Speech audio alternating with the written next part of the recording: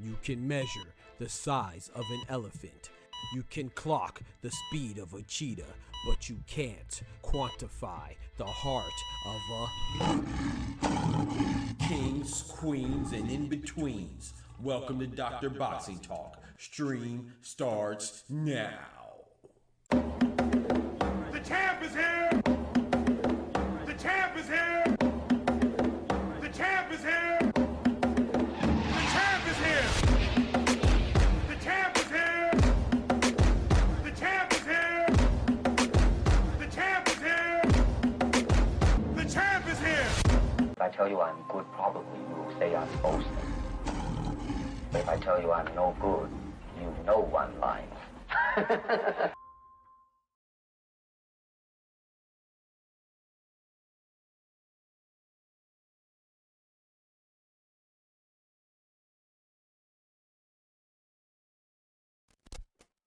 Yo, yo, yo, yo, yo, yo, yo. What it do, what it do, what it do. Oh my goodness, man. It's Christmas Eve, man. And what, man? Christmas Eve. Merry Christmas Eve to you wonderful, beautiful people out there. Ladies and gentlemen, kings and queens, brethren and sistren, dudes and dudettes, homies and homettes, hermanos mi hermanas, and all the tings, the bells and whistle. Let it ring. The doctor's in the house. Let's get it, man. Let's get it. You see, I got my Christmas. Hold on. Let me make sure my hat all in the thing. You feel me? Hey, we got a Christmas cheer going on. You feel me? Got a little Christmas hat on. Yep. So I appreciate y'all rocking, man. Appreciate y'all joining. You know, it is Christmas Eve. I know a lot of people are spending time with their families as they should be, whether you observing a happy Kwanzaa or happy Hanukkah, Merry Christmas, overall happy holidays, or you're not observing anything, you know, just make sure you're doing it with some loved ones and do it around some company, some good company, preferably not the bad kind, you know, get them out of there. But I appreciate y'all rock with your boy this Christmas Eve. So we have a couple things to talk about this morning, you know, a couple little mini announcements, like Richardson Hitches may not be fighting after all. We have Keyshawn Davis maybe skipping 140. we got, you know, Team Virgil delaying the Ennis fight. So we just have some things to talk about. But, you know, we also going to talk about the Boxing Talk family BTF Awards that we have here at DBT. You know what I'm saying? Dr. Boxing Talk. We always do our boxing awards every year. We've been doing it for the last 2 years. So this is going to be no different. So we have a lot of things to talk about, even though the boxing news right now is pretty slow. And then we're also going to talk about Naoya Inoue and against Picasso, and Junta Nakatani versus Hernandez, and Kenshiro Taraji versus Garcia. You know, there's a couple fights there too as well, but that's what we'll get towards that towards the back end. So before we get started, let's go ahead and say our prayers. So please join me, bow your heads. Dear Heavenly Father, Lord, we thank you for bringing us into this Christmas Eve, giving us another day to be thankful, be cheerful, be merry, and be joyous. Every day is a reason to be happy. No matter what's on our plate, if our plate is full with problems or our plate is empty and we're hungry, we can still be grateful because we have another day to move forward, another opportunity to change things for the better, another reason to smile, even through the difficult times. So we just thank you for your blessings, Lord. And we also want to thank you for the good times as well. If we are currently experiencing some good times, our cup runneth over with joy, that is awesome. We ask that you let that keep going for as long as it can. But even when it stops, no, the good times and the bad times, none of those last forever. So, we just want to be able to handle whatever comes our way, good or bad. And in order to do that, we just got to look towards you for our strength and give you all the glory. And please just give us more, increase our faith this Christmas and throughout, and lead us into a beautiful, pleasant, fruitful 2026. Through Jesus' name, amen. Amen, amen, amen. We got my brothers in the building, mi hermano carnals, you feel me? Plural, hey, it feels good when you got, some people ain't even got one good brother, but when you got two, ooh, boy, you're killing it, you feel me? Shout out to mi hermano carnal, Oscar Perez in the building. We got Bodega Ty and El Edificio. That's in the building for my non-Spanish speakers out there. You know what I'm talking about? Shout out to my brother, my brethren, man. So yeah, so look, check this out, man. Let's get right to it. We're gonna start off with Riches and Hitches, bro. I'm gonna tell you why I'm disappointed in Riches and Hitches, man. And I know some people are gonna be like, Doc, you don't know, you can't blame. I know, I don't know. I'm gonna be honest. I do. I tell y'all when I know something, and I tell y'all when I don't know something. I don't know who's at fault as to why Riches and Hitches may not be fighting Jermaine Ortiz. But what I do know is that Riches and Hitches has been called out by quite a few people, and he has decided that it's not appropriate for him to fight them. It's not even appropriate for them to call him out. You feel what I'm saying? Sean McComb, who was robbed against Arnold Barbosa on the undercard of Devin Haney versus Ryan Garcia, he had a victory like 2 weeks ago, and he called out Richard Hitchens. Richard Hitchens responded like he was Conor McGregor. He responded like this. Who the fuck is that guy? Who the fuck is that? You know damn well who I am. Who the fuck is that? That's how he responded, and I get it. Sean McComb's not a big name, the Irishman, but he's somebody calling you out. And the Haitian American IBF champion Richardson Hitchens at 140, he thinks that guy is unworthy of calling him out. Okay, cool. Well, then somebody else that won around the same time as Sean McComb was Frank the Ghost Martin. Frank the Ghost Martin went and laid down Rances Barthélemy. That was really one of the knockouts of the year. It was a knockout of the year candidate. And he announced himself not just to be back on the boxing scene, but he announced himself as his introduction and his debut at 140. And he called out Richardson Hitchens, and Richardson Hitchens said he doesn't deserve to fight him because apparently Frank Martin has been in a coma since Gervonta Tank Davis knocked him out. Yeah. And no matter how good he looks, he should stay in that coma because he must be sleeping, dreaming if he thinks he's going to get an IBF title shot with Richardson Hitchens. Yeah. So Richardson Hitchens doesn't want to fight Frank the Ghost Martin. He turned that down. And then a WBA champion who's in the same division, fellow American Gary Anton Russell, also called out Richardson Hitchens. And Richardson Hitchens responded and said that Gary Anton Russell has to get his name up. What? His name up. So are you suggesting that Richardson Hitchens is a bigger name than Gary Anton Russell? I don't really look at either of them as being a big name. And I don't really think that there's much separation. Whether you want to say Richardson Hitchens is a bigger name or Gary Anton Russell is a bigger name, it's not a big separation either way. But I would lean towards Gary Anton Russell being a bigger name simply because he's a champion also, and he has a family heritage in boxing, right? He has a lineage of boxing. You see what I'm saying? He's like one of the American families of boxing, right?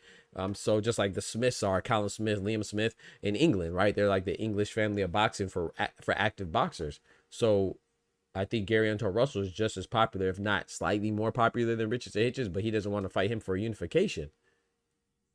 Essentially saying that he doesn't think that he deserves it either until he gets his name up. So my point is that now that you're supposed to fight Jermaine Ortiz and it falls through, I have no reason not to blame Richardson Hitchens. I don't think Richardson Hitchens is ducking Jermaine Ortiz, but it's very hard for me to say that, not look at you suspiciously because you haven't showed me that you want to fight anybody that wasn't named Teofimo Lopez. You just want to fight. You've been calling out Teofimo Lopez vehemently. You've been doing it adamantly, habitually. But outside of Teofimo Lopez, you don't want to fight anybody. So when Jermaine Ortiz, he claims that he signed his side, Jermaine Ortiz saying that Richardson Hitchens and their side pulled out. I don't know what the case is. It could be just an issue with the management. It could be an issue with the promotions. Could be an issue with the broadcast. I don't know what it is. But I'm saying that if you have a history, that's why you have to be careful of your reputation, because sometimes your reputation precedes you. And right now, for me, since I pay attention to boxing meticulously and thoroughly, I've seen that Richardson Hitchens has been turning down a lot of people,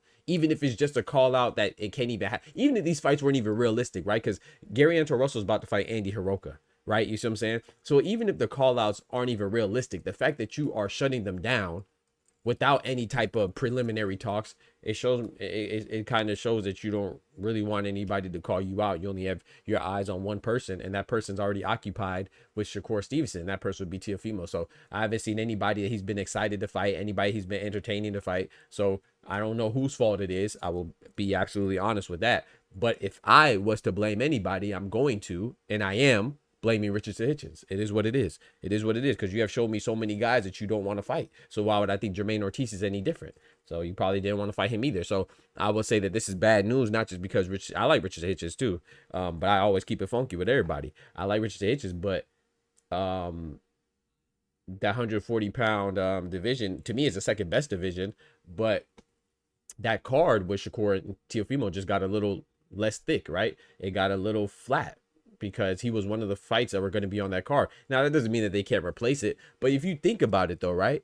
Because if you're Richardson Hitchens, I think that it would be advantageous for you and your pursuits of Teofimo or whoever it is, your pursuit of greatness, right? To fight on that card, because the headline of that card is a 140-pound matchup between Shakur and Teofimo. So wouldn't it behoove you to be on that card as a 140-pound champion? And then let's say Teofimo wins. That's a perfect opportunity for you to call out Teofimo, especially if you're the co-main. You could hypothetically beat Jermaine Ortiz. I mean, Jermaine Ortiz could hypothetically beat you too. But if you beat Jermaine Ortiz, you could say, hey, I want the winner of Teofimo versus Shakur. And then even if Shakur wins, Shakur has stated, which take it with a grain of salt, that he's not going to campaign at 140. He could potentially move back down to 135. So then you can put yourself in position to, even if you have to fight for a vacant WBO belt and get a unification that way with the WBO #1 ranked guy, even if Teofimo loses. And then if Teofimo wins, boom, you could call out Teofimo for a unification between the IBF and WBO championship. But, in order to take that route, then you have to kind of believe in yourself, right? And if you don't believe in yourself, which could be a possibility as to why the Jermaine Ortiz fight fell through, as to why you don't want to entertain Gary Anto Russell, as to why you don't want to entertain Frank Martin, as to why you don't want to entertain anybody besides Teofimo, then if you don't believe in yourself, then you might not want to take that route, right? So I like Richard Hitchens a lot, but he's starting to look like a front runner, because he doesn't seem every fight that looks good, he doesn't entertain it. And then when he gets a fight with Jermaine Ortiz, I thought that would have been a great fight, and I think I would have favored him to win. Then that fight falls through. Like I said, it may not be his fault. It could be Jermaine Ortiz and his people. I don't know. But when you have a history and a reputation, most recently, to turn it down fight after fight after fight, then I'm sorry, I do believe that a fight falling through with your name involved is most likely you being a big part as to why it didn't come into fruition. That's just what it is. Shout out to my brother Sir in the building, big member in the building. Yes sir, yes sir. Let me bring up the chat, see what the people got to say about that. My brother Bodega Ty says, dang, Hitchens might be the slight A side to Gary. He might be, only off headlining more events, even though Gary is probably more popular with fans. Yeah, he might be the slight A side, but that's the thing. The way he said it is like, oh yeah, well, Gary Anto Russell has to get his name up, even if he is an A side. Isn't that good for him? Don't you want to be the A side? So if you're saying that he has to get his name up, to me, like you said, they're relatively the same. Whether you want to say Gary Anto Russell slightly higher or Hitchens is slightly higher, no matter which way you want to put it, I would agree with you. The fact that he just headlined against Kambosos, right, to defend his IBF belt. The fact that he headlined with Liam Paul to obtain the IBF belt, I would lean towards him. And I think he headlined against Gustavo Lemos too, right? I think that was his card. I think he headlined that card when he fought Gustavo Lemos. So I would agree with you. But my point is that there's not a significant difference between their popularity. You know what I'm saying? And even if you are more popular, don't you want to embrace being the A side? Why? You want to be the B side? You see what I'm saying? Like, nobody wants to be the B side. So, it just doesn't really make sense to me unless you don't believe that you could beat them. You feel me, Ty? So, but yeah, I understand what you're saying too. Like, I don't know, man. I don't know. Shout out to Bodega Ty. Said that's probably what this manager telling him. Yeah, maybe. Maybe it could be Keith Connolly, who's his manager, like Ty's talking about. It could be the fact that he just signed with Eddie Hearn and Matchroom and they don't want that fight. I don't know, man. It could be a lot of things, but I know once again Richardson Hitchens is involved and another fight fell through. You see what I'm saying? I don't think that's good. Shout out to my brother Albert in the building. He says, "Merry Christmas, Doc. Merry Christmas to you too, my brother." Any fight cards before Tio versus Shakur? Yeah, man. We have Junto Nakatani versus Sebastian Hernandez as a co-main, and the main event being Naoya Inoue versus David Allen Picasso Romero, or Allen David Picasso Romero. The man got 4 names, so excuse me if I put it out of order. You know what I'm saying? It's either Allen David Picasso Romero or David Allen Picasso Romero. I think it's David Allen Picasso Romero. No, I think it's Allen David Picasso Romero. I think it's Allen David Picasso Romero, the Mexican contender. Yep. Shout out to Teddy in the building. What's good? Just doing the building, my guy. What it do, bro? Shout out to my guy right there, man. Shout out to Ty. He says fighting this past weekend could have definitely helped Gary despite not handling. Yeah, man. If Gary Anton Russell would have been on that card, but you know, things happen. You know, things fall apart. I don't know. Y'all read that book. Some of y'all read that book in grade school. Sometimes things fall apart before they come together. You feel me? And unfortunately, yeah, that would have helped if Gary Anton Russell ended up fighting Andy Hiroka on the card of Jake Paul versus Anthony Joshua. But things fell apart with his superstar stablemate for PBC and Gervonta Tank Davis. So, you know, when he had to be removed, then they removed everybody. You feel me? So shout out to PBC for sticking together, you know. But yeah, that definitely would have helped if Gary Anton Russell would have won. Because I want to be very clear too. I think Andy Hiroka's that dude. Don't get it twisted. I'm leaning towards Gary Anton Russell to win, but the Ghanaian, Japanese contender, undefeated contender, Andy Hiroka, he's nothing to play with either. Now, I will say that he's relatively unknown. I would say his most known victory is between 1 or 2 guys, either Ishmael Barroso, which is not that big of a deal, but he, you know, old man Barroso, but that was a good win. He beat him in dominant fashion. Remember, Barroso gave Rolly Romero hell, right? And then his other best win probably be Jin Sasaki, who is notorious for getting absolutely destroyed by Brian Norman. You know, that was Jin Sasaki's only loss was to Andy Hiroka. So Andy Hiroka is a good fighter. Will he beat Gary Anton Russell? I will lean towards Gary Anton Russell, but I don't think it's going to be an easy night for him at all by any means. You know, I think Andy Hiroka's a strong fighter. We shall see. You know what I'm saying? We shall see. He said, shout out to my guy B-Dog in the building. He said Things Fall Apart is that 50 Cent movie. No, well, Things Fall Apart, yes, it is that 50 Cent movie, which I never saw, but it's a book, right? I don't know if I would assume that it's based on the book. I never saw the 50 Cent movie called Things Fall Apart, but Things Fall Apart is actually a book that I read in like middle school. The movie could be based on that. I don't know, but it was written by if I'm not mistaken, the author is a Nigerian author. I can't remember her name right now, or his name right now, but it's definitely a Nigerian author. That's how I know of it. You know, I'm Nigerian, Jamaican, and American. I read it in grade school. I did a report on it called Things Fall Apart. I'm not sure if 50 Cent, if that movie, I would assume that the movie is based on the book, but I never saw the movie, so I don't know. Rest in peace to the author, let me look up his name. Chinua Achebe is the author of Things Fall Apart. Rest in peace to him. But yeah, man, so yeah, I just think that with Richardson Hitchens, man, I can't definitively blame him, but like I said, it doesn't look good when you are known right now to turn down multiple fights and then another fight falls through. Naturally, people are going to blame you. They're going to look at you because you haven't really been looking like you want to fight anybody not named Teofimo Lopez. You know what I'm saying? So we'll see how it goes, man. So check this out, man. Let's move on to another topic. Let's transition to the main topic, and that is Mr. Keyshawn Davis, right? Keyshawn Davis, man. For me, he was one of my nominees for letdowns of the year, man. Now, the reason why I put him behind some other people is because Keyshawn Davis we don't remember. A lot of people forget, man. That's why you got to pay attention, you know, or just rock with this channel because I get you right. You know, the doc can get you right. You feel me?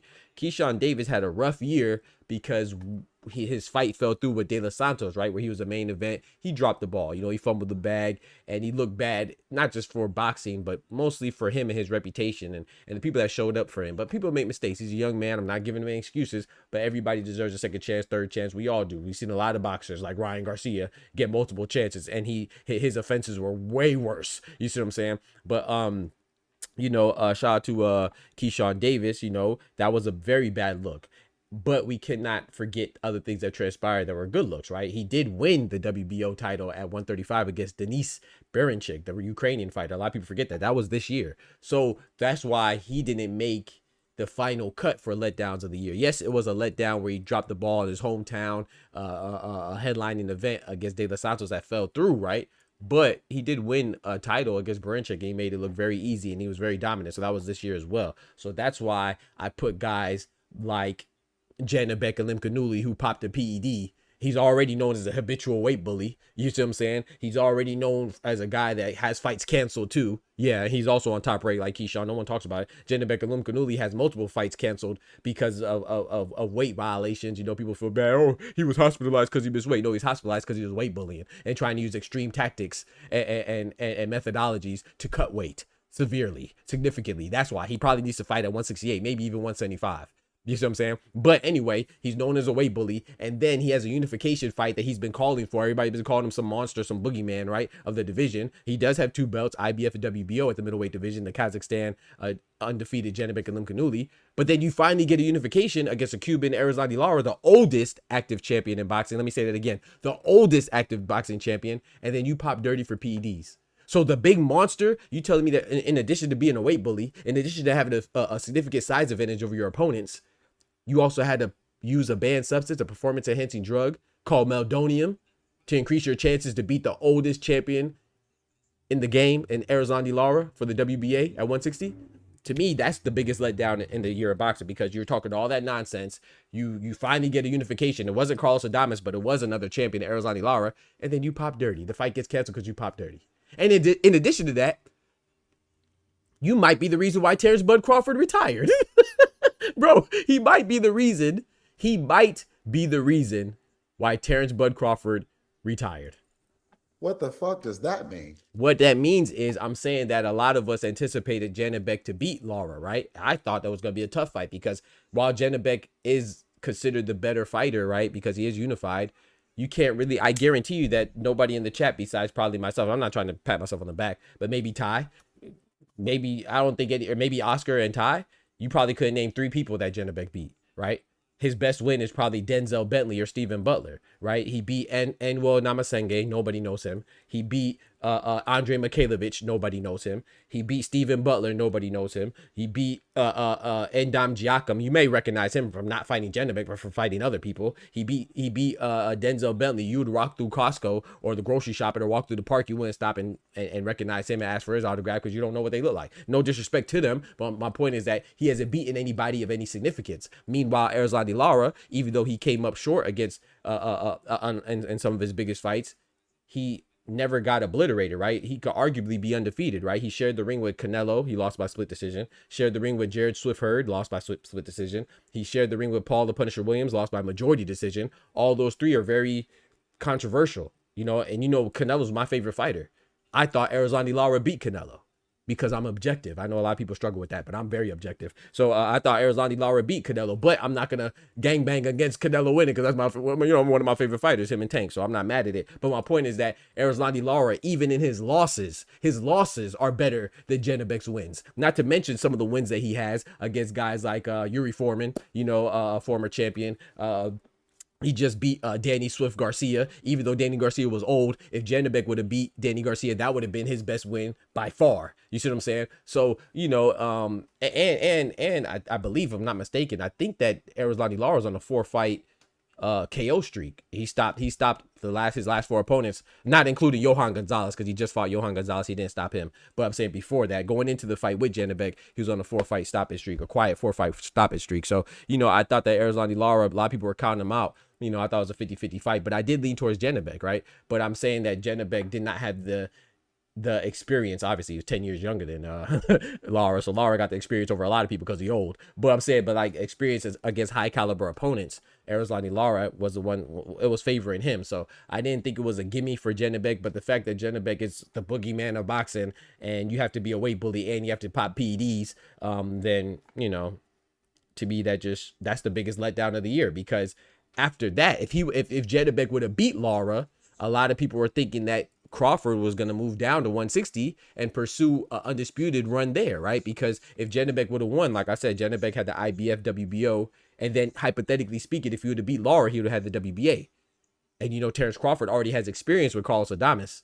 You know, granted it was sparring, but still he has experience with the WBC champion, Carlos Adames. So if Janibek would have beat Lara, Terrence Crawford would have beat Janibek, then Terrence Crawford could have fought one more fight and potentially been undisputed in the 4th weight division at 160. But because Janibek fell through, I'm not saying that's what dictated Crawford's decision to retire, but I'm saying I'm pretty sure that helped persuade him to just say, forget it, man. You know, it's going to take too many fights, because now it just went from potentially 2 fights to potentially at least 3 fights. You see what I'm saying? So, not to mention if you have to wait for people to satisfy mandatories and stuff. So I think that the fact that we were talking about is speculating him potentially fighting Janibek, and Janibek pops dirty. You see what I'm saying?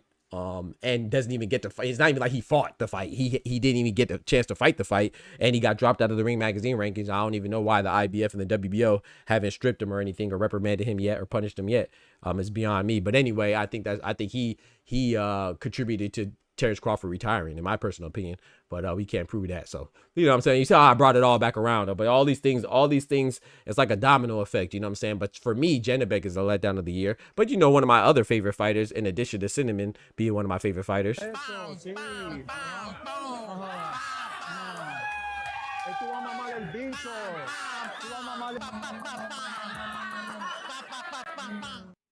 In addition to Janibek, in addition to Canelo being one of my favorite fighters, let me pull out my GTD chain. Hold on.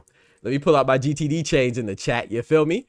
Let me pull out my GTD chains. You feel me? Gervonta Tank Davis is one of my favorite fighters. However, I have to admit this as well. I think that Gervonta Tank Davis is a big candidate for letdown of the year as well, despite being one of my favorite fighters, because let's face it, right? He had 1 fight this year, which is not atypical. He usually only has 1 fight, but he had 1 fight this year against a guy that a lot of us didn't really want, right? Lamont Roach, the former WBA 130-pound champion, because the current WBA 130-pound champion is Jazza Dickens right now, right? The Englishman, the UK brethren. But Lamont Roach was a 130-pound WBA champion. A lot of people overlook that. It's like he was a worthy opponent, but still he wasn't a desired opponent. Worthy or not, he wasn't desired. Nobody was asking for Tank versus Lamont Roach outside of DC and outside of the Roach family, right? So, but we have to acknowledge as well that Tank was pursuing Lomachenko. Lomachenko retired. I'm not saying Lomachenko's ducking. I'm not saying anybody's ducking. I'm just saying that's what transpired, right? So when Tank wanted to fight Lomachenko, who was at that time the IBF champion for the 135-pound division, Lomachenko up to retired. I'm not saying he's ducking.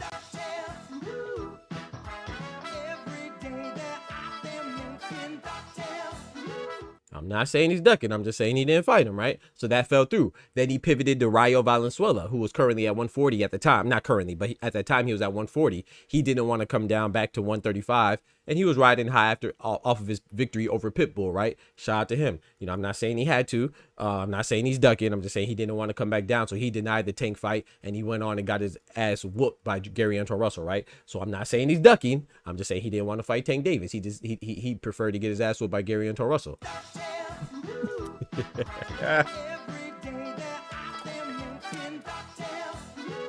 I'm not saying Rayo's ducking. I really don't think he was ducking. I thought he made a good decision for his career. It just happened to be a bad one, right? And then he flipped. And then so after that fell through, Tank wanted to fight De Los Santos, but De Los Santos had a problem getting in the country because his visa was messed up. Shout out to De Los Santos. Not saying he's ducking. I'm just saying that fight also fell through.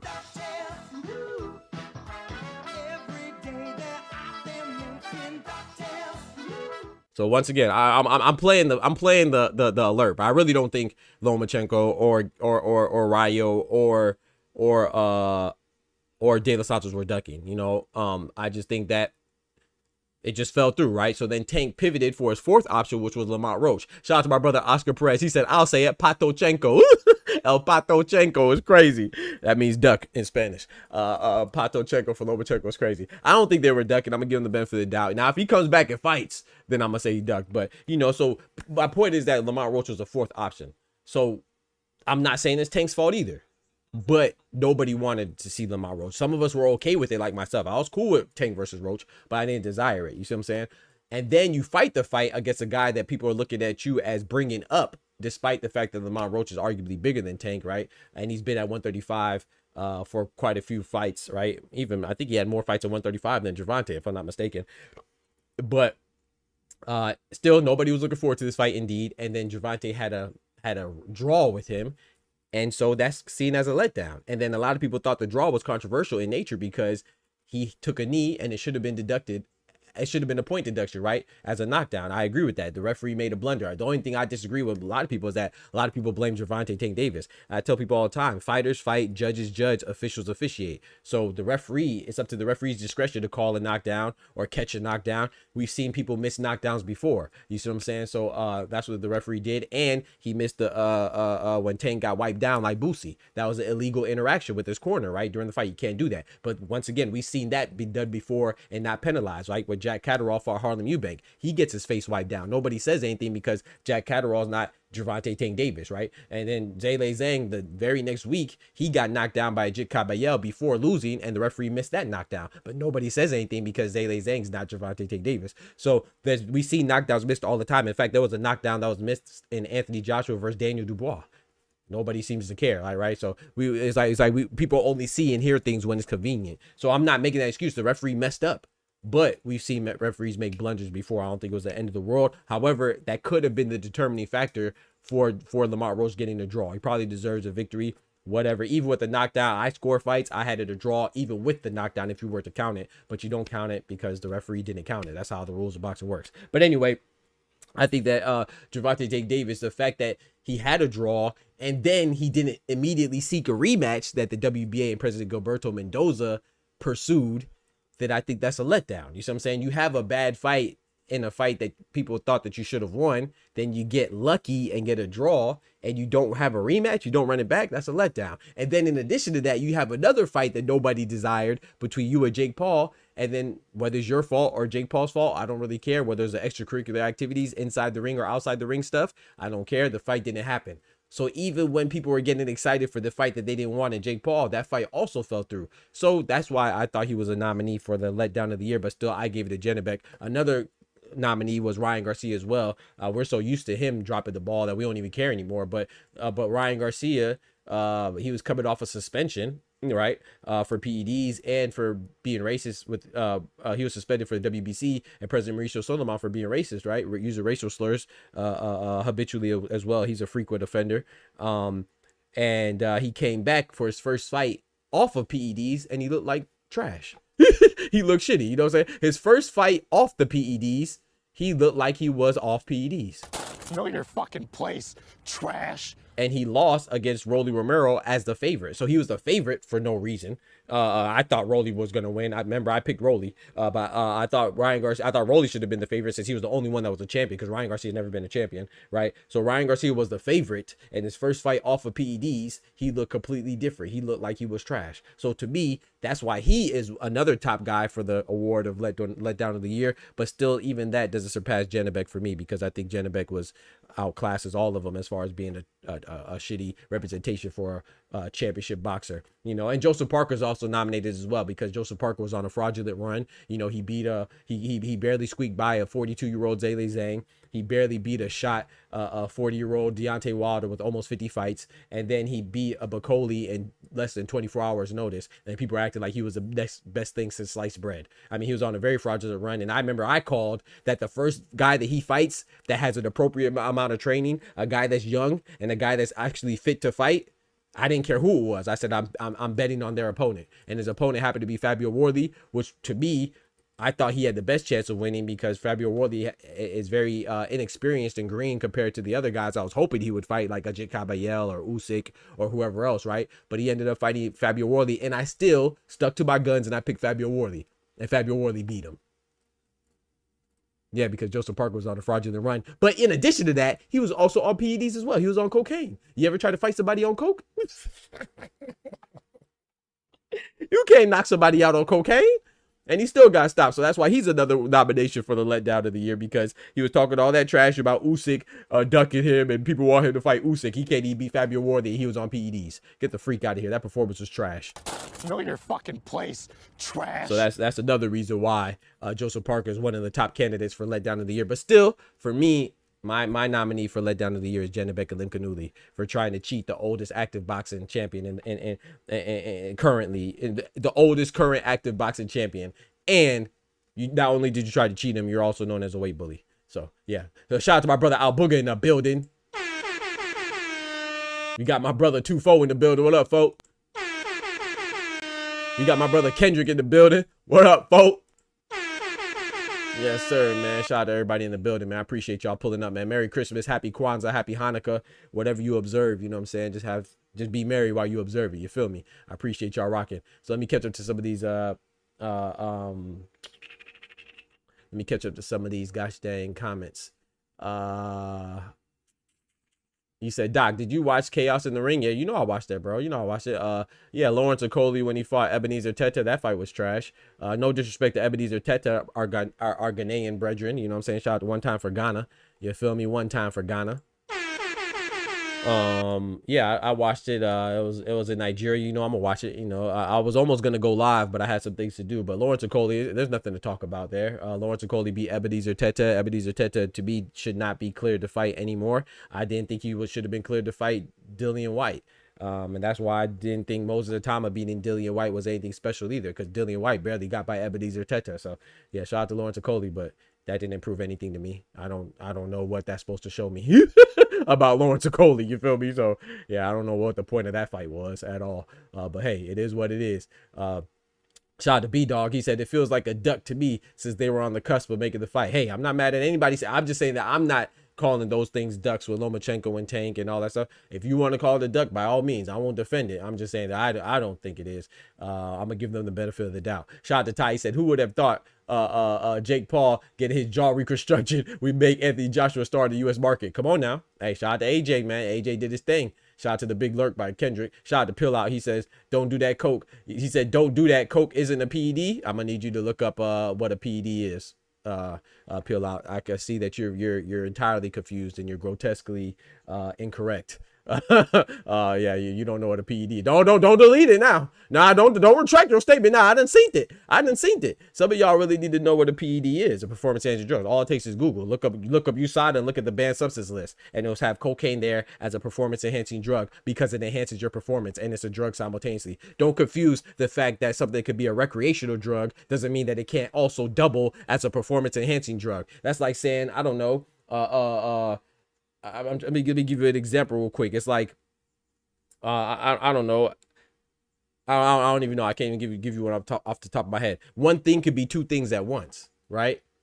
And it could not be something as once as well. Like a recreational drug is weed. Is weed a performance enhancing drug? No. It's like an apple and an orange. Is an apple a fruit? Yes. Is an orange a fruit? Yes. Or is an apple an orange? No.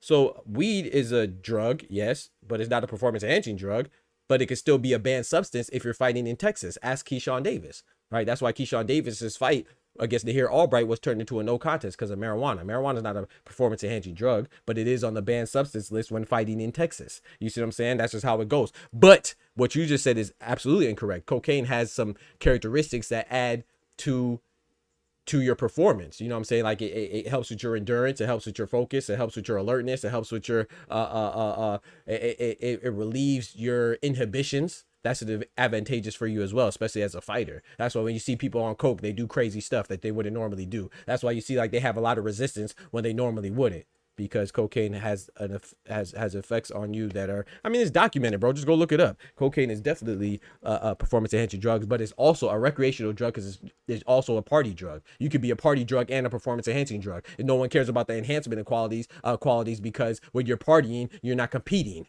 Why would people care? Just because it could double as something else doesn't mean that it disqualifies it as a performance enhancing drug. All you have to do is look it up, bro. Google's your friend. Shout out to Joaquin. What's good, my brother? Except for Pet in the building. What's good? So yeah, cocaine is like it's like I said, it's like I don't know. It's like a dog, right? A German Shepherd is a dog, and so is a wolf. A wolf is a dog, right? A German Shepherd is a dog. You could probably have a wolf as a pet, but you wouldn't likely have it as a pet, right? That's mostly a wild animal. So basically what I'm saying is a dog, a canine, could be a pet and it could be a wild animal. Just because a dog is not a pet doesn't mean it can't be a wild animal. Just because you mostly see a dog as a domesticated pet doesn't mean it can't also double as a wild animal. So just because you're used to going to your parties with your friends and doing cocaine recreationally doesn't mean it can't also be used as a performance enhancing drug as well. So you could have a rabid German Shepherd and you could have a domesticated German Shepherd.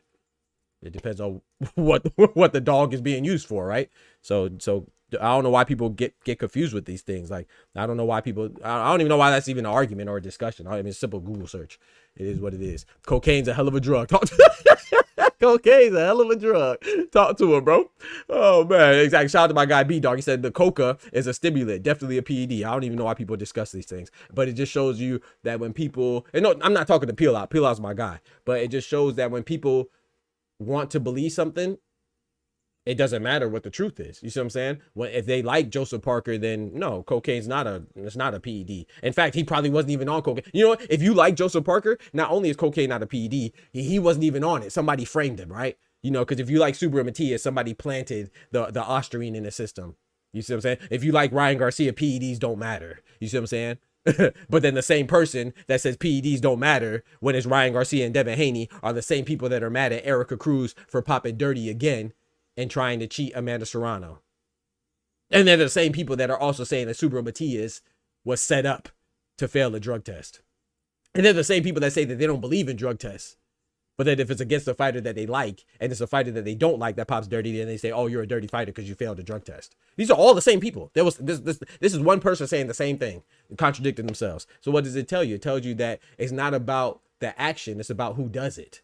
That's what it is. So it's the same people that will argue that PEDs don't matter are the same people that will be mad at somebody that tries to cheat one of their favorite fighters. You know what I'm saying? So it is what it is. It's just like the left hook, right? The left hook is, oh, Devin Haney's kryptonite is the left hook because he got dropped by a left hook. Now Inoue got dropped by 2 left hooks from 2 different people. No one says that's his kryptonite, right? I've never heard anybody say, oh, now Inoue better look out for the left hook, even though he got dropped by a Lyft driver and Ramon Cardenas by the left hook. He got dropped by Louis Neary with a left hook. No one says, oh, well, you better watch out for the left hook, now Inoue. No one says that. He got dropped by more left hooks than Devin Haney. These are facts. Well, sorry, let me rephrase that. He got dropped. I guess Devin Haney got dropped 3 times, but he got dropped by more people with a left hook than Devin Haney. Because Devin Haney got dropped 3 times, I think, right? He got dropped 3 times in one fight. Nah, anyway, got dropped two times by 2 different people. So I guess the left hook is bothersome to more people than Devin Haney. That's funny, but we only think of it being Devin Haney's kryptonite. But anyway, let's keep it going, man. I want to keep going what I was saying. I was talking about the letdowns of the years. I got distracted a little bit. Let's go back to Keyshawn Davis, right? So Keyshawn Davis, to me, he could have been up there for letdown of the year, but for me, he had some plus things too. You know, another guy like Schofield could have been as a letdown of the year, but you know, Schofield did beat Tevin Farmer. He ran through him like shit through draws in 1 round, right? But he did have that terrible duck job of Shakur Stevenson. That was terrible, but that was probably one of the most embarrassing ducks I've ever seen in my life. That was the most blatant, nasty duck I've seen in my life. You know what I'm saying? When he ducked Shakur Stevenson, that was terrible. But he did kind of bounce back with his win against Tevin Farmer when he ran through him. And some people will say that he ducked Joel Diaz. He didn't duck no Jojo Diaz, man. Stop it, bro. He didn't duck Jojo. I think he was really hurt. Like, I don't think Schofield's afraid of Jojo Diaz. No disrespect to Jojo Diaz. I just don't think that he's scared. I think he must have been really injured. So it wasn't a great year for Schofield, but still the people that I listed before, I think like Jennebeck is worse. He said, Bobby said Devin was dropped 6 times, but only counted 3. Yeah, you sound dumb. Yeah, sure. He said, hey, Bobby said Devin was dropped 6 times, but only counted, but they only counted 3. Shut up, bitch. Yeah, true. Jake Paul was dropped 100 times, but they only counted 3. Yeah, okay. Yeah, sure. Well, guess what, brother? Hey, newsflash, if you get dropped and the referee doesn't count it, you weren't dropped.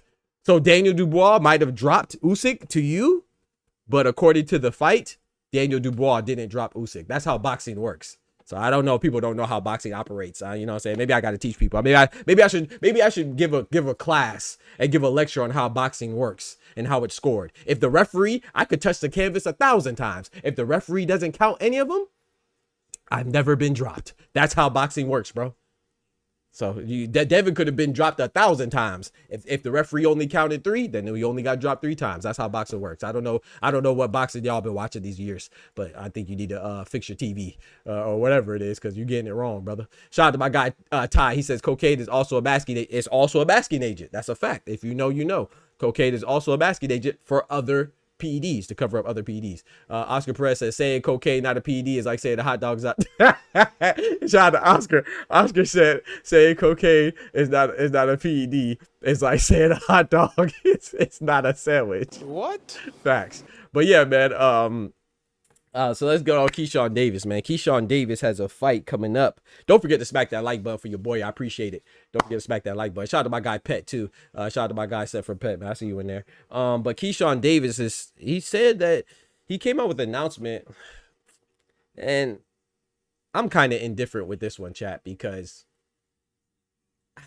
some of these guys, they just be talking, man. And I like Keyshawn Davis, but he just be talking to me. So, you know, I didn't really take it seriously when he said that he's left Bomac. I think they probably did split, but I don't really get hung up on it until I see him in another fight and he's training with somebody else, you know, because there's a lot of fighters that get emotional, like, you know, Gervonta Tank Davis. I don't think Gervonta Tank Davis is really a emotional retirement, but even still with him retiring, I don't believe that he's going to be fully retired, but I think that's more of a conscious decision. But my point is that a lot of fighters like Teofimo get emotional, say I'm retiring.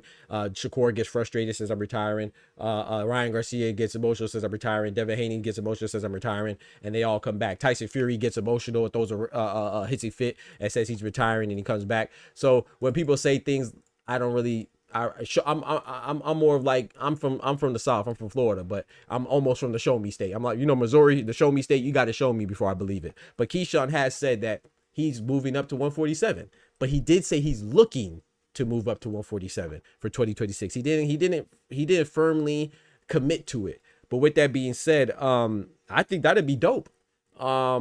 You know, if he skips 140, I don't think I would prefer him to be at 140, but I'm not mad if he goes to 147. I mean, 147 is one of the glamorous divisions, or was, right? It's been very barren for a while. So I think he would add another name to 147. But I don't believe it. I think he's going to go to 140. But if he does go to 147, I mean, it wouldn't be surprising, right? Because imagine if Shakur beats Teofimo. I know Shakur said that he'll go back down to 135. But if he wants to campaign at 140, Shakur's not the smallest guy either, right? I think he could fight at 140. I think he could campaign at 140. So if he does that, and if Keyshawn, who's another one who's not the smallest guy, if he can make 147, then I think that'd be good. And then, you know, they don't have to fight each other like they already planned not to fight each other. You see what I'm saying? So, which I don't think is a bad thing. I know a lot of people think, oh yeah, Shakur, Keyshawn not fighting each other is weak. I mean, I will say this. I think that I don't think you can be friends with everybody. You see what I'm saying? Shakur seems like he has a lot of guys he's not willing to fight. But if you have I don't think there's anything wrong with not fighting your close friend or your best friend or your brother. I don't think there's anything wrong with that, in my personal opinion.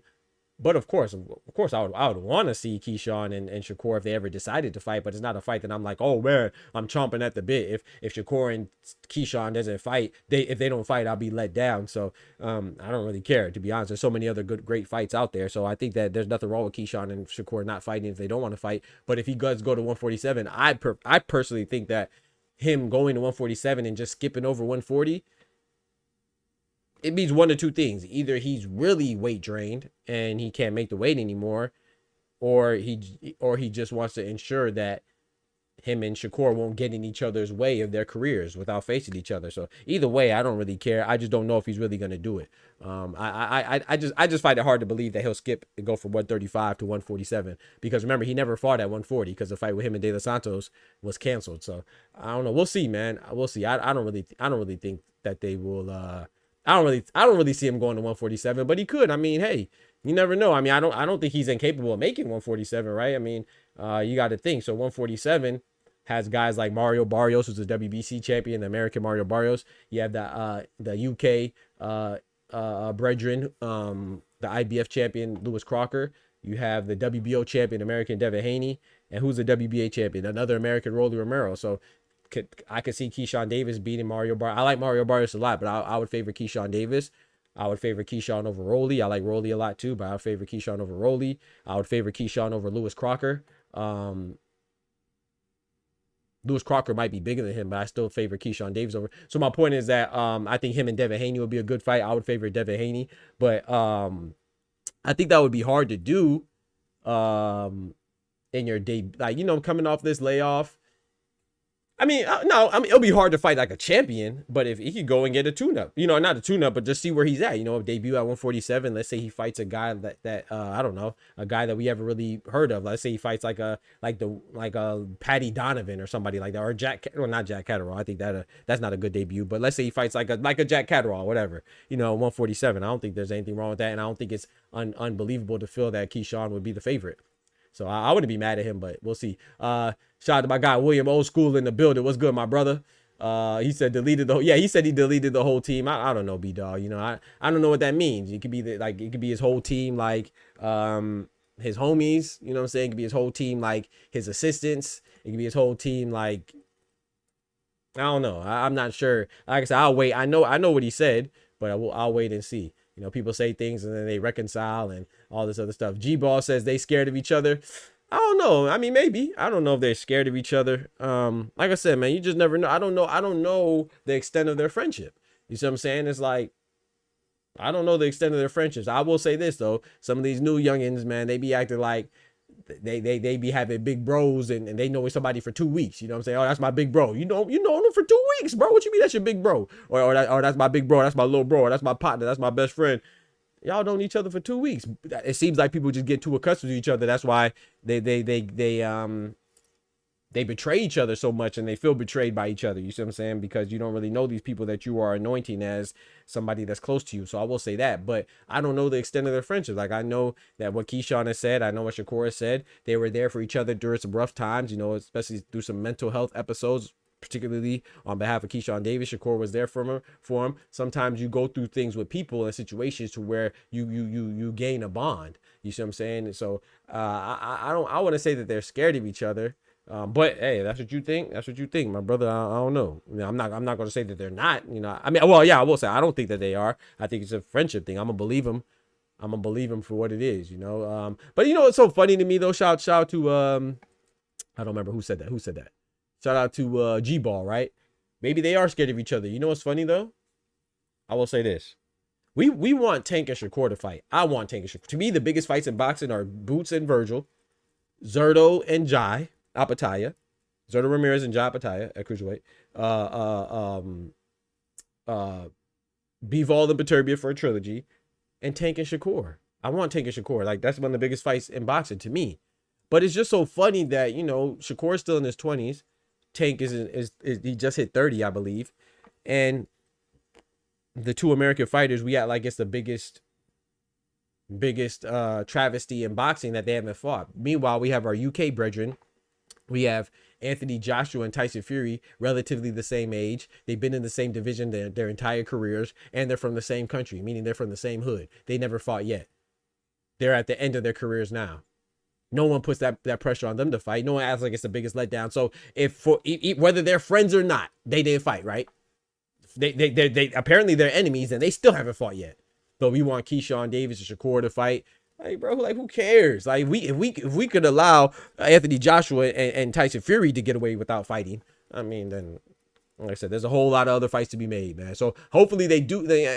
Hopefully Tyson Fury and AJ do fight. And hopefully they do fight, but I don't think it's some big letdown. There's so many other boxing matches to make, but I do hope Tank and Shakur fights. That's a fight I prefer over Keyshawn and Shakur. If Keyshawn and Shakur don't fight, that don't really bother me much at all. It's not a fight that I've been looking forward to. I'm not really looking forward to Tank. I don't even really understand why people. If Keyshawn is not in 135, if they're not in the same division and they're not belt holders, I don't even see the problem why people want them to fight. Like, they were in the same division and belt holders for like 2 seconds. And Keyshawn Davis beat Berinchik at 135, got the belt, and then his very next fight he went up to 140 and he didn't make that or whatever. All that stuff fell through. He's not even fighting right now. So I think people just want something to complain about. Like, now I get it. If they're in the same division and they're both belt holders, then heck yeah, they should fight. But they're not even in the same division. It's like Devin Haney and Tank. Like, people, I want Devin Haney and Tank to fight. Devin Haney's at 147. He's a WBO champion at 147.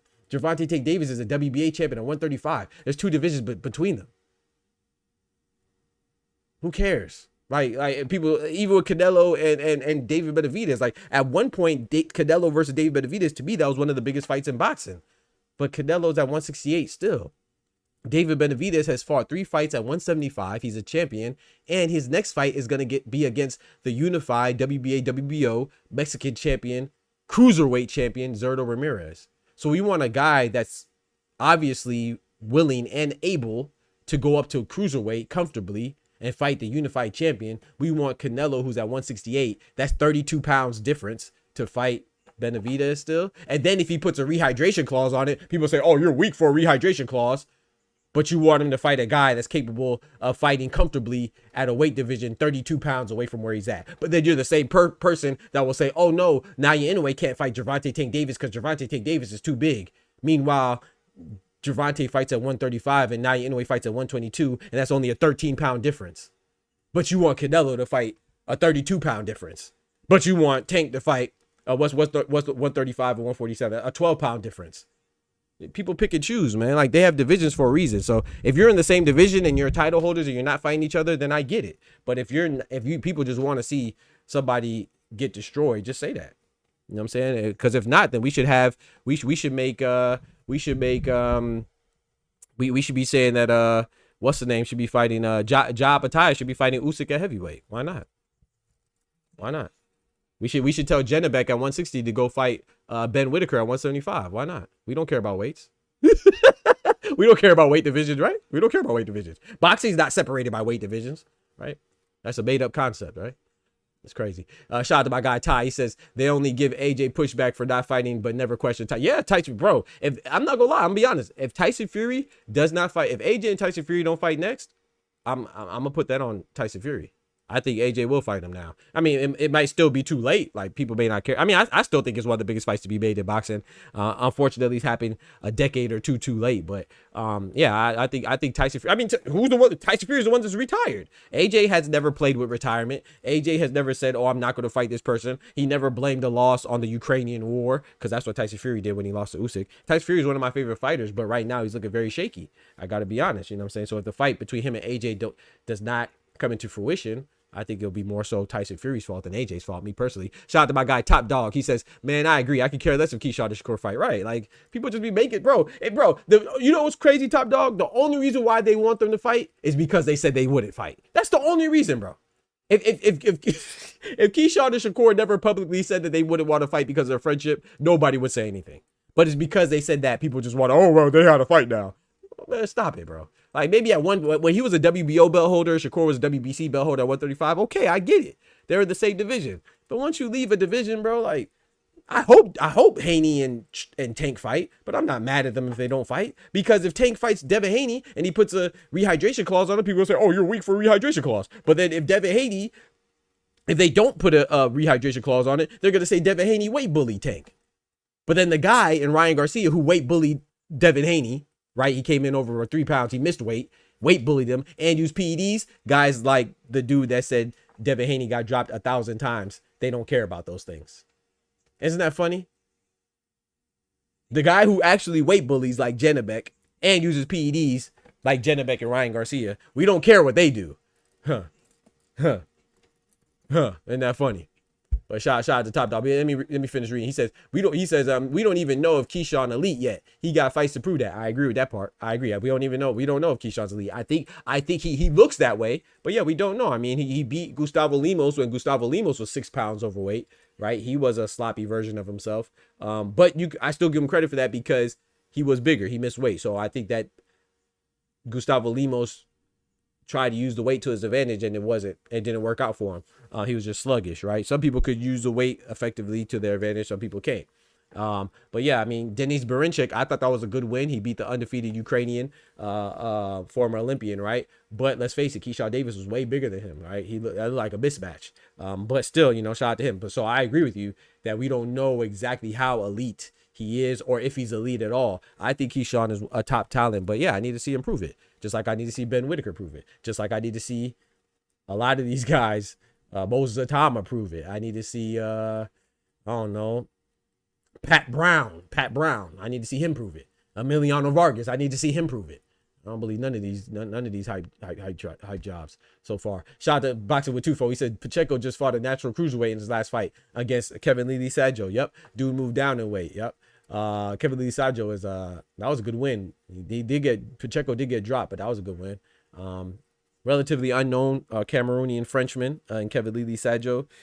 That was a tough win. I give Pacheco credit for that, but Pacheco did not look impressive though.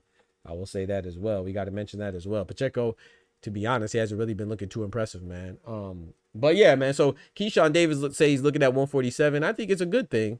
I would prefer him to stay at 140, but if he goes to 147, that's another name, bro. You know, you have Devin Haney there. You have Jack Catterall there. You have Liam Paro there at 147. You have the champions, like I said, WBO champion Devin Haney, IBF Lewis Crocker, WBA Rolly Romero, WBC Mario Barrios.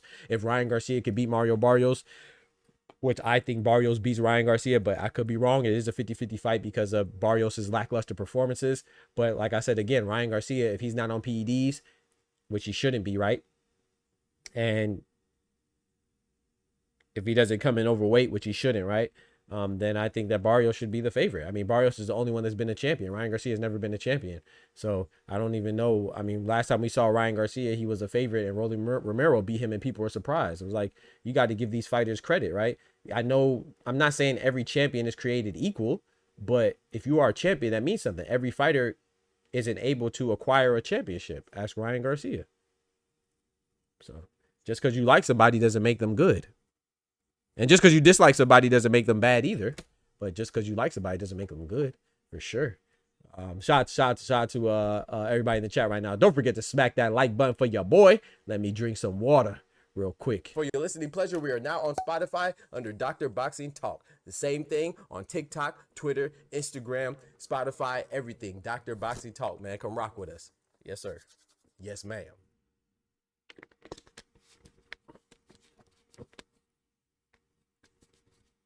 Oh, today is Wednesday too, man. We have Doc's Corner. Hey, don't forget to check out Doc's Corner now.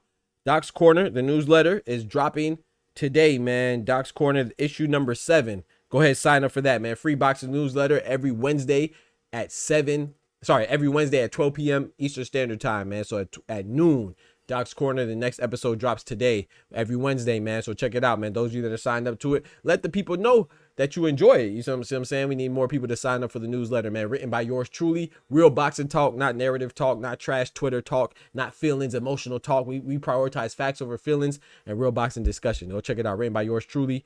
And yeah, it's a damn good newsletter if I do say so myself. You feel me? Shout out to somebody said something. B-Dog says a Barrios dub wouldn't surprise me at all. Come on now, B-Dog. Let's root for Barrios, bro. Shout out to Barrios. Oscar says, personally more mad Keyshawn skipped over 140. Yeah, I prefer, like I said, I would prefer him to stay at 140. But if he goes to 147, it just makes the 147 pool a little deeper, right?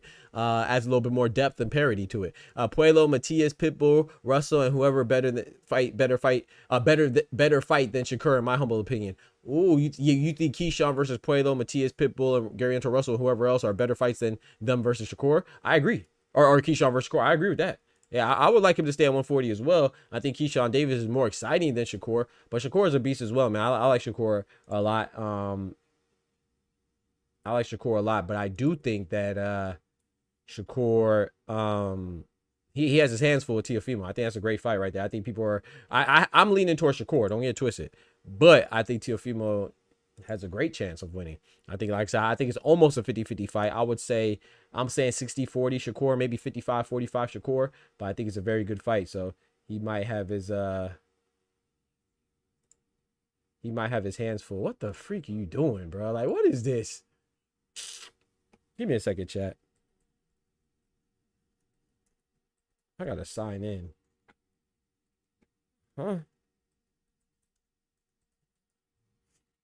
I don't know why it just made me sign. I'm trying to put the link for my. Trying to put the link for my newsletter. Also, I gotta verify it's me. Stupid, man. All right, here you go. There you go, man. Don't forget to smack that like button for your boy as well. Shout out to my guy Thomas Hill in the building. What's good, Mr. Thomas? My guy, man. What's good, man? What's good, brethren? Shout out to Thomas Hill.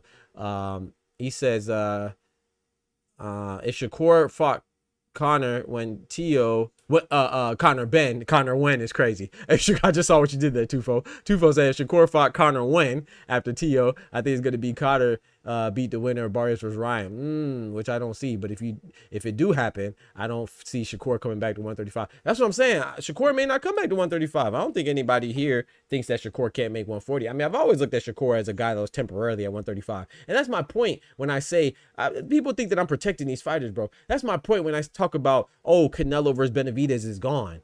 Because Benavidez, like, some fighters are campaigning at a division. There's nothing wrong with that. Some fighters are visiting or passing through until they make their transition to a higher division, right? Don't be surprised if the WBO 135-pound champion, Abdullah Mason, isn't at 135 for more than 2 or 3 more fights. He might go up to 140. I always looked at Shakur as not staying at 135. You know, he said he makes it easily, so he might stay there, might be able to. But Tank, out of those guys, Teofimo, Tank, Devin Haney, and Shakur, the only one that I looked at as a real 135 pounder is Gervonta Tank Davis. Even at 168 in Canelo, like, some people would say that Canelo might be more suitable at 160. Every time Canelo fights at 168, he's a smaller guy, right? Y'all have eyes, right? We see that, right? So David Benavidez is the contrary to that. Every time he fought at 168, he was the bigger guy. So he finally moved up to 175. And when he fought Alexander Vosick, when he fought David Morrell, when he fought Anthony Yard, what did people say? People said, oh, he looks a little dried out. He looks a little drained. He looks a little sunken in the face at 175. And coincidentally, not so coincidentally, obviously, more obviously, he's moving up to cruiserweight next to fight at 200. Not a debut against a guy that he's getting his feet wet against. He's fighting a guy who's a unified champion in the Mexican WBA, WBO, Gilberto Zurdo Ramirez. So I think that when a guy at 168 that looks relatively small in all his fights,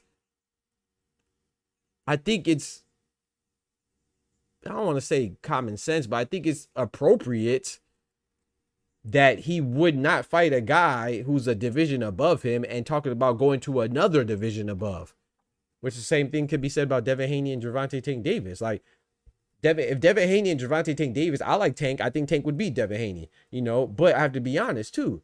If Gervonta fights Devin Haney and they don't put a rehydration clause, people are just, and then if Devin Haney wins, they're going to say, oh, well, Devin Haney was too big for Gervonta. That's what people are going to say.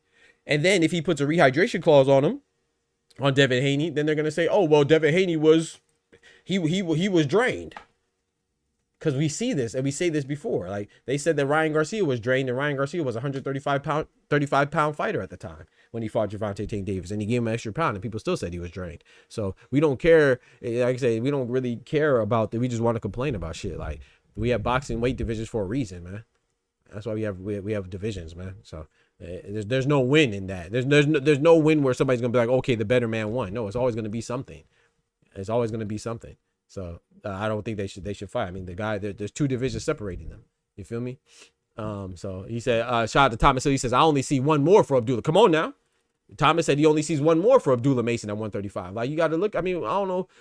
Sometimes I wonder if we're watching the same boxing or what kind of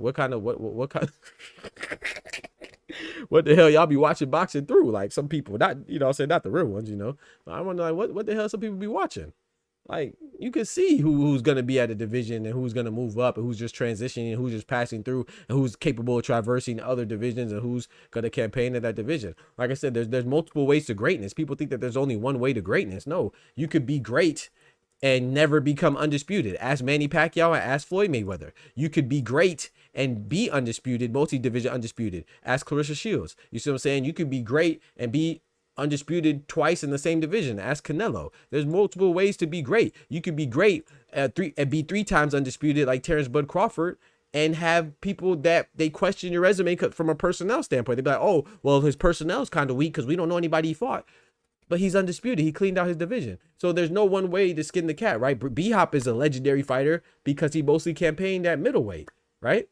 So you could have a long run in one division and be great. You could fight multiple famous Hall of Famers and never be undisputed and be great, like Floyd Mayweather. You could fight primarily in one division and be great, like Triple G and B-Hop. You could fight through multiple weight divisions and never claim undisputed, never clean out any and be great, Manny Pacquiao. You could go through 3 weight divisions and wipe out everybody and be undisputed and not fight as many recognizable faces and be great, like Terrence Crawford and Naoya Inoue and Alexander Usyk, right? We only talk about Terrence Crawford not fighting anybody, but the average person that tells me Inoue and Usyk are great for being undisputed less times and less divisions.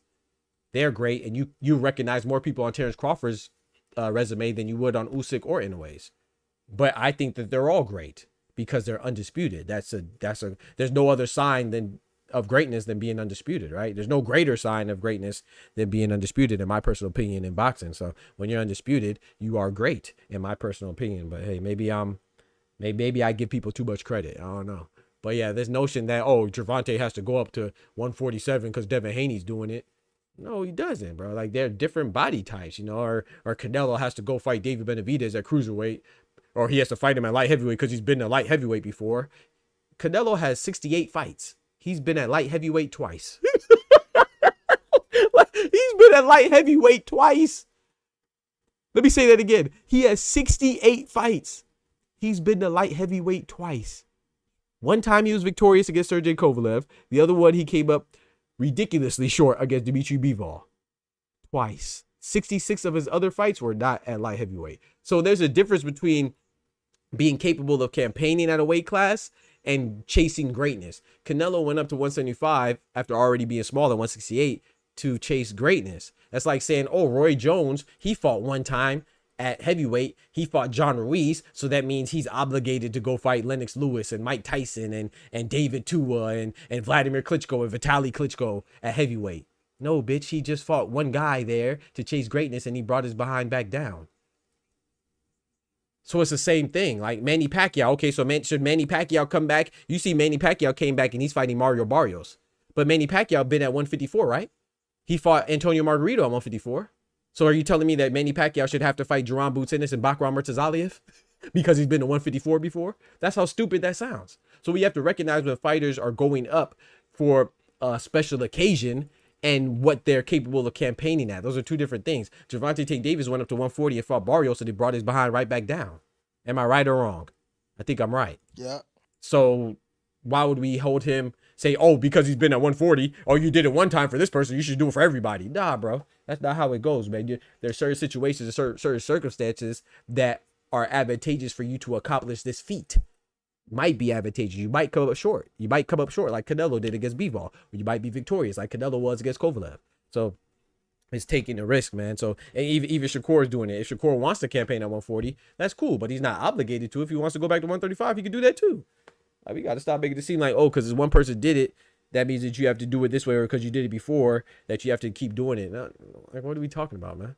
Like, you look at Canelo and you say that he's small at 168, but you want that same person to go to 200 and fight a guy because he used to be at 168. When he was at 168, don't get it twisted. Like I said, I wanted Canelo and Benavidez when they were at 168, but now that ship has sailed, man.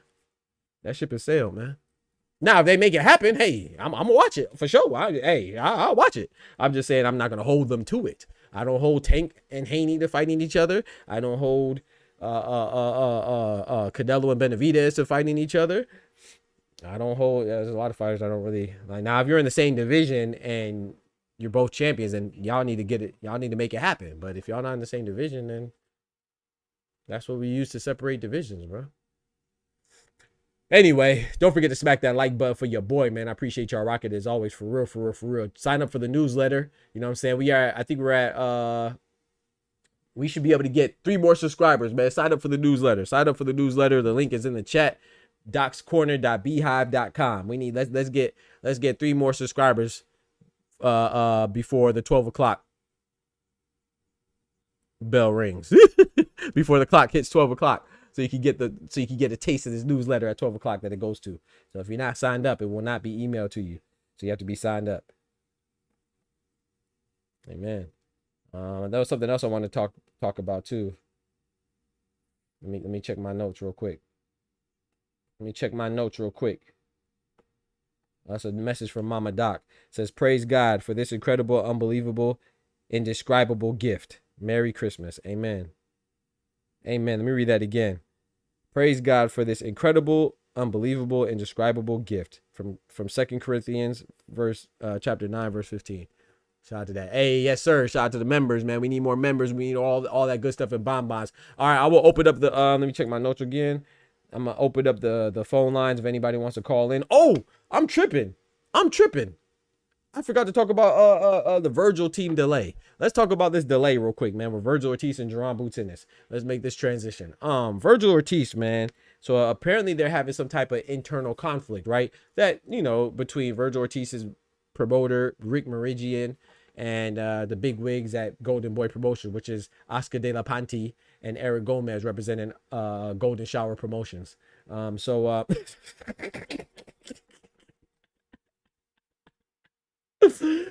Oscar De La Panti and Golden Shower Promotion. What do you mean by that? You know what I'm saying? Nah, shout out to Oscar De La Hoya, man. He's a legend.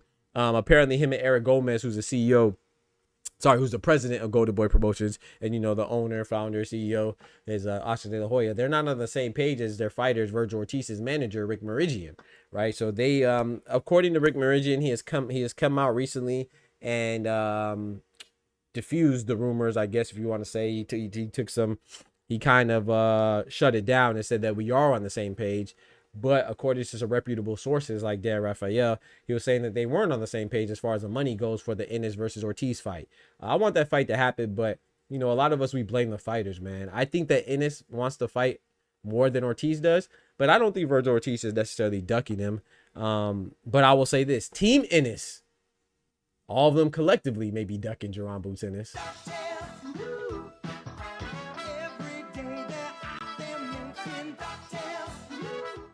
I think that this fight, I think it does happen. You know, I'm an optimist. I think that this fight needs to happen. I think it does happen. But I think the fact that it's not happening, I don't blame Matchroom and Eddie Hearn and Ennis and the rest of Team Ennis as much as I blame the Team Ortiz and Golden Boy and Oscar, because, like I said, Oscar unfortunately has been having quite a few fights that aren't happening, right? Zerto and Ja Pataya is another one, and Oscar and Eddie Hearn were in the middle of, you know, and then now Jerron Boots Ennis and Virgil Ortiz, Oscar and Eddie Hearn are in the middle of it again. I think that Jerron Boots Ennis poses a big threat for Virgil Ortiz. I mean, I think they both pose a threat to each other, but I think Jerron Boots Ennis, I think that stylistically speaking, he has a better chance of winning, but I think it's a 50-50 fight. But I do think that Ennis and his team are more gung-ho and excited, enthused about the fight than Virgil Ortiz is, because I do think Virgil Ortiz has more options, you know, and that might be part of the lack of enthusiasm on their part, because I do think that if anybody could convince Errol Spence to come out and fight, which I think that fight is trash given the circumstances, right? Errol Spence is one of my favorite fighters, right, of all time. But him coming off of a long layoff, him coming off of his first loss, him coming off of getting beat from pillar to post via stoppage loss, him not even having a trainer, and him making a debut at a new weight class, all those factors, and you want him to fight a WBC interim champion, undefeated Virgil Ortiz, I just feel like that's Virgil Ortiz and them taking advantage of a fighter. You see what I'm saying? And that's kind of what they do historically, to be honest. But I just don't like that fight at all. Like, maybe let Errol Spence get a tune-up first to see what he looks like. Even though Errol Spence is notorious for, I'm Mr. No Tune-Up, I think somebody on his team needs to advise him that if he does want to come back, which I don't think he should, but if he does, he definitely needs a tune-up. This is the most important. This is the most. If any time you're going to need a tune-up, this is the time where it's most necessary. I'll say that. You know, I think it's almost obligatory that he takes a tune-up. But him just jumping into a Virgil Ortiz fight, that'd be ill-advised. I think that'd be terrible. I think that Virgil Ortiz and their team should be ashamed for even pursuing that. You see what I'm saying? And then another one was coming off of a similar situation was Jermell Charlo, right? He was coming off of a long layoff as well, huge sabbatical, long hiatus. We ain't see him. He was missing since he lost a couple years ago to Canelo Alvarez, where Canelo Alvarez, Cinnamon, turned the lion into a pussycat, right? Jermell Charlo looked like the fight was sapped out of him from Cinnamon, you know what I'm saying? And so he's been on a long layoff. We ain't seen him in many a moon, and you want to fight him? Like, come on, bro. Like, it just seems like you're trying to take advantage of fighters that are coming off a bad situation. So I think it looks weak. But to be fair, I do think that Virgil Ortiz has the pull as far as economically speaking and revenue generation that they would consider fighting him. You see what I'm saying? So I do think he has options, but I think that Hopefully DAZN, who's a broadcasting network, there, according to reports, they're putting their foot down and saying, hey, we want Vergil Ortiz versus Ennis. No other fight is acceptable, including Ortiz versus Spence, including Ortiz versus Charlo. This is all good signs. So, you know, Rick Meridian and Oscar De La Hoya fighting, going at it back and forth. Like my dog B-Dog says, they're fighting tooth and nail for the fight not to happen. Hopefully they will get on the same page if the fight does happen, because the loser could bounce back, especially if it's Vergil Ortiz. You know, some fighters, let's face it, right? And I'm not blaming anybody. I'm saying we're included, right? Us collectively, not me individually. Some people don't, when a fighter loses, especially an American fighter, especially a Black American fighter, they act like it's the end of their career. Brian Norman was undefeated. He just lost to Devin Haney, who is probably a Hall of Famer already. He's the youngest undisputed male champion in boxing. Brian Norman took a loss to him, and people throw him away. They threw him in the trash like he's garbage. You see what I'm saying? And that was just one loss, which is ridiculous.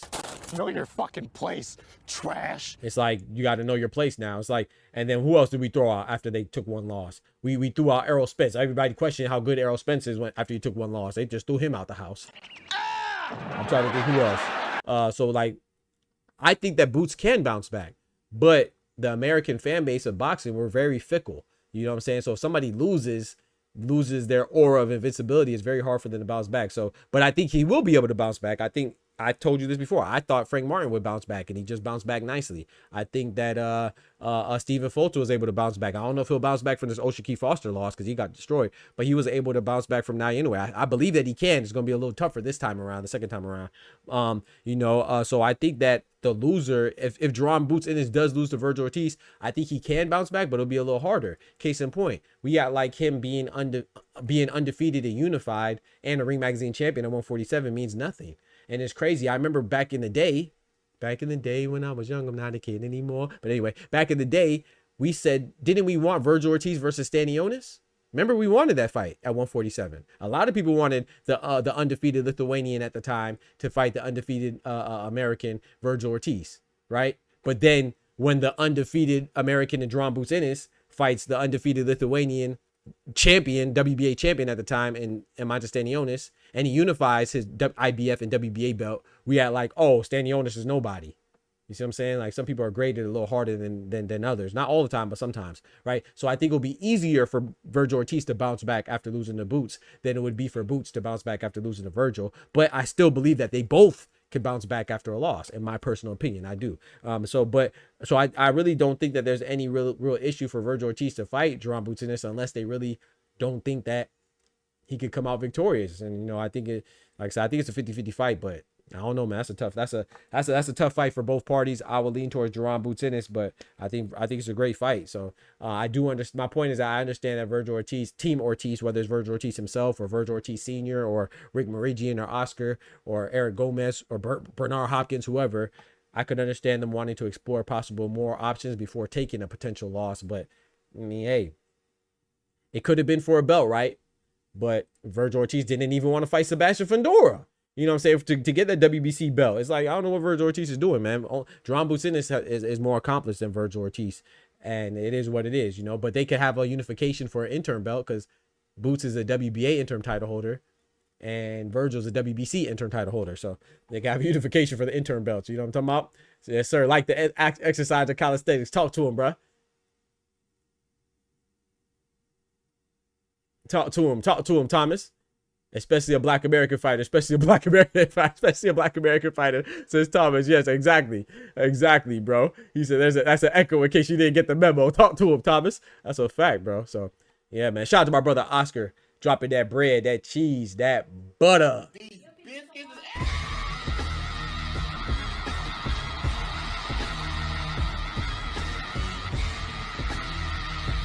Yeah, I'm about to open up the phone lines. He said, I'm in the Discord. Shout out to you, bro. I appreciate the super chat. He said, I'm in the Discord. I'm about to open up the Discord, but I forgot we got to do the awards, chat. We about to do the Boxing Talk Family Awards, man. We got to do the BTF Awards, man, for 2025. And we have some that I did not do yet, but you know I love to get the opinions of my constituency. You know what I'm saying? The family, that's what this is. It's a family affair. You know what I'm talking about? So because it's a family affair, we got to talk about it, baby. We got to talk about it. So let's get right to it, man. These are the Boxing Talk Family Awards here. And they are not complete yet, but they're almost complete. So I want to tell you right here. So the parentheses indicates and symbolizes last year's winners. So the red font in the parentheses symbolize last year's winners. So we have some callers of the year. You feel me? These are people that call the most frequently, and contribute to the channel with their voices. Let their voices be heard. Next year, you could possibly be one of them. But the top 3 I take, and the top 3 calls of the year for repeat is Ty, Mr. Bodega. Not number 2. It's not in particular order, just the top 3, no particular order. We have Ty, Mr. Bodega in the chat. Shout out to him. You know, he has that emote, that PhD in boxing talk. You feel me? Has his own emote there. We have Oscar El Jefe Perez. Appreciate you pulling up, bro. And shout out to Oster OGO. Appreciate you pulling up, bro. You know what I'm talking about? Shout out to Oster 40. So those are the 3 that called in the most and contributed the most with their voices, you know, in the Discord. So anybody could call in. Feel free to call in. So they won. They're actually, Ty and Oscar are actually repeating from last year. They actually won. These are the awards for 2024, and this is 2025. So let's go. So the pound for pound king, I don't think there's any question. Last year was Alexander Usyk. This year was Terrence Crawford. Fighter of the year. Last year was no. This is Daniel Dubois. That's not that was last year's fighter of the year. I do not have a fighter of the year yet. So this one should be erased. That's not Daniel Dubois. That was from last year. The buzz of the year this year, fighter of the year. I'm gonna make a poll for fighter of the year. For me, fighter of the year, it might be in a way repeating, or it might be Terrence Crawford. I know Terrence Crawford only had one fight, but that one fight saw him beat the face of boxing, win 3 times undisputed. Yeah, I take that back. Terrence Crawford is a pound for pound king, and he's a fighter of the year for me. Last year was Daniel Dubois, so this is wrong. That was from last year. The buzz of the year this year. Last year was Clarissa Shields. She had the buzz of the year, meaning that she had a lot of name. A lot of people were talking about her. Whether you talk about Layla Ali and Clarissa Shields, whether you talk about Clarissa Shields being undisputed again, whether you talk about her moving down and fighting the winner of Katie Taylor and Amanda Serrano, or fighting Alicia Bumgarner, she had a lot of buzz. And what did that turn into? Her big deal that we saw this year. So we called that Clarissa Shields has the buzz of the year last year. We were right. This year, I think the buzz of the year was Lamont Roach, man. Lamont Roach had that fight with Tank. That was a draw, but his stock went way up. Everybody talk about Lamont Roach. Lamont Roach started a Twitch stream. Lamont Roach, you know, he was robbed. He should have beat Tank and all this stuff that he carried that momentum, man. Shout out to him. Lamont Roach had his Kim Kardashian, Ray J sex tape. You know how Kim Kardashian turned that sex tape, that moment, into a big, huge Kim Kardashian empire? You know, keeping up with the Kardashians. That's what Lamont Roach did. You know, we were keeping up with the Roaches. Pause. Keeping up with the Roaches sounded crazy. We squashed the Roaches, but we were keeping up with Lamont Roach. You know what I'm saying? That he turned that into a fight with Pitbull Cruz, which he got another draw. And he was mad at. I don't blame him being mad, because when it's a close fight, you're going to feel like you won, even though I disagree. I score fights. I thought Isaac Pitbull Cruz won. I scored it for Pitbull 114-112 in favor of Pitbull Cruz, but it was a close fight. I wasn't mad at the draw. You see what I'm saying? And one of the judges, it was a majority decision draw, right? So that means one of the judges scored it for Pitbull, just like I did as well. So, but anyway, yeah, he had a lot of momentum. He carried a lot of momentum. Lamont Roach is talking about having a fight with Shakur Stevenson because of his draw with Tank. So to me, he had the buzz of the year. That's Lamont Roach. Trainer of the year. This is from last year as well. It's not Robert Garcia. I haven't selected who was a trainer of the year yet. This is actually from last year. So I'm gonna make a poll for trainer of the year as well. To me, the trainer of the year nominees are Robert Garcia, Bo Mack, Bozy Ennis. I'm leaning towards Bozy.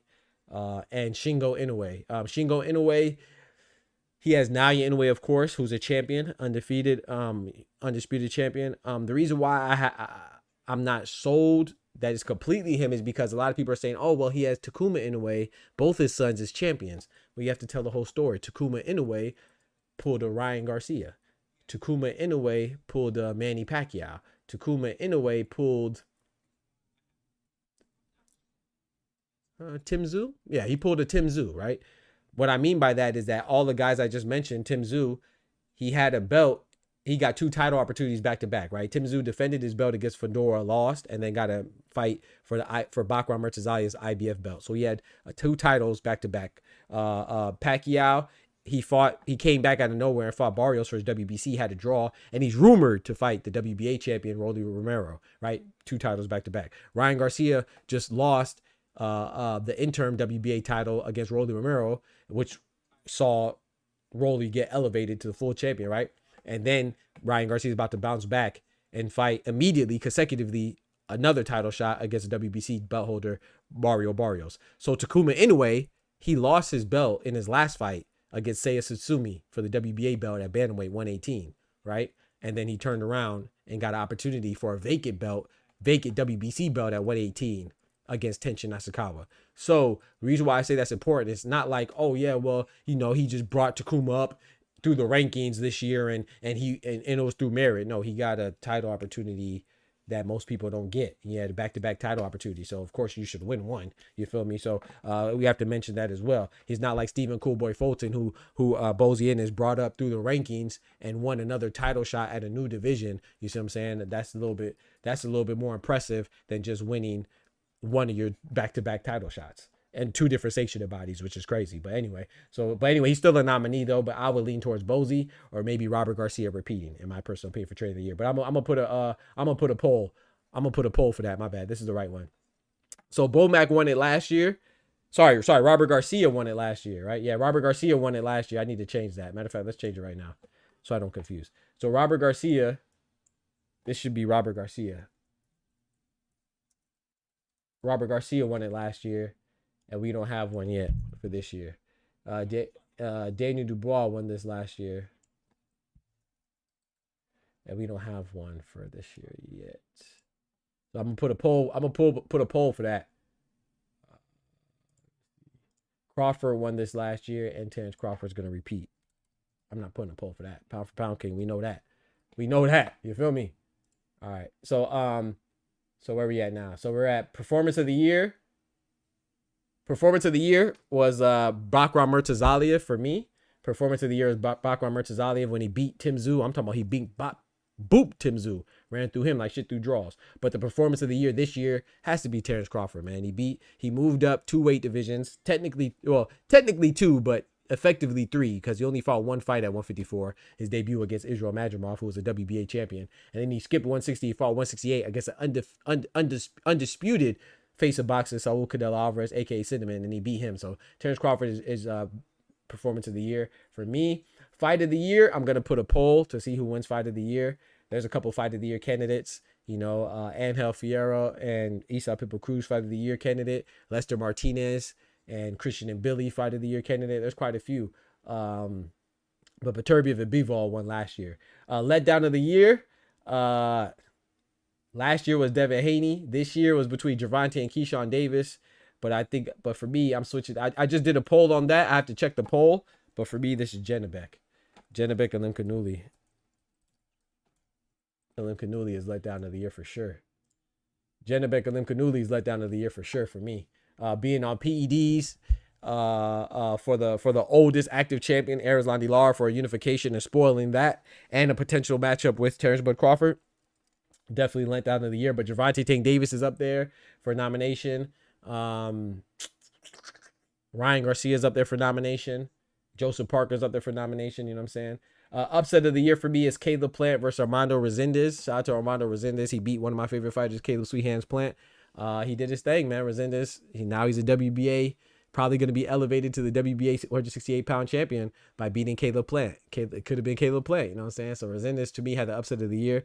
Last year was Liam Parle beating Subra Matias, which I did call. You know what I'm talking about? Comeback of the year this year is definitely Devin Haney. I don't even know how anybody can argue that. Devin Haney went through what he went through last year. You know what I'm saying? Being cheated by an overweight racist drug cheat and Ryan Garcia. You know what I'm saying? People shitting on him, becoming a meme. People saying he was trash and all this other stuff, saying PEDs don't matter. And then he bounces back and he beats Jose Carlos Ramirez, a former Olympian, in his bounce back fight. And then his debut at a 147-pound division, he beats the undefeated, devastating puncher in Brian Norman, who just literally knocked somebody into a coma and wiped their memory temporarily, gave him amnesia. So Devin Haney's definitely comeback of the year. Last year was Daniel Dubois, man. Daniel Dubois went on a mean run last year. People saying that he was a quitter and all that stuff, and then he went and he beat AJ, and he beat who else he beat before that? Philip Hergovich, and stuff like that. So this year was Devin Haney. I don't think there's any question for comeback of the year. Knockout of the year for me, I made a poll of this, and this one won. Norman versus Saki. We had a couple nominees for knockout of the year. It could have been Puma Martinez. You know, when Bam Rodriguez beat Puma Martinez, that was a knockout of the year candidate. Frank Martin over Barthélemy, knockout of the year candidate. Who else was a good knockout of the year candidate? You could put Jabatai versus Sin Cara on there if you want. Even though he was 40 years old.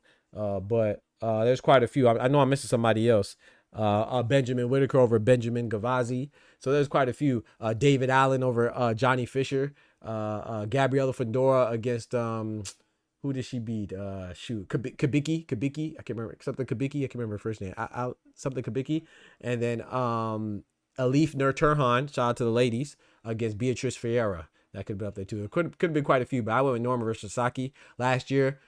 Joshua won. Hey, can't nobody say nothing about Anthony Joshua. Anthony Joshua won last year. He obliterated Francis Ngannou. You feel me? Robbery of the year. This one I didn't change yet. Hold on. Robbery of the year last year was Foster Conceição last year.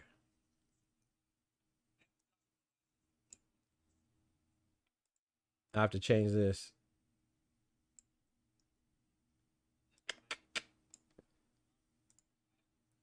So this one, robbery of the year, I don't know.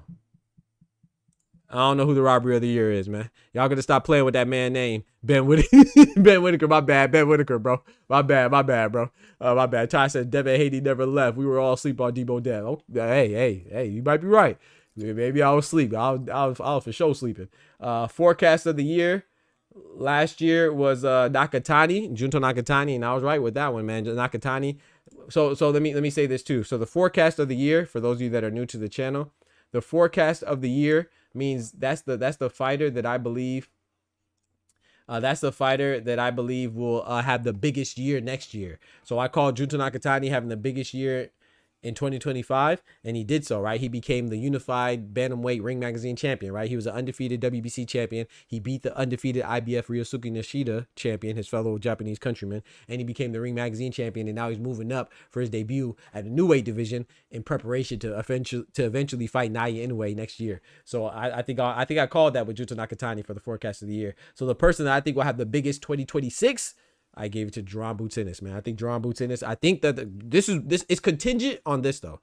It's dependent and contingent on the fact that he gets a Virgil Ortiz fight. I think he will get it. And I think that Jerome Boutinis will not only be Virgil Ortiz, but I think he'll also become a unified champion in 2026 at 154, which is the hottest division. So I think that he'll eventually get the winner of the WBA belt holder, German Togolese, Abbas Barao, or the winner of Puerto Rican American WBO champion Xander Zayas. I think he might get the winner of them. That might be that's a great fight. You see what I'm saying? I don't know who wins because, you know, I rock with Xander Zayas and I rock with Abbas Barao. So I don't know who's going to win that fight, and I don't know who wins with Jerome Boutinis.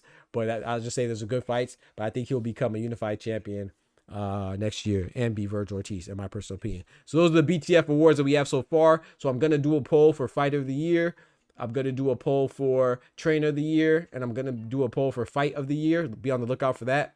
Robbery of the year, I'll probably make a decision on that. I won't make a poll for that. But y'all let me know what y'all think about that, man. So let's get right to it. I'm about to make some, about to open up the phone lines. Those are the BTF Boxing Awards. You feel me? So the BTF Boxing Awards, man. Let's get it. Where the poll at? I got to drop the poll, man. I got to drop the poll, bro. I mean, hey, can you make a poll? I don't know if mods can make polls on YouTube, but yeah, I can make. I'm gonna release a poll in the community post like I usually do.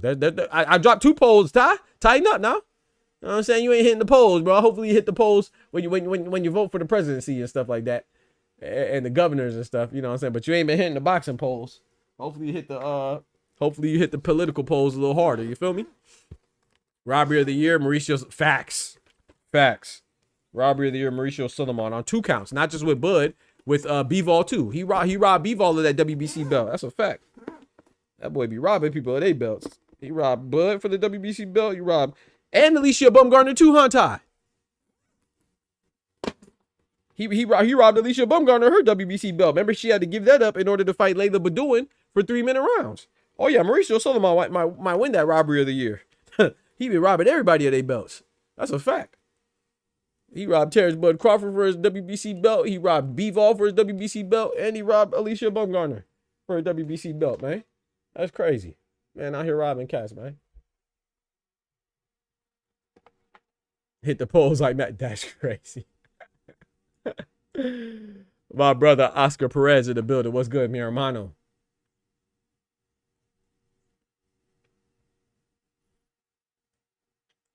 Mi hermano. Oh, there you go. There you go. There you go. Los Rafael de la Renta. I'm here to give you some boxing news and boxing knowledge. Let's get it. You know what Mauricio Sulaiman is getting this year? Not even goddamn cold. That motherfucker needs to be dead. That's crazy. Don't kill him, bro. Don't kill him, man. Bro, he's killing career left and right, dog. Santa Claus gives him dead. He gives him a black plate. I give him osteoporosis. I don't even know what the hell that is, but I give him that. You get osteoporosis. It's crazy, bro. Don't do that, bro. Hey, yo, scoliosis, osteoporosis. Don't give him none of that, man. That's crazy. For Christmas? Yeah, I said I'll give him this one, but I think he already had it. How the hell do you strip? Not Crawford, not only Bivol. You strip Alicia Baumgartner for making history, bro. Come on now. I think he already got it, bro. Like, he got it. I can't make anything worse. Yeah. Let down of the year. I'm gonna say this. Let down performance of the year, performance that let me down. Cool boy. Cool boy Steph. That boy that's a good one. That's a good one. That boy getting charcoal and the jump rope. You gotta jump the goddamn rope. Moving up the goddamn rope. Man, he moved up and missed weight. Right. I'm with you on that. Performance of the year. I mean, I even gotta say it. Right. Santa Claus puts a 10 out of 10 on Bud Crawford and Canelo. He did something that people say was crazy. I thought it was crazy. But so you have other people like Oscar, saying like he didn't even care for this fight, but. And I say too, Canelo didn't lay down too. I think that was Canelo's best performance. I think so too. Best performance in a while, right? William Skull wasn't in a while, good. Yeah, in a very while. Yeah, I think agree with that. And I even say this. I think that's fight of the year too, but that's just me. There was too many good fights. Hey, that was a hyped up fight. Now that's a fact. That was a lot of hype. I thought it delivered. I'm with you on that. If there was IQ wise, boxing wise, I don't see how you can go wrong with that one. It was a master class from Crawford. It was a great performance, great effort from Canelo. That's a 10 out of 10 performance for both guys. That's the best performance we've seen from Canelo. I say since Caleb Plant, that's the best ever performance I've seen from Crawford. Hands down. In the last 5 years, hands down, the best performance I've seen. That being said, trainer of the year, and this is going to upset some people. Cannot listen to me, Doc. Santa speaking to you. Yes, sir. Santa Claus Rafael de la Renta speaking to you. It cannot be gifted to Bowman. Ooh, that's not gonna make me mad. I'm not mad at it. I just gotta hear the explanation. If you go by improvement, you have to give it a Bosey. Ooh. Hands down. Okay. If we're gonna hold Fulton accountable to Bosey, we gotta hold Eubanks accountable for Bowman. I'm with you on that. I'm with you on that now. Did he polish his style? Yes. Did he did this? Yes. But who improved their fighters? Performance to performance. We thought Karen was a letdown. The rematch with Boots, which I don't know about you, Doc, but I don't know about you, Ty, but I didn't see Boots even coming close to a decision or a split decision win. It was clear cut that he won. I agree. But that's other people say he had tough time, tough outing, whatever. Then he turns around and beats Stanionis, hands down, puts him down. He was doing that Judo triple hook. Come, pop, pop, pop. Man, it was so careless. Facts.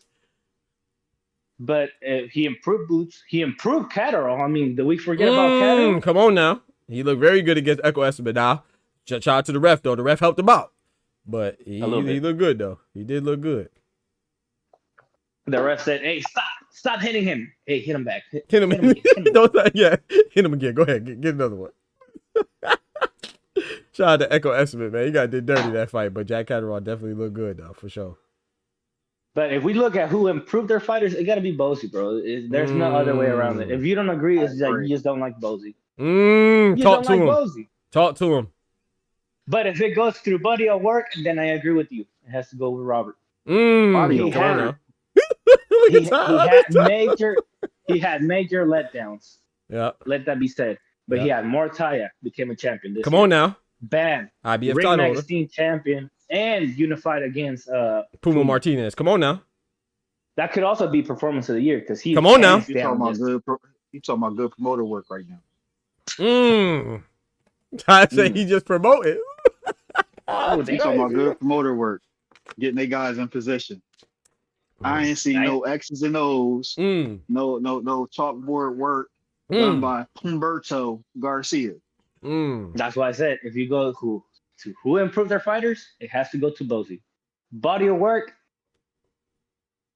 it's whoever's in the corner. And Robert was like, remember that top ranked card dog where it was like back to back. It was Robert in the opposite corner. Yeah. Yep. Yep. He can make up for his flaws, and like I'm not saying for like he improving his fighters. I don't agree on that. I don't even think he improves his fighters. If anything, he makes them worse. You see Ryan Valenzuela, he can come up with. Say makes it worse. Hey man, y'all go chill on Robert, man. Come on, man. You seen Ryan Valenzuela getting 12-0? Clean That's true. sweep. That is true. 10-8 rounds, back to back. Come on, man. Y'all gotta chill Would out on there be Robert, any man. difference? Roberto. Would it be any difference between Bam's performance and his last fight if I was in the corner? Okay, No. see that's a fair point because, however, this is where I got to push back, Ty. But this is what I like though because we ain't always supposed to agree. This is why I push back. Okay, so it's like I like to make basketball references. It's like when Mark Jackson had the Warriors, man. A lot of people say, "Oh, Steve Kerr was successful, but that was Mark Jackson's team."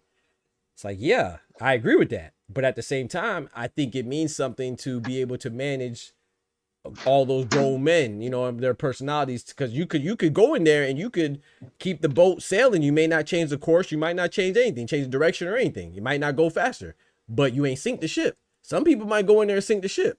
So with Robert Garcia, I get what you're saying. I can't really point at him doing like, let's say like you were in there. I can't really point at like, okay, he did this, this, and this that made that I saw Bam implement, and it looks like, oh yeah, that's Robert Garcia's signature style. I agree with that. I can't really point to that. With Bozy and Jack, I could be like, okay, Jack looks like this now, and he looked like this before. I could see where his imprint was, Bozy's philosophy was imprinted on Jack Catterall's style. However, I have to give Robert credit for, even if he's not changing anything, man, just the fact that he has so many people and they're so successful, I got to give him that credit, man. But I do think that's a great point. I'm not just saying that because you're my dog. I think that you and Oscar making a great point. But he didn't sink the shit. There's no other trainers in boxing that have that deep of a staple in making them work. That's exactly. Like he has a deep staple, bro. But sorry, go ahead. When Steve Kerr took over Golden State, you can clearly see that he added the system. You can see he was using that chalkboard. Who were the top fighters for Robert Garcia? Who is top five? Bam for sure. Virgil for sure. I would say I gotta put his top fighters. Yeah, probably Bam and Virgil. I'm trying to think. Raymond Murtai, I like. I don't know. Would that be his top? I mean, he's a champion. All right, so with the exception of Murtai, which of these guys are homegrown talents?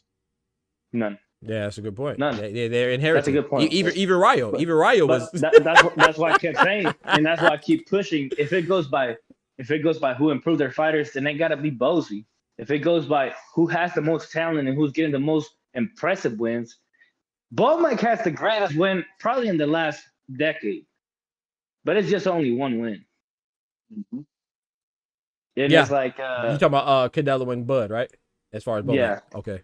Now Keyshawn beat Baranchik. That was impressive, but then he turned around and his fat ass didn't even make 135. Right. And like you said, Chris Eubank Jr. Circumstances or not, we got to judge the performance. And Lester would have got like the win, right? But he didn't get a win. He got a draw. Right. Was it a great fight? Yes. Was it an exciting fight? Yes. Fight of the night? No, because I think Bud Crawford and Canelo overtake that easily. But Bomac just got a standing win. Like, I can't emphasize it enough. It was great. It was history being made. It was our Roberto Duran of this era, modern era. Like, people can look back and say, you know what, Crawford was that guy. Yes, all that, but it's just one win for the trainer. One. And the same thing could be said about Robert, what Ty was saying. Do you see, like, was it Crawford? Was it Bomac? We never know because it's just Bomac's fighter. That's a good point. So either way, the point I'm trying to make is it cannot be gifted to Bomac because if you go by any other criteria, Bomac don't fit it. I agree, and no disrespect to Bowman. I'm saying no disrespect. Yeah, the fact that he's nominated, you know, because you have other trainers. You have Ben Davison, you have Bob Santos, Andy Lee. So I think that they're the top three: Robert Garcia, Bomac, and Bozy. But for me, it's between Bozy and Robert. Granted, the best victory, if we're saying the single best victory for a trainer, it would be Bomac for Bud over Cinnamon. But you know, like you said, I mean, even Shingo Inoue to me is up there. You know, Shingo Inoue, yeah. Shingo Inoue is another one. Yeah, so just because we're saying it's not Bomac, that don't mean that we're knocking Bomac. In my personal opinion, I agree with Ty and Oscar are saying. You know, I'm just offering that perspective that, you know, with Robert Garcia and with Bomac, you know, there's pros and cons. Bozy, to me, he doesn't really have too many cons. Like, I know he lost Stephen Fulton, but even that, I could say Stephen Fulton was moving up. Nah, bro, nah. It's Polo? Nah, Stephen Fulton wasn't moving up. That nigga was moving foul, dog. He was moving foul? Yeah, he didn't respect the game, and he got his ass handled for that. He got shocked. He got shocked by Shock Thomas. I'm sorry, no. I agree with about the Fulton situation. Y'all remember that scene from Rocky 1? Yes, Rocky walks into the gym, goes to his locker, goes to put that combination in. Shit, man. Hold on, let me get my combination out my hat. You said that thing was 4, 5, 6. Nah, this ain't my lock. Yo, what the fuck happened to my locker? Go into the office. Bozy like, yo, have a seat. Come on now. Y'all wild, man. Come on, man. Don't do Bozy and Stephen Fulton like that, man. Give him a pass. No, I'm not doing Bozy. I'm doing Fulton. Fulton did that to his goddamn self. That's what he did to himself. Nah, that's a fact. Eating turkey. Yeah, I think they disciplined in the holidays. Yeah, and if it wasn't for that, he would have got let down. He would have been nominated for let down too, because you know, but he had that good victory, so you know he had other things to balance it out. But yeah, that was a bad. Yeah, I'm very hard on Stephen Fulton. I thought that bro, was a shitty, look at the turnaround. It was Caleb Plant all over again. Caleb Plant had the performance of the year last year because we could see that he adjusted with Macumbi. Turn around, lose to Resendez. Look at Fulton. We could see Bozy's and his work. 12 Bo Figueroa, 10-8 rounds all the way. But then turn around, not make weight, and 10-8. Like, I can argue he got 10-8 on most of them rounds. Facts. From 6 to 8, he got 10-8. He ain't win a moment, bro. Not to me. I mean, I thought Foster dominated, man. I just thought that Fulton, you know, the fact that he missed weight, like you said, just that's lack of professionalism. I thought that was terrible, man. But you know, we always give him a second chance. But that's why I think that was worse than Caleb Plant, because how you come in, you should have the advantage because you didn't have to make weight, and you still got smoked. So go ahead, Thomas. Talk to me, bro. Shout out to my brother Thomas, man. No. You should have the advantage if you was actually using it to gain an advantage. Right. That nigga didn't care for the fight, I guess. He didn't really respect my man Foster. Come on now. Enough to say like, yo, I need to train for you, dog. And he got taught a very good lesson that night, man. On that note, the only thing that I would hold my man Bo, I would have stopped it, dog. Like, man, you would have stopped it. Even trying to fight. You ain't trying to fight. He didn't look like he was trying to fight out there. Yeah. He didn't On that try to note, do anything, bro. Another layer. Let Thomas finish for me real quick. Okay. Oscar, my bad. Go ahead, Thomas. Oh no. Let El Jefe go on and El go, Jefe, man. yes sir. I'm sorry. I'm a Fulton fan too, bro. And to see him go in like that, just the fight, he was fortunate it was canceled the first time. That nigga looked like he was going to audition for Santa Claus. And that's my point. How long have we know of this fight? Right. Over a year. What? Damn, before Figueroa, this fight was being talked about. Yeah. And he can make weight? And Doc, he was the one who went to Foster and said, I'm going to bring smoke your way. Yes, he did. He didn't mean he was coming down chimneys gathering smoke to bring his way, dog. Come on, dog. That Mickey freaking was big as me. Facts. And Doc, should I remind you that he said, why are people feeling sorry about his story? Everybody goes through life. Come on now. Turn around, well, look at me. You know what Come on I'm now. Come on now. Yep. He said everybody. He said Foster victimizing himself. He victimized your ass too. He beat the hell out of you. I ain't gonna lie, boy. He had him looking like a victim. He almost gave credibility to the fact that some people was not trying to see him right about now. Yeah. Shout out to Kendrick. Kendrick says Eubank and Fulton balance. Nah, hell nah. One good performance. I mean, I see what you're saying. Yeah, in theory, I see what you're saying, but nah, I think that Bomac, as much as Fulton's bad, to me, Eubank is worse. And I know he was drained and stuff, but to me it's worse because, you know, he beat this guy before and he didn't look competitive at all. He at least Fulton that could have been a shocker to everybody, you know, like, but Eubank, we should have, ain't no way he performed like that. You ain't see that coming. I feel like Bomac was looking like he knew this was gonna happen. I feel like Bolton could have been a little surprised, but Eubank, nah. I feel what you're saying though. Yeah, one good one bad. I feel what you're saying, but I think Eubank was worse. Well, go ahead, Ty. I think you were saying something, bro. I was saying not too much on my boy Fulton. Yeah, my bad, bro. You right. Shout out to Fulton. I still like Fulton. I still think he can bounce back, but we do have to hold. Oh, you know what I'm saying? That's my we do have guy. to hold him accountable, man. Go ahead, Ty. He got his ass whipped. Yes, he did. This is a product of what happens when you ain't disciplined. Right. How the fuck you leave trainer's hands before a holiday and you are under 4 pounds away from the agreed weight? You come back from 2.5 weeks and you are 16 pounds from where you left from. Yeah, man. How the fuck that happened? I don't care if my baby mama is blowing my line up. Right. I don't care about the new nigga. Right. I don't care about the turkey or the ham. Right. You can't be sitting there talking about your legacy. You try to make this money and then do that shit. Come on now. That's a fact. You make everybody around you look like they not professional. Yeah, I agree. And you know that gotta hurt somebody who is actually about his profession in Bozy, man. And the people who put in all that work to help him to get to the point where he can make that fight. And then with that fight, make bigger fights afterwards, dog. He blew all that in one fell swoop, bro.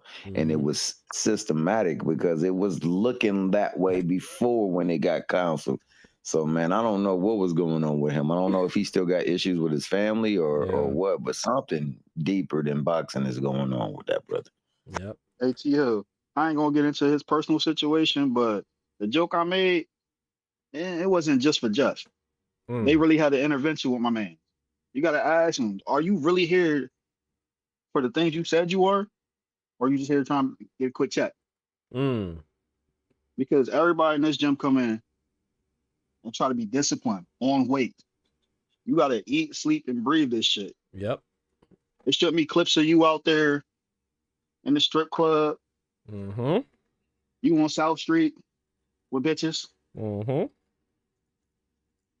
It's a nigga that have seen you in the club. You supposed to be in camp. Fuck going on? Yep. I saw that interview too. But he said it. I mean, not but he said it wasn't an interview. Sorry, he said it on Twitter. I'm sorry, Doc, but I have to repeat it again. How long have we known about this fight? Yeah. We sat here and talked about top rank offering on Shaki. 730. That was the split on the first one. Remember? This was being talked about before the Brandon Figueroa fight. Yep. That's why Figueroa lost, because he was. This happened before the ass whipping Tavares. Yep. Yep. I can't How give him the no excuses, fuck man. are you not prepared to him? Can't give him no excuses, bro. That shit was shitty. No, it's trash. Oh, He said, pulling strings for you. come on now. People are like, all right, well, he missed weight. Let me go pay Mauricio this little, you know what I mean, interim bout. At that point, did you sit there and say, let me snap back into shape? Nope. And then he already had his next fight lined up. Yep. They was all give you Gary Russell. That's who you was gonna fight to defend that interim belt. And that would have been a big fight too. For that's that right. area, you know what I'm Shakur. saying? For the Northeast. Yeah. But no, you want to. Oh my god, I'm sorry. I just gotta keep talking about Fulton because I like Fulton, bro. You should you see me whenever I was talking about that whole week. I was like, yeah, Fulton 12-0. Yeah, he's a Hall of Famer and all that stuff. Yep. Hall of Famer, soon to be Hall of Famer, bro. Like people didn't try to make bets, but then whenever Fulton lost, like, what's up, bro? Are you still gonna pay me that 30-pack? That 30-pack, you wouldn't even shake on that. You were so scared of that. Facts. The hell you talking about? Facts. Peel out says, when you got that much bread, you can't blame a YN for acting up. It's hard to stay. No, you gotta blame him. What you mean? That's you're supposed to take advantage of your opportunity. Right, that's your profession. You could say, nah, I would be with you, Peel out, if you said you can't blame somebody for making a mistake. Yeah, you could be like, okay, you can give him. You can still blame him for a mistake, but you can forgive him, give him another chance. But nah, you got to talk about it. If you don't talk about it, then like Ty just said. Ty just said that you had people pulling strings, and you think that would be the motivation right there for you to get better. But some people, when they get given an extra inch, they be like, oh, I want to take a mile. Instead of be like, okay, let me get together and I'll be granted another opportunity. No, they just take that for granted as well. So you got to be on their head top. So you give them your hand to pull them up, and they take your leg, bro. It's like right. It's like, and also it's like, this is not Kid Austin we're talking about. This is not Abdullah Mason we're talking about. Right. He's older than me. So what the fuck are we saying he needs a second chance? No, he knows what life is about. This is a grown ass man. Don't feel sorry for this guy. I'm sorry, but don't feel sorry for this guy. You can't. No, hell no. He's not Abdullah Mason, Kid Austin. He's not Canelo at his 16 when he was 16. He's not Bud Crawford when he was 16. Hell, don't even feel sorry for Shushu. Shushu's he's older than me. Facts. You know what I mean? So it's like, these are grown ass men. You cannot feel sorry for grown ass men. I'm sorry. And if we keeping it J and we pull the curtain back, this was your second chance. You documented that bullshit you did in Japan. In Japan, yep. Wait, showing up there 10 pounds over the agreed weight. Oh, I'm gonna lose that in a day. Nah, bro, we can't be doing that. You're right about that. Hey, Kendrick said Fulton is now known as Schoolboy Q, not Cool Boy. That's crazy. Same size as Schoolboy Q is crazy. My guy Jay Sharp, what up? He said Shockey schooled him like OG Percy would do Benzino. OG Percy, it's crazy. But yeah, I agree, man. Yeah, I give Shock all the credit, man. Shock all the credit, and we got to be on the head top, man. Just like when anybody mess up, we got to be on the head top, no matter who it is. They gave your locker to the UK dude. Man, came Let out that here. sink in. Man, the UK Brethren came and took his beans and sausage. Oh damn. Hey yo. Me personally, that's my letdown of the year. He schooled him like Michael Jackson D. Mikhail Culkin. Come on now. Yo, so it could be a mistake if it wasn't what happened prior to that. Yeah. And Mickey freaking came in.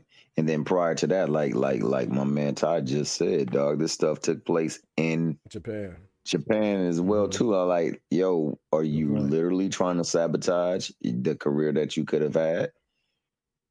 I mean, you still can have it, but if there's intervention, I hope that thing sets in, man, because unfortunately, it's like he's his own worst enemy right now.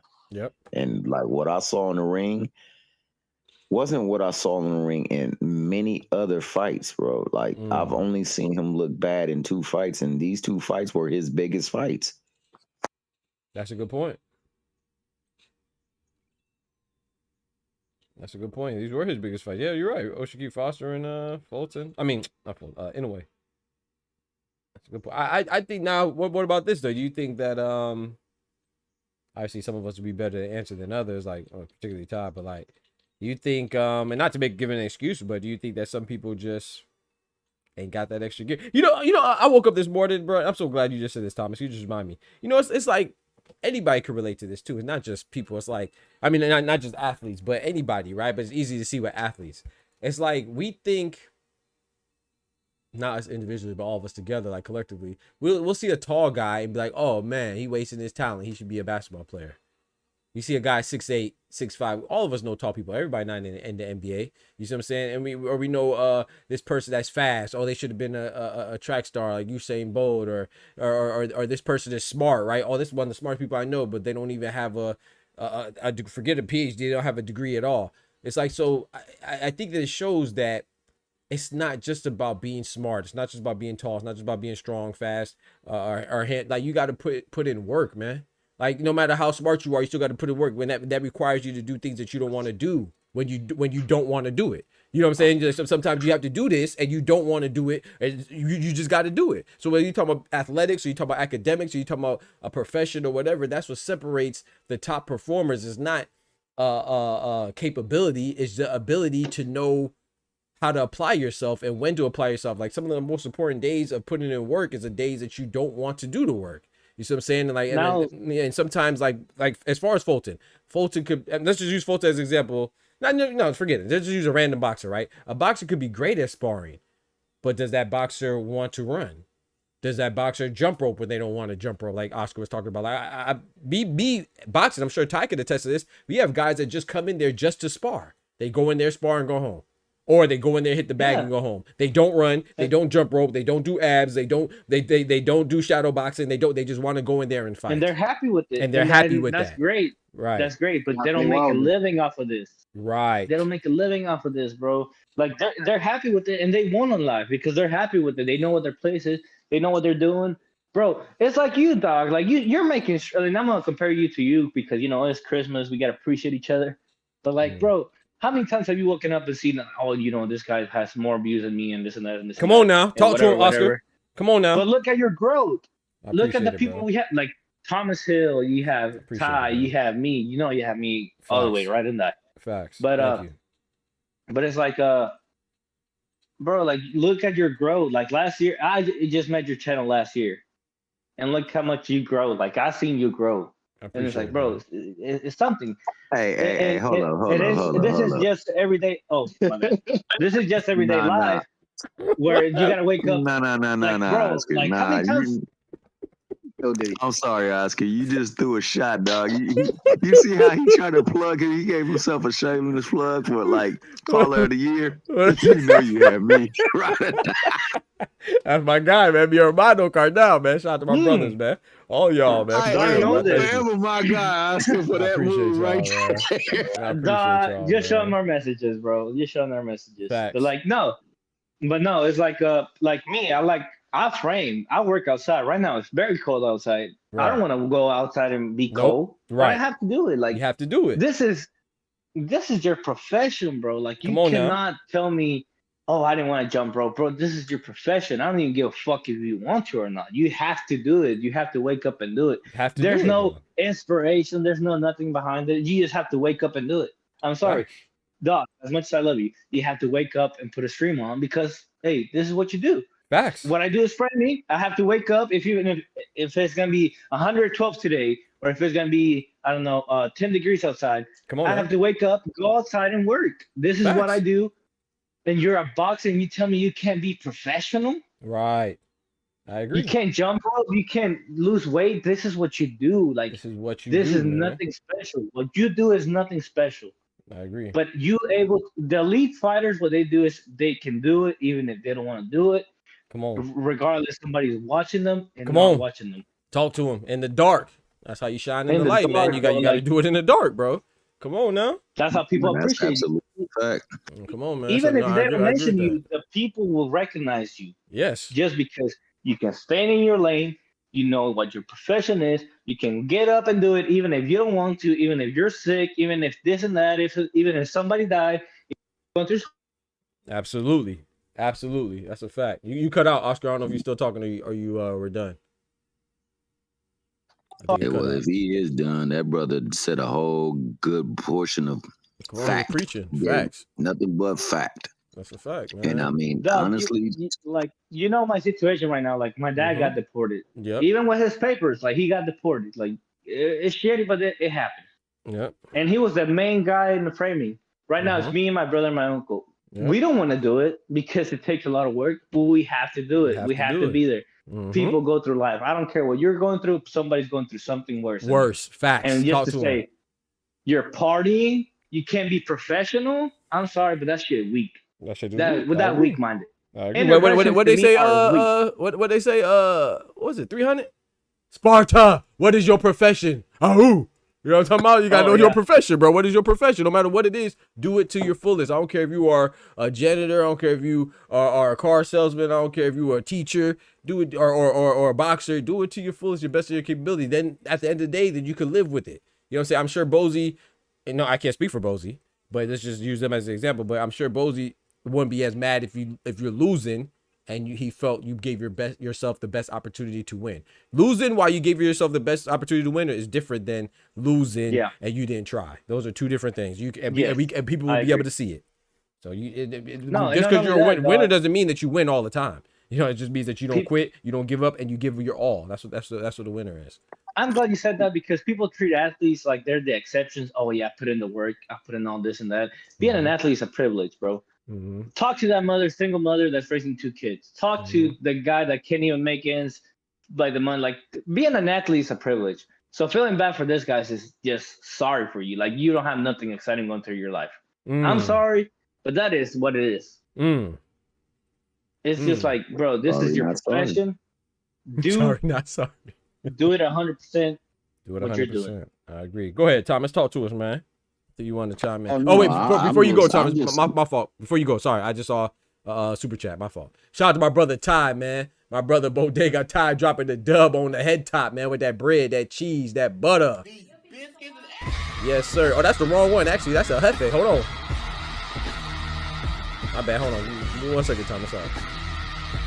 My bad, Ty. My bad. My boy coming through like a boss with a big 20 piece. Yes, sir.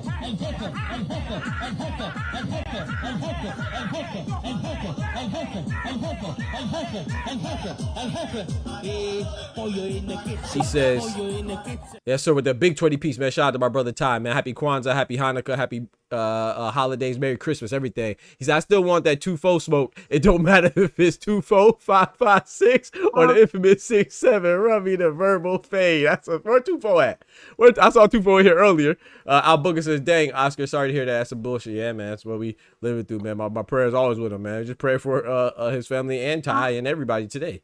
Earlier today before I got on. Shout out to my brother Ty, man. Yeah, man, we got to get it, bro. We got to get it. You know, I'm going to be live, good Lord willing, Saturday, which I don't understand. It's in Riyadh, but it's still going to be on Japanese time, if I'm not mistaken. So I think that's kind of weird, but I thought the whole point of taking somebody to another time zone was them to fight in another time zone so people could see them in that time zone. But if you're going to take them, it don't matter if they fight in Las Vegas, but they still going to fight on Japanese time. But like I said, I'm not sure about that. It could have been a mistake what I saw, but apparently they're still fighting like they're in Japan. They're just fighting in Riyadh, which doesn't make sense to me. But anyway, yeah, but shout out to my guy 2-4. Yeah, I mean, Ty, man, if y'all want to do that, we can do that for sure. You know, I'm going to be live for that fight, man. Shout out to Booker for showing them some love. That just proves NOA number 3 pound for pound. That's Come on now. Right. Oh, shout out to my brother Peel Out. Hey, hold on now. I'm gonna let Thomas go. My brother Peel Out dropping a membership, man. Let's go, man. New member in the building. Let's go. Man, we ain't see that one in a long time, man. Shout out to a new member, because we usually get new members, but they're gifted. Shout out to Peel Out, man. Welcome to the Boxing Talk family, man. You always been here anyway, as a boxing graduate level, you know what I'm saying? Boxing Talk graduate. I appreciate you, man. Shout out to you, man. I appreciate you, man. Welcome, welcome, welcome. Enjoy those emotes and all the Discord capabilities and stuff like that at Bombas. And shout out to my brother Oscar Perez, man. You know what I'm saying? Mi hermano Carnal dropping the big 20 piece, coming through like a boss. Yes, sir. Big biscuits.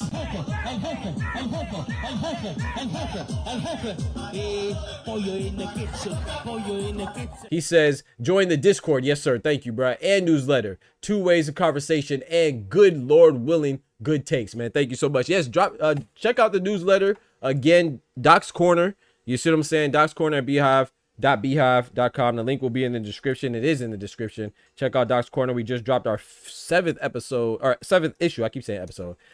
Today at 12 o'clock, man. It's a boxing newsletter, free boxing newsletter, weekly every Wednesday at 12 p.m. Eastern Standard Time. Check out the newsletter, man. Appreciate y'all that do. Shout out to Oscar, shout out to Ty, everybody that does, man. Appreciate y'all. You know what I'm saying? Shout out to who else? I saw somebody else. PLI says the fight early as a bug. Pay-per-view. Who the heck has a pay-per-view at 8 a.m.? Oh, it's at 8 a.m.? Okay, that's not too bad. That's still early though. But at least it's not 4 a.m. That's not. Go ahead, Ty.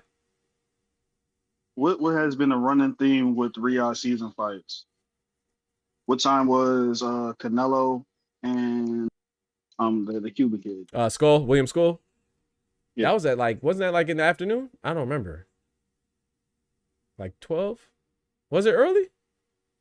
No, we watched it regular time for us.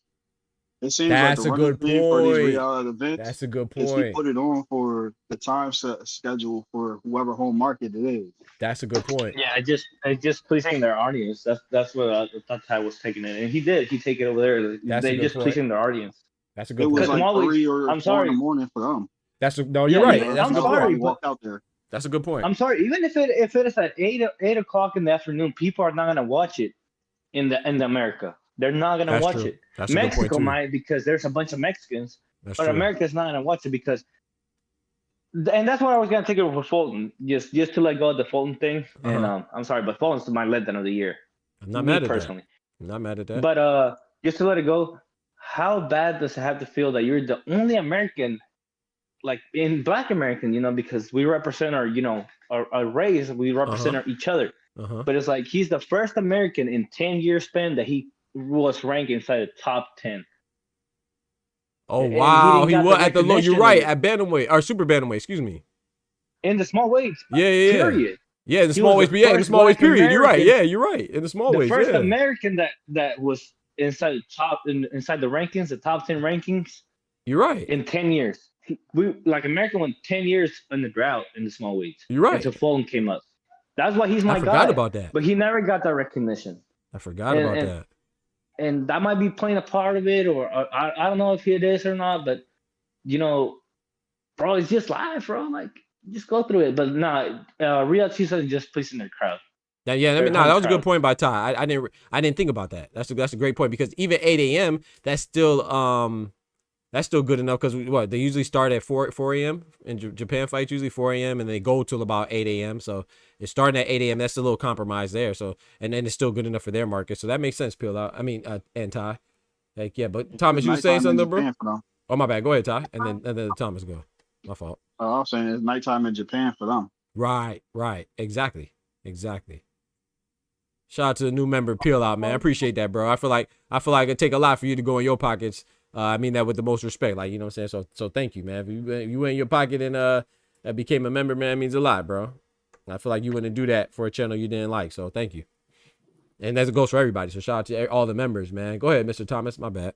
Thanks for your patience too, bro. Nah, never your bad. Never your bad. Oh, bro, I told you, man, I could just sit here and be quiet and listen all day. It don't matter. I ain't nobody that I got to talk. Oh, now you definitely somebody. Don't say that. You my brother. You know what I'm talking about? I'm going to say, for sure. And that's going to always be the same. And I ain't throwing no shameless plugs for caller in of the year. I'm just That's crazy. No, I only do that because I'm going to say this, bro. I'm so sorry to hear that news from you, though, Oscar. Man, I don't even know what to say about that, bro. And yeah, absolutely. That makes it even more poignant that you say, man, no matter what you go through, it's like you could have greatness inside you, but you got to be able to harness that. Come on now. And that means no matter what is going on with you, if you're truly trying to be great at what you do, you're going to dedicate that to it. And that's in everything, like and specifically with relationships. And the greatest relationship you can have with anyone is the relationship you can have with yourself and with God. So now if you hold to God, then you got to hold yourself to a standard in general with that. And then you got to hold yourself to a standard, because if you can't be that for yourself, you can't be that for anyone else. So you know what I'm saying? If they changed that lock, that was a wake-up call. Like, nigga, you better get your ish together, because I'm sorry. We don't come here to do this. This is not what we do. There's a lot of people who don't have your talent that bust their ass so that they can have a piece of opportunity which you got. You just blew that ish alive and living color. And then, damn, it was something else I was gonna say, but I forgot what I was gonna say, man. But shoot, take your time, bro. Ain't no pressure. Well, you know, I'm just saying, like, you know, I'm a big Cool Boy fan. I'm a big Scooter fan. I thought he was about to be Scooter, but he was over there, man. he should have been scooting. He might have lost the weight if he was on that scooter. Man, if he was gonna really be Scooter like he said, man, and he was gonna right wrongs that have been wrong, because you know I'm not gonna lie, bro. I'm not the biggest Inouye fan. I acknowledge his talent. He is definitely talented, but he does a lot of A-side ish that is like beyond the level of Oscar De La Hoya and what he do, and I know this for a fact, and it's like you was behind the ball anyway, and you went over there not in the very best of shape. Like, you totally disrespected this Mickey Fricky, thinking that you could just come in and just do whatever you wanted to him, and then you come back and do the same thing in a fight that was made so that you can go out there and do greater things later on down the line, and you just lay an egg in this people who put everything into the sport. Their life has been about the sport, and you go over there and you do that ish to them. Like, I don't get it, bro. And like, is all that talent that you have, dog, you can never devalue the talent within the ears, between the ears.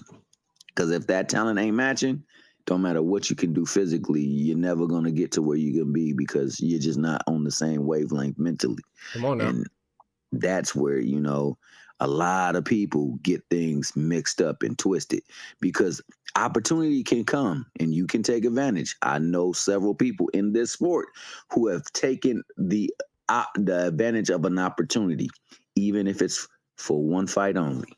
Right.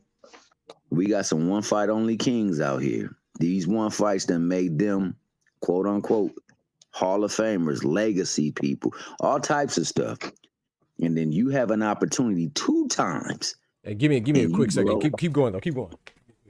These biscuits. Hey, that bread, that cheese, that butter, man. Shout out to the people who gave. Oh, also, this is what I wanted to say. Shout out to the bodega one, the bodega is one.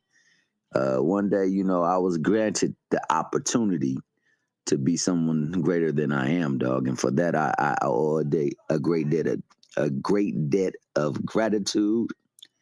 So, man, I'm gonna need you to give me your Zelle, bro. He's not here no more? Ooh, me? No, not you, bro, but you can give me your Zelle too. I was talking about Doc. I gotta shoot him that bread, that cheese, that butter for that membership, because one day I was granted access and it was by happenstance, dog. So I gotta pay for my way, dog. Oh, I think he told us to hold it down. He had to go run and do something. Yeah. I'm here now. I just got back. I appreciate it. My fault. Yeah. Oh, that food came. That food came. No. My aunt came. But she's about to make me. She's about to make something. So. Hey, that might be the food though. You feel me? Exactly. To make the food, you feel me? But that being said, I think Fulton, just for me, and I think for everybody, has to be the letdown of the year. Though Janabek is pretty close second, just because. But we knew this about Janabek. He's an overweight, you know. He's just a weight bully. Like, I've been knowing this about Janabek. Yeah, people didn't want to see it. It barely became mainstream. But I've been saying it the whole time. It's like, this guy is not it. He's just overweight. That's the whole thing. But to me, the reason why he's a letdown, because for me now, like I said, all those guys are nominations, and but for me, Janabek, the fact that you cheat, bro, like the fact you're weight bully and you cheat, when you finally get a unification, bro, against the oldest against the oldest, exactly, against the Oh my oldest active God. champion. That's crazy, bro. I keep pulling up 2-4, but 2-4 keep and maybe it's kicking him or something. 2-4, I keep pulling you up, bro. I don't know if you see, I'm pulling you up, but it keeps kicking you out. I don't know why. No, Maybe you got a phone imagine? call or something. Can you imagine if there was Canelo? You know, Janibek called out Canelo 2 years ago. I don't know Yeah, if people remember this. yeah. Janibek never moved up. He never wanted that smoke. Not never.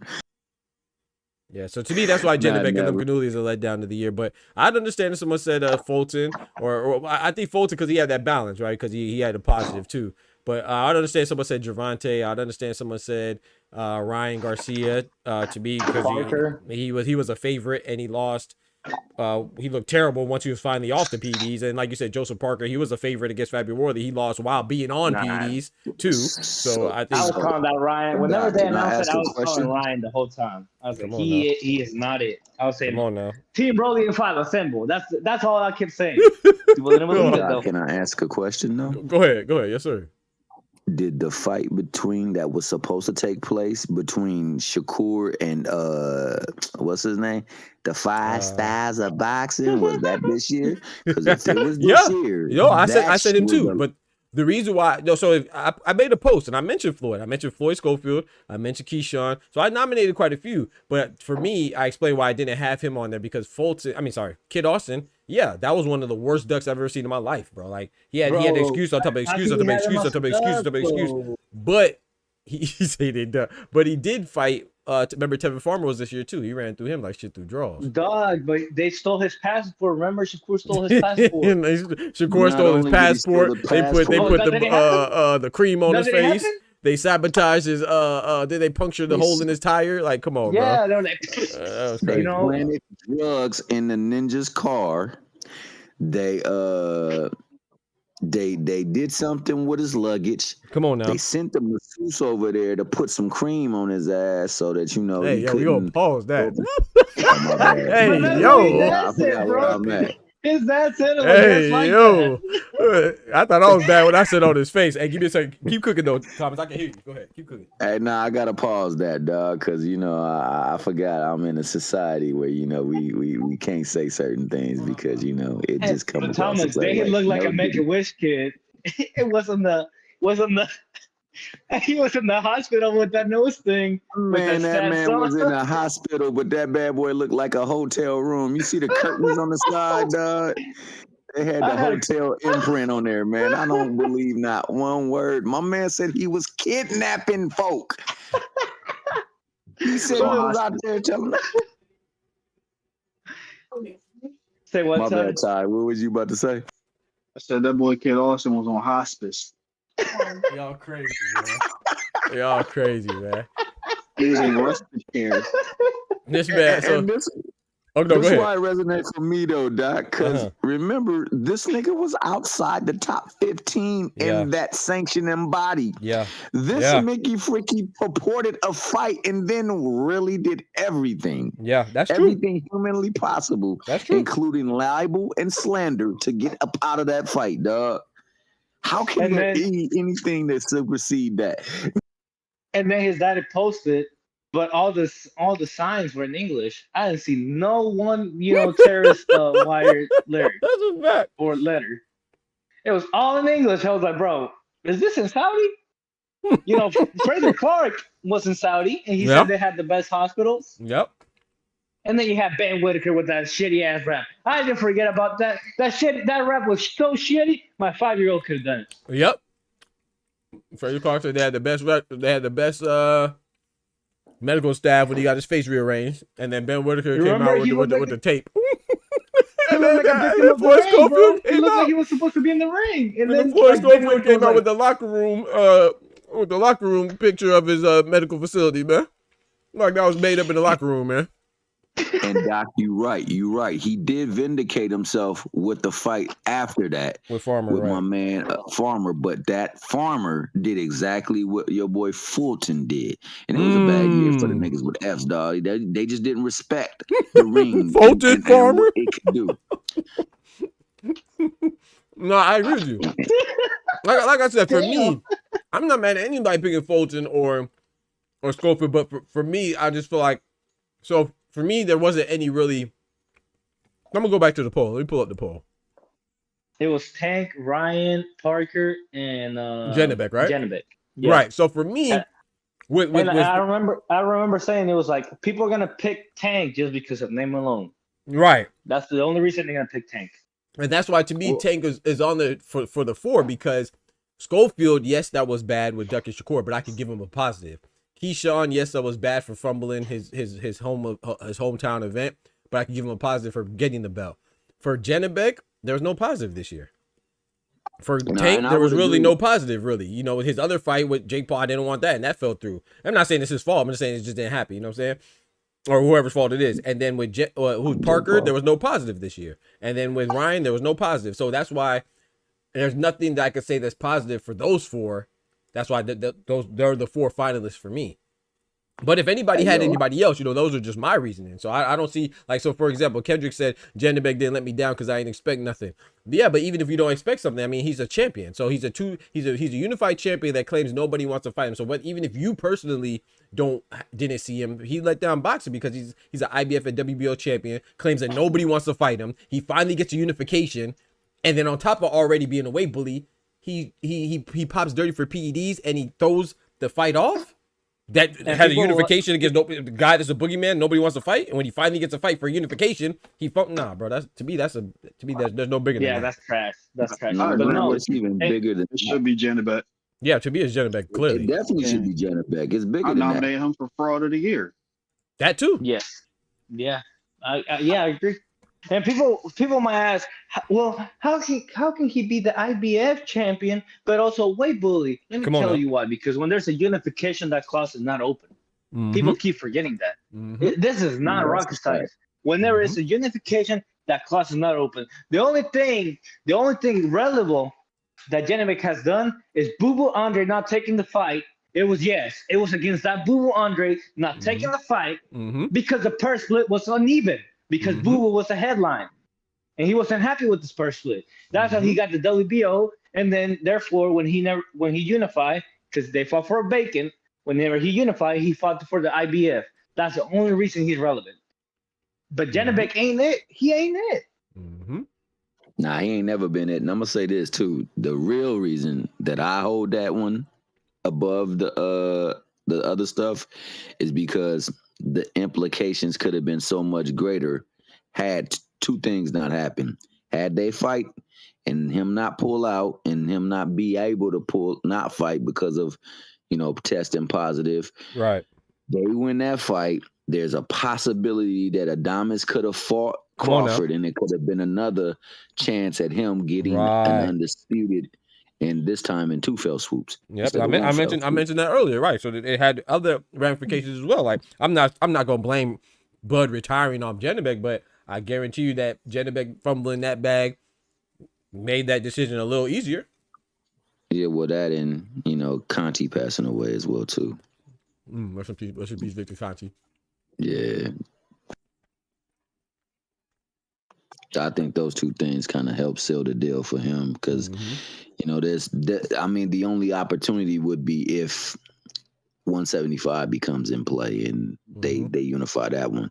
Because I'm at an age, dog, where I've done everything that I have to do in sport, and if I'm going to do anything, it's either going to pay me off significantly or it's going to establish me far above anyone else. So to pay me off is only going to be Canelo again. And I don't know if it's worth that fight again. And then there's the opportunity that laid right there at the feet, and Janibek punk ass messed it up. Dog. Right. So that's that make you freaky. And the horse he rode on, and the whole goddamn nation that he represented, they down with that. Right. That was some bullish, man. That could have gave us one step to something possibly big happening. Right. And if you didn't feel like you was gonna be a part of it, then get your ass out the way. Right. You know what I'm saying? And that's the thing too, that even if Janibek would have lost, like it's the fact that we needed that fight to happen, because if Lara would have won and he would have got 3 of the belts, maybe Bud would still pursue. You see what I'm saying? Like, so it wasn't even about it's the fact that Janibek messed it up in the worst way possible. It's not even about him losing. The fact that he didn't have the fight, which is what like Thomas said, derailed a potential 4-time undisputed on the male side. Yes, and I see people, I see channels. Yeah, I'm a boxing addict. Like I said, like yes, like all the people that are in this, like right now, live talking to y'all. Mhm. We probably watch boxing in an unhealthy way, not healthy, and unhealthy way, bro. The fact that Genovic did that is so trash. Like you have never imagined. Not only that, like you said, like let's say Lara wins or Genovic wins. It don't prove nothing, no, because neither guy, like I'm sorry, but Lara right now is very questionable. But they denied us of something even bigger happening. Yep. And then people are feeling sorry, dog. They're feeling sorry for Genovic. Right. That's the part that pissed me off too. Well, he popped, but you never know what's gonna happen, and you're letting Matias off the hook. This guy has had fights canceled. Come on now. He's multiple fights canceled. Come on now. 5 times in 2 years. That's crazy. Come on That's now. beyond acceptable. Come on now. Not 1, not 2, not 3, but 4 and 5 times. That's crazy to me. And they're feeling sorry, dog. How can you feel sorry about this guy? People say Devin Haney. This guy's a clearly weight bully. Come on now. Repressed in a weight bully. The only thing good from Kazakhstan that has come from boxing is Triple G. That's it. That's it for Kazakhstan. He ain't on the list no more. No, they ain't on the list no more. I'm sorry. That's crazy. I'm sorry. Oh, even man. Uzbekistan got more fighters than you. Hey, more shout out to MJ Ahmadali, man. Uzbek power. But Kazakhstan, you say K, it's on Triple G, and that's it. You can stop the list. You can cut it short and just keep going. Genovic ain't it. He's only living off. He is only living off the legacy that Triple G built. And people are still saying, is Triple G a Hall of Famer? Man, how about you shut your hell up, shut your ass up, and win a title before you can even say that? Damn, tell them how you really feel, Oscar. I'm telling you, bro. Go ahead, Ty. Talk to him, bro. I was about to say they can keep Lil G too. Not Lil G. Keeping the G. Not Lil G. The reason why Genovic was able to become a unified champion is because this guy gave you the belt. They said that was a passing of the torch. Why don't you fight your countryman? That's a good point. The real question is, why is he still champion? Where's that my B-side? That's my question. What's going on? I think certain people that love another man in a certain, special way, where they, represented by some colors. They'll justify any bullshit just to push their guy. Why bring up Matias? At least in his case, he was the under the threshold. allowable limit. Right. They still acknowledge the fact that he was positive, but he was under the allowable limit. So don't try to use that to justify whatever the fuck Genovic has going on. We talking about a man that we seen him play with the rules just to get by. If you don't move on with the fight after the official weigh-in, it's off the record. They can't strip you for that. Yeah. They can't strip you if you never touch the scale. Come on now. Hey, dog, how many times have you stumbled on the pile of whatever PD Genovic Meldonium? Never. Never. Meldonium? I didn't even know what the hell it was called, but how many times have you stumbled on it? Exactly. Never. At least I know life. Austrian. Austrian is relevant to me just because the sport, but Meldonium? Right. Whatever the fuck that is. Last time I heard about Meldonium was in tennis with what's her name? Shout out to my brother Kendrick. Maria Sharapova. Yeah, I never strip on the pile of that, so it's not like you just gotta fall in, dive into it, or it can be a food, or it can be a supplement. You can receive orally. Pause. Yeah, we're gonna pause that. Is that a substance that you can acquire or receive or ingest orally? Not that I know of. So how the fuck y'all gonna say tampering? So now you're either saying Genovic gay or he a cheater. Hey yo, come on. Let me check this. You still can't get it that way. Well, right. Let me check the super chat. Shout out to my brother Clone, man. He said happy holidays, y'all. Ty and Kendrick ducking like Tank crazy. That's crazy. My brother Clone dropping that bread, that cheese, that butter. Hey, pull up, Clone. Pull up. It's Merry Christmas to everybody. Christmas Eve, the 24th. Happiest time of the year. Clone, you gotta pull up. Yeah, Clone, pull up for sure, man. Happy holidays, y'all. He said, Ty and Kendrick ducking like take his crazy work. Oh, shout out to my brother Clone, man. He also hit me in the Cash App for the dub. Hold on, let me pull it up real quick. My guy Clone coming through. You know, he coming through like a boss, man. He always does. Hold on. Let me show the chat. It's not showing up. Man, it's Cash App tripping, man. It's not showing up, bro. Hopefully he didn't put a message. Nah, he always puts a message. Shout out to, hey man, shout out to Clone right there, man, dropping the dub on the super chat and the Cash App. He says, for the best boxing channel, even if my song don't get no play. Because he want me to play an offensive song. I'm not playing that song. But shout out to my brother Clone, man. He hit me with the $20. He said, for the best boxing channel, man. I appreciate that, my brother. Coming through like a boss.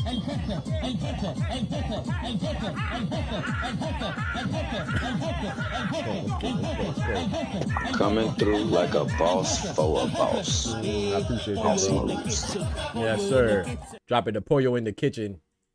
Appreciate that, man. Chicken in the kitchen, pollo en la cocina. I see Ryan changed his name. Ryan from the 6. I like that, bro. Superior Green says, casual boxing talk on a Christmas Eve. Howdy, everyone. How you doing, bro? How you doing? I think they're talking like purists to me, but you know what I'm saying? But hey, to each his own, you know? Everything's casual if you don't agree. Sometimes the truth hurts. Shout out to my brothers dropping that good old boxing talk. For those that are educated enough to recognize it. For those that aren't, shout out to you. Call it what you want. But yeah, man, Ty was cooking. Oscar was cooking, excuse me. Thomas was cooking. Yeah, man. Shout out to them, man. Talking some good boxing talk, man. Actually, yeah, I just think that for me, like I said, obviously I showed the poll. The poll is Tank is winning, and I'm not mad at anybody because I figured Tank would win. You know, as far as the letdown of the year, I'm not mad at that. I just disagree with it. For me, it's clearly Janabek for everything that was just articulated by myself and Thomas and Oscar and Ty. I just feel like yeah, it's clear. Like as far as what you're saying, the letdown, the guy still fought.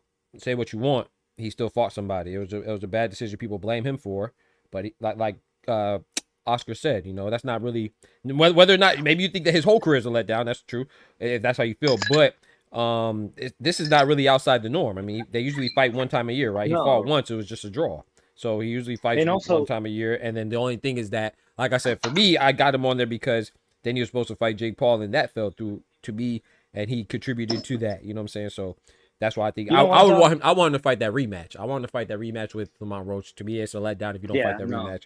But you know, the other guys to me were worse. But go ahead, Oscar. You know what, Doc? If you think Tank and Roach, if you think Tank was a letdown, that just lets me know you're one of the goofiest motherfuckers, as a matter of fact, that think that Roach was a bad fighter. Right. You're one of the guys that didn't want this fight to happen, but then come on now, the result, and you're like, oh no, it's gotta happen. Oh, Roach beat him. You know, that's why it's a letdown to you, because you didn't expect nothing out of Roach. Right. I remember speaking to you clearly, Doc. The more I see this fight coming up, the more I like it, because Roach has a style that can counteract Tank's. You were like, yeah, right. Yeah, and like me and you talk about it, so it's like it's not nothing crazy, because we watch, like I said, we're addicts of the sport. If you can't call me casual, you better tell me two guys that get in that fought. If you can't tell me that, you're even worse than me. So what the fuck does that make you? Right. Okay. I'm not saying that, so you know what I mean. So it's like, no, Tank and Roach was a good fight. Yes. I should give them one, and they still would have named two. I got a rebuttal for that. Should Roach would have won? Yes, because Steve Willis messed up. Though he's the greatest referee to me, he messed up. But that's not on Tank. That is on the ref. That's not a blunder on Tank. That's a blunder on the ref. If you want to say blunt, you know, referee letdown, I say Thomas Hill myself, because Thomas Hill was tripping on some fights. But Steve Willis, you know, Steve Willis is the greatest ref ever. That was a blunder on him. Everybody can mess up. He can get a second chance. But it's not like Tank messed up. He didn't mess up. He's been doing what Tank's been doing. Fighting once a year. He did mess up, though. He's been fighting good at position, though. Like, he fought Frank Martin, which before Shakur beat Cepeda, Cepeda's the best win on anybody's resume, and that's Shakur at 135. Before that, it was Frank Martin. Clean cut and simple. Go ahead, Cook, Ty. Yo, wait. Before Ty get to Cook, what fight did I mess up on? Oh no, he meant to say Thomas Taylor, I think, not Thomas. Oh, okay, my bad. I was just yeah, you're right. I caught that too. Thomas. Yeah, my fault. My bad, Thomas. Yeah, Thomas, I have you in my phone numbers. I have you in my phone number, bro. Hey, yo, my bad. I was about to say, dog, I didn't get my check, damn it. I should have been in Yeah, I think you meant Thomas Taylor. Yeah, I think you meant Thomas Taylor. Yeah, I heard that too. I know who he meant. I'm just messing with him. That's my dog. And before you go, Ty, real quick, my fault. Shout out to my brother Ryan, man, renewing that membership, committed to the channel for another 30 days. That'd be 15 big months as a Dr. Boxing Talk member, man. I appreciate that, brother. Shout out to you, man. Renewing that membership, saying he's not going nowhere. I'm not leaving. I'm not fucking leaving. The show goes on. Shout out to my guy. He said, Merry Christmas. Yes, sir. Merry Christmas. Happy Kwanzaa. Happy Hanukkah. Happy holidays, man. Get y'all membership. Hey, talk to him. Hey, he said, Merry Christmas, fellas. Get y'all membership ASAP. Talk to him. I appreciate that. Kendrick says, Tank definitely messed up. Are we joking? I don't think anybody said he didn't mess up. See, sometimes y'all hear what y'all want to hear. I think we said that he didn't win. I don't think anybody did. Did anybody say that Tank didn't mess up? I mean, I clearly showed you a poll where he was on the list, right? So I don't think anybody said that he didn't mess up. I said that he didn't win. I thought Janabek messed up, meaning Janabek messed up more. Sometimes people hear what they want to hear. I don't think anybody, I don't think Oscar said he didn't mess up. I don't think Thomas, I don't think any of us said he didn't mess up. I don't have him winning. Yeah, I don't think any of us said he didn't mess up. That's what the result was. We don't think that his mess up was worse than the other guys on the list, particularly Janabek. I didn't hear anybody say that he didn't mess up. Nah, man, people want Tank to lose badly, bro. So they're gonna I don't know about that. It's just the stigma that it is, and it ain't gonna never change until he get in the ring with the Mickey Friggies. They want to see him, and he sparked their world, and then them niggas will be a joke, and they would have been really nobody, and they would have been a front. So that's what needs to happen, dog. I mean, real rap. That's what needs to happen. Hey, Thomas, can I ask you something? Thomas, let me ask you something. How many champions, let alone if they're from a smaller weight or higher weight, has Janabek lost to? Janabek? He ain't fought none. Yeah. No, he ain't never fought none. Exactly my point. Exactly my point. Right. Exactly my point. I think Janabek loses to Fandora. He loses to who else? Bakram. Hell, Bakram might beat him. Bakram, yeah, he loses to Bakram for sure. Bakram set fire to his world like Adele. I believe that Boots will beat him. Virgil and him will be a good fight. Boots will destroy him. People put a lot of, and only because of that fake relationship with the PBC through Showtime do they apply this to Boots. Boots ain't gave nobody no reason to dislike him, dog. He openly getting ducked in live and living color, like if we're doing the damn sitcom with the Wayans brothers and everybody. Shout out to them. Bro, he asked for the fight. Yes. He did what you're supposed to do. He went into another ninja's town, on another ninja stage, in another ninja's face, and said, what we gonna do about this fight here? And my man said, well, you know, my dream fight is Errol Spence. Nigga, that was crazy. Why is that your dream fight? He might never get in the ring. But this Mickey Fricky in the ring right now with you, right now, right here, talking about he gonna do some dirt to you, and you over there like, yeah, that's cool, but I'm tired of it, bro. That's why 2026, we need to right some wrongs. We need to change some narratives, and we need to get some fights, god dang it, so that we won't have to talk about these people. Because as you said early on, it be the black fighters that it really apply to. Yes. Yep. It be the black fighters that it apply to. And one more time, an echo, in case you Mickey Frickies didn't get the memo, it be the black fighters that it applied to. Lomachenko did not feel like being in the mood to fight after signing a contract. And you know they said it could, not to roast him. They said to cook, not to roast them. That's a Dog, what's fact. the last video you drop on Boots and Virgil? It's not Virgil's. It's not Boots' side. As Right. far as I remember, it's not Boots' side. Right. It's Virgil team promoter Mm-hmm. with Merging. Oscar De La Hoya Mm-hmm. And Eric fighting Gomez. about the purse split. Mm-hmm. Yep. It's not Boots. Yep. Last time I checked, it's not Boots. Yep. Boots is it. Yep. Virgil's been ducking since 47.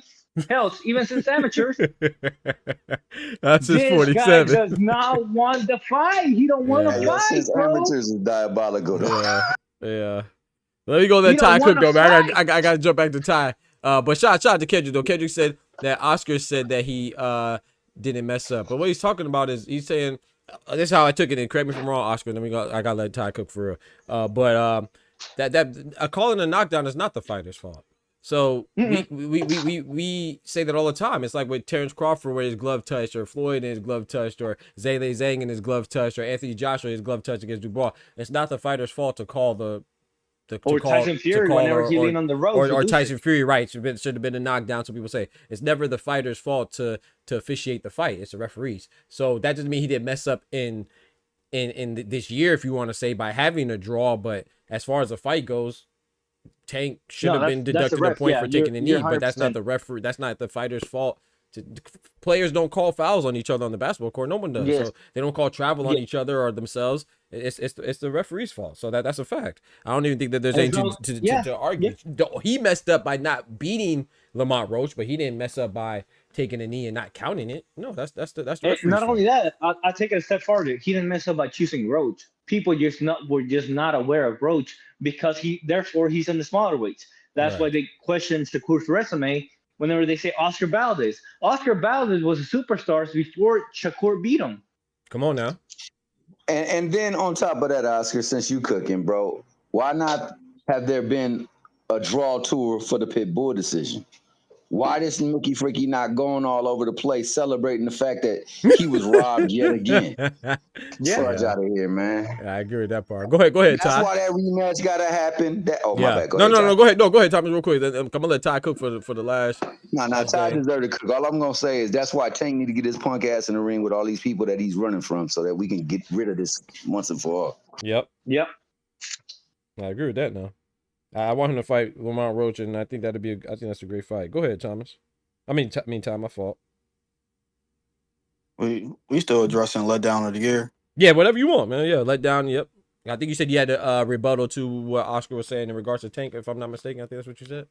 Yeah, I heard everything you were saying as pertaining to that fight individually, but I still got critiques for it. Absolutely. I'm not mad about it. Your next opponent was the guy that came in your locker room. Who was that? Jake Paul and Aesop Pitbull Cruz. You came in here against a guy you had on standby, layaway, all that stuff, and wasn't prepared. And you came in late on you. You ain't prepared yourself properly for that one. Then when it's time for the rematch, what you do? Suspected DV case. Quack, That's true. quack. You like, all right, nah, we're going to go to the original plan. Let me go get this bag. Even though from a boxing standpoint, it's a mockery. Hey, go get your money, though. Even with that, what happens there? Another DV case. Yep. For both of these dudes, him and Jenny Beck, Anuka Lulu, wait, what's his name? What's his name? Jenny Beck what? Lulu. Whatever your name is, buddy. That's crazy. Don't do my boy. Well, he ain't my boy, but don't do him like that, man. Hell no. Because like from a boxing purist standpoint, you've been weight bullying. People been looking at the test records a little funny. Was it Vada? Was it Usada? Why isn't Top Rank getting this man tested? That's a fact. You finally got your ass on paperwork, and what happened? You're dirty. I guess who? But for the culture, Tank, you represent a lot of us melanated dudes. That's true. Oh, damn. I get you ain't trying to be no role model. You telling you not here for the kids, this, that, and the third, you trying to do for your family. But if you always in these experiences that can take you away from your family, what good are you to your family? Mm. Damn. We thought you would have learned when you hit the pregnant chick in the car In accident. the drive-by. Hopped out the car and ran. I should say had to run by. I guess. Yeah, I should say the run by. It's not funny. My bad. My bad. God forgive me for laughing. But it's not funny. Yeah, but it's just way tied delivery, bro. I mean, you Nah, it is had funny. that little sit down. You went to jail. You came back. You thought, like, some of us sit there and say, yo, this is Tank time. Mm. Yeah. He out here giving lists. He said he got X amount of fights. Yep. He got this big deal from Prime, Jeff 6. Bezos and them. Mm-hmm. That's what he he said. doing? That is a big letdown for everybody that look at like us. I said the same thing about the Keyshawn Davis situation. When he did what he did, that make us look bad. Yep. Mm-hmm. I agree with that. So you want people to invest in you? You making it harder for the next man. Yep. So Exactly. Tank should be let down for the year. Shit, let down the century. Especially if you think about it, it's like Tank is a small weight guy. Yeah. That Tank is an anomaly. He's a money guy in a small weight. That shouldn't have happened. The glamour weights are from 140 and up, now 135 and down. So therefore, yeah, I agree with that 100%. Like he's making it harder for everybody to invest in the Black American market Mm-hmm. in the small weights, because Tank is an anomaly. It is not a reference. Mm-hmm. By no means. He's an anomaly. Yep. So and Kendrick says they both messed up, right? Which is why he's nominated, right? So that's why he's. I don't know, like to him not winning the award, it's like winning knockout of the year, right? It's like just because somebody else wins and Brian Norman won knockout of the year doesn't mean that Frank Martin didn't land a good knockout. So same with this award, right? He's nominated I nominated him because I do think he was a letdown. That's the case. I don't think he was the biggest letdown, even with everything that Ty said. In my personal opinion, I feel like that is something that goes back to people being disappointed in, you know what I'm saying, and how his career is going and what it could be. But we're talking about just let down of this year. I'm saying that even if he didn't perform against Lamar Roach, he still fought Lamar Roach. Janibek didn't do that. You know what I'm saying? Even if he didn't beat Lamar Roach, he didn't lose to him. Technically, Ryan Garcia was a favorite and he lost. You see what I'm saying? So these are reasons why I'm telling you that even with Joseph Parker, like sometimes we got to recognize too that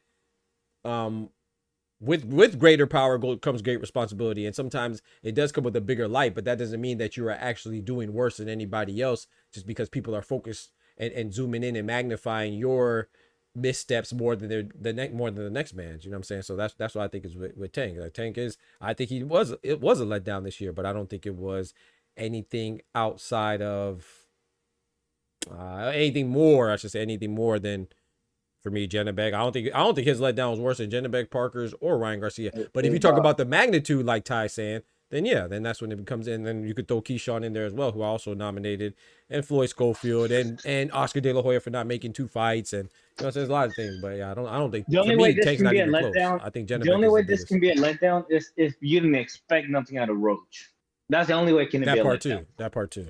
I'm still not going for that. Like I was saying when I went on my little tangent, they need to share that award. Ooh. They both need to take a break from boxing. Tank and Janibek need to share it, or yes. Ooh, damn. He need to go sit down with his PO. He need to get a therapist. Janibek, damn. I need you to go wherever the hell you came from and just stay there. We don't need that type of stuff in our sport. Janibek needs to be afraid of fighting at 168. He needs to be afraid of that. And Billy, Lester, he needs to be afraid of that. Not even Canelo. Like he just needs to he needs to stop being afraid of 168. When he was asked about Adames or our elder statesman from Cuba, Janibek told the translator, I can beat any man. Yes, he did. On an an even level playing field when we step through the ropes. And what he do? Pop dirty. This way. And did not step through the ropes, which is crazy. This is the craziest part. Tank told you a week before his fight. Why would I go over there and deal with the turban boys? Am I going to get a fair fight? You know, that's his guy. That's his platform. Oh yeah, in regards to I'm fighting the- Devin Haney, right? I'm coming there Mm-hmm. just to come back 4 days later and what we see. Mm. A draw. Is Lamont a PBC guy? Nope. Pro box. Did he get a fair shake in the ring? Hell no. No, he ain't get no fair shake. Nah, he ain't get no fair shake. You can't sit here and call out Mick on other places and turn around and what you do. He is at the weakest. Lamont is at the weakest and laziest promotion company, Pro Box. Let's be honest with it. You think Pro Box is? I ain't gonna lie. I think they're doing pretty good. No, they're pretty good. They're doing pretty good now this year because Angelo Leo and all this and that. But before 2025, hell no, they were the weakest. Yeah, it's like an upcoming. B Dog says might have been some funny business again with Tank. Those accusations. Oh, you talking about that's what I'm saying. I don't really get into that. That's none of my business as far as the accusations go. But as far as we talking about in the boxing ring, I mean, he let us down because he didn't do what he didn't win. And then he didn't fight the fights that we wanted. You know what I'm saying? I don't really think I feel like any further complication than that is just because people may or may not like Tank. Like that's it. Like and as far as a letdown in 2025 is very self-explanatory. We're talking about guys that didn't do anything in boxing this year, and they definitely fell short of expectations. I don't really understand any other. There's nothing else to discuss as far as what we're talking about. And his expectations to talent was because people were. Dog, you might remember. Canelo don't want to fight Janibek. That's why he don't move up. Remember those talks before the scope? Or Bud Crawford was like, "Oh yeah, he don't want no part of Janibek because Janibek's a monster." All right. You see, Top Rank releasing their fucking videos with Janibek, swinging. Who was that guy? Honestly. But I don't know. But hell no, bro. Like he wasn't it. Yeah. And they were like, "Oh, Janibek." They then went silent after Janibek popped dirty. Yeah. And shout out to Kendrick. Kendrick said Keyshawn let the culture down the most, being on our own and being a professional after everyone back to. Like I said, it's not to me. Okay, so like I said, once again, I think that's overcomplicating things for me. Like I said, if you want to talk about the culture, I think that's a kind of different conversation because at the end of the day, the culture it depends on what you're. Yeah, it's like what you put on it. Like at the end of the day, Keyshawn. Or Tank, what Keyshawn had, Gervonta had a fight. He didn't perform well, whatever. At the end of the day, he had a fight. Keyshawn, at the end of the day, he didn't have a fight, but he won a championship this year. Janibek did the same thing. He didn't have a fight. At the end of the day, hold on, Oscar, I'm going to let you go. But at the end of the day, Janibek and Keyshawn did the same thing. If you want to impose your personal feelings on him, whether it's based off of how you feel, how much you like him, or your culture that you feel, that's adding something else. Because Janibek and Keyshawn literally did the same thing. They had their fights canceled. It's just that Keyshawn was actually better because at least he didn't pop dirty. Janibek did. So if you want to add the culture, and then that's a whole other conversation. I could agree with you, but that's not. I'm just talking about from a boxing standpoint. Letdown of the year. They both didn't have a fight, and Janibek popped dirty, and Janibek didn't even have a fight. Well, was Namasenge this year? Namasenge might have been this year. And that was this year. Okay, so he did have it this year, but even still, Keyshawn won a belt. So if we're comparing Keyshawn and Janibek, Keyshawn won a belt in his fight that happened earlier this year. Janibek beat a guy that nobody really knows at anyone Namasenge, and then his biggest fight that he claimed he wanted didn't even happen, and he cheated. But go ahead, Oscar. Kendrick, pull up first because you're in the Discord, so pull up so you can encourage more people. But aside from that, it's like he might be at work. How many dogs? Let me ask you this: how many pounds was Keyshawn overweight? Dang, I don't remember. Was it 4? I believe it was 4. It's almost 5. It was. Oh, you said it was 5? It was 5. So okay, it was 5 pounds is a difference. But how many pounds was Floyd overweight with? With Marquez? With Marquez. Was it 2? I don't quite remember. I think it was 2. I think it was 2 point something, but it was closer to 3. Okay. And all this and that. Okay. But let's just remember, it's like Keyshawn fought for a belt with Baranchik. Right. Janibek was gifted the belts from the other organizations, and therefore he been cruising on that for a while. Kind of like Benavidez. I didn't want to bring up Benavidez, but it is what it is. Benavidez was gifted a belt. I'm sorry, bro, but this year's been crazy for boxing. Oh, man, don't do my boy Benavidez like that. But I mean, you're right. It wasn't a good situation. Let me ask you something, dog. Was Yard Ideal or situation, Caleb Plant? Was Yard or Caleb Plant his best wins? Ooh, that's a good point. That's a good question. Ooh, Dave Benavidez was Yard or I would say Caleb Plant, but I think it's debatable. I would say Yard, bro. You would say Yard? I would say Yard. I think Yard represents like the first solid light heavyweight that he's fought, like legitimate. Exactly. And I'm not knocking Morrell. You know, they both moved up together, but I'm saying somebody that campaigned at light heavyweight for a while. But the only reason why I say Caleb Plant for me, maybe because Caleb Plant, even though he just got stopped by Canelo, he was still Caleb Plant. Stop. He got KO, bro. Yeah. Not stop. He got KO. Yeah. Yeah. I don't know, man. That's a good one though. I would say Caleb Plant. I think Caleb Plant was still known. Like Anthony Yard has a reputation of losing his big fights. Caleb Plant might have that reputation now, but he didn't have that at the time when he fought Benavidez, despite losing to Cinnamon. But I don't know. I'm not mad at somebody saying Yard though. What'd you say, Ty? Yeah. I'm gonna pull up Kendrick real quick. And Thomas, yeah, what y'all say? I don't know. I'm gonna pull up Kendrick. But I'm about to get off actually. But I'll pull up let Kendrick say his piece. Yeah, I'm about to go slide, man. My aunt here and stuff. So. Oh no, never mind. Yeah, my bad. Yo, Kendrick in the building. What's good, bro? Yo, what's good, bro? Nothing much, man. I had a lot of y'all being tank apologetics out here, man. Nah, that's what you want to hear. We holding people to the fire again, man. All right, so really, how I look at it is, yeah, we gotta remember, right? If we're talking let down, you said that, right? You said let down and then skipped out. What'd you say? Oh, hold on, my fault. No, you good. You good. Nah, take your time, man. I ain't tripping. I ain't in a rush. But I am about to slide though. I'm good now. Okay.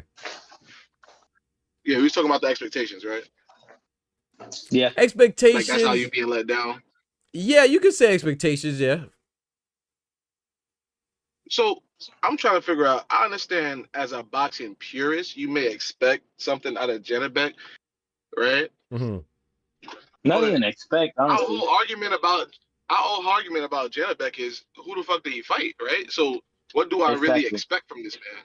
No, but he's not a guy. He's not a Ben Whitaker who ain't fight nobody. This guy's a unified champion who claims that nobody wants to fight him, and he finally gets a unification fight. Sorry, he's already unified, so he gets another unification fight, and he drops the ball. You know, so to me, the difference between them is that, like you said, expectations. Like if you expect Tank to be a generational talent, outside of why don't we expect Janabek to be? It's not even expected. We're like claiming. People are claiming that he is. He's a unified champion, though, bro. Like you said, all that stuff is personal. You're right. Yeah. So that's all the other stuff with Tank is personal. You could argue that Janabek should be highly rated, more highly rated because he's a unified undefeated champion that nobody wants to fight. And that's the point, Kendrick. He called out Canelo for 2 years, but never move up. Carlos Adames too. This be different if Janabek was at 168 beating Mbili. Berlanga at this point, Shiraz, this be different. Resendez, this be different if he was at 168. So yeah, he would be more of a letdown if he did what he did after, you know what I mean, making all those accomplishments. I understand. So he'd be more of a letdown. I think I understand what you said. Like I understand what you said. Like because the people are behind Tank, people are behind exactly. Janabek. But okay, but people that's. Okay, so let me say this. So that means that so essentially Janabek can never be a letdown then, because nobody. No, I'm not saying he can never be a letdown. Well, to the magnitude of Tank. Sorry, yeah, that's what I'm trying to say. Right. So, and I think that's unfair because that's silly though. But at that point, that means that's silly because that means you're expecting nothing out of Roach. Right, and he's a unified champion. That's why it's a letdown. No, that's like what that means. You see. You're conflating something that I'm not saying. I'm not saying that I'm expecting nothing out of Roach. I'm expecting Tank to be something better, way better than Roach. That's what I'm doing. Okay, I see what you're saying. Therefore, which again is. Go ahead. In that favor, and I'm not saying Roach is a bad fighter. I think Roach had a great night. I think Roach had a great game plan. But at the end of the day, This is Tank we talking about. This is the number one in the 135 we supposed to be talking about. Yeah, the smaller weight with right, the but higher he recognition. fought a guy that was a I champion hear and he that had a thing. draw. He didn't lose. You see what I'm saying? So Yeah, He didn't lose, no. even we He still expect had a that's my draw. point. Yeah, That's right. still- So but a draw can't be worse than a not fighting at all. A draw can't be worse than losing. Exactly. A draw can't be That's what I'm worse. saying. Huh? You just said he did fight. He got to win this year. Genovic got to win this year, did he? Who? against who? Yeah, though? no, Nemasenge, right. I guess Exactly. So it doesn't matter. He fought, right? He got to win. How no, much wins it does does that have matter this year? because you don't know No. Nemasenge. Lamont Roach is a champion. So wait. So you think How many let me ask you this. champions have You think Genovic hold on. fought, You think a draw against a champion is worse than a win against a nobody? Or sorry, is worse? Yeah, it's Draw worse than against a the win. champion that you pulled up? Yes. Nah, I disagree. No. And we only know because of you. I Yeah, disagree. exactly. I Outside disagree. of boxing, No, Nobody that's not nobody knew who Ty. the That's fuck not Lamont true. was. Ty, that's not See, true. Doc, and that's nobody why knew I- Roach. No. Hold on. No, I disagree That's with not that. true. I disagree You with can't. Nobody knew who Roach was. No, you can't. Okay. Hold on. There's- I'm gonna let Thomas go, but hold on. Kendrick said nobody knew who Roach was. Who is Shakur's best win? Give me two of his best wins. Oh, damn! Shakur's. Hold on, Ty. Hold on. No. Let Kendrick or Ty can answer too. See- But I want Kendrick because Kendrick is. I know Shakur's is one of his Yeah. favorite fighters. That's why I want Kendrick. Yeah. But who's We have two of his Valdez, best we wins? have Herring, we have Herring. That's it. Herring's good. You didn't know that Herring fought Valdez, Lamont too. Roach? People knew Valdez. No. I know. I'm not knocking Shakur. My point is that you said that nobody knew Lamont Roach, and I agree. The majority didn't know, but a lot of people should know Lamont Roach because he's a champion, and one of your favorite fighters' best I wins agree. is Lamont Roach. Lamont Roach fought him. Lamont Roach fought Jamel Herring. And So lost.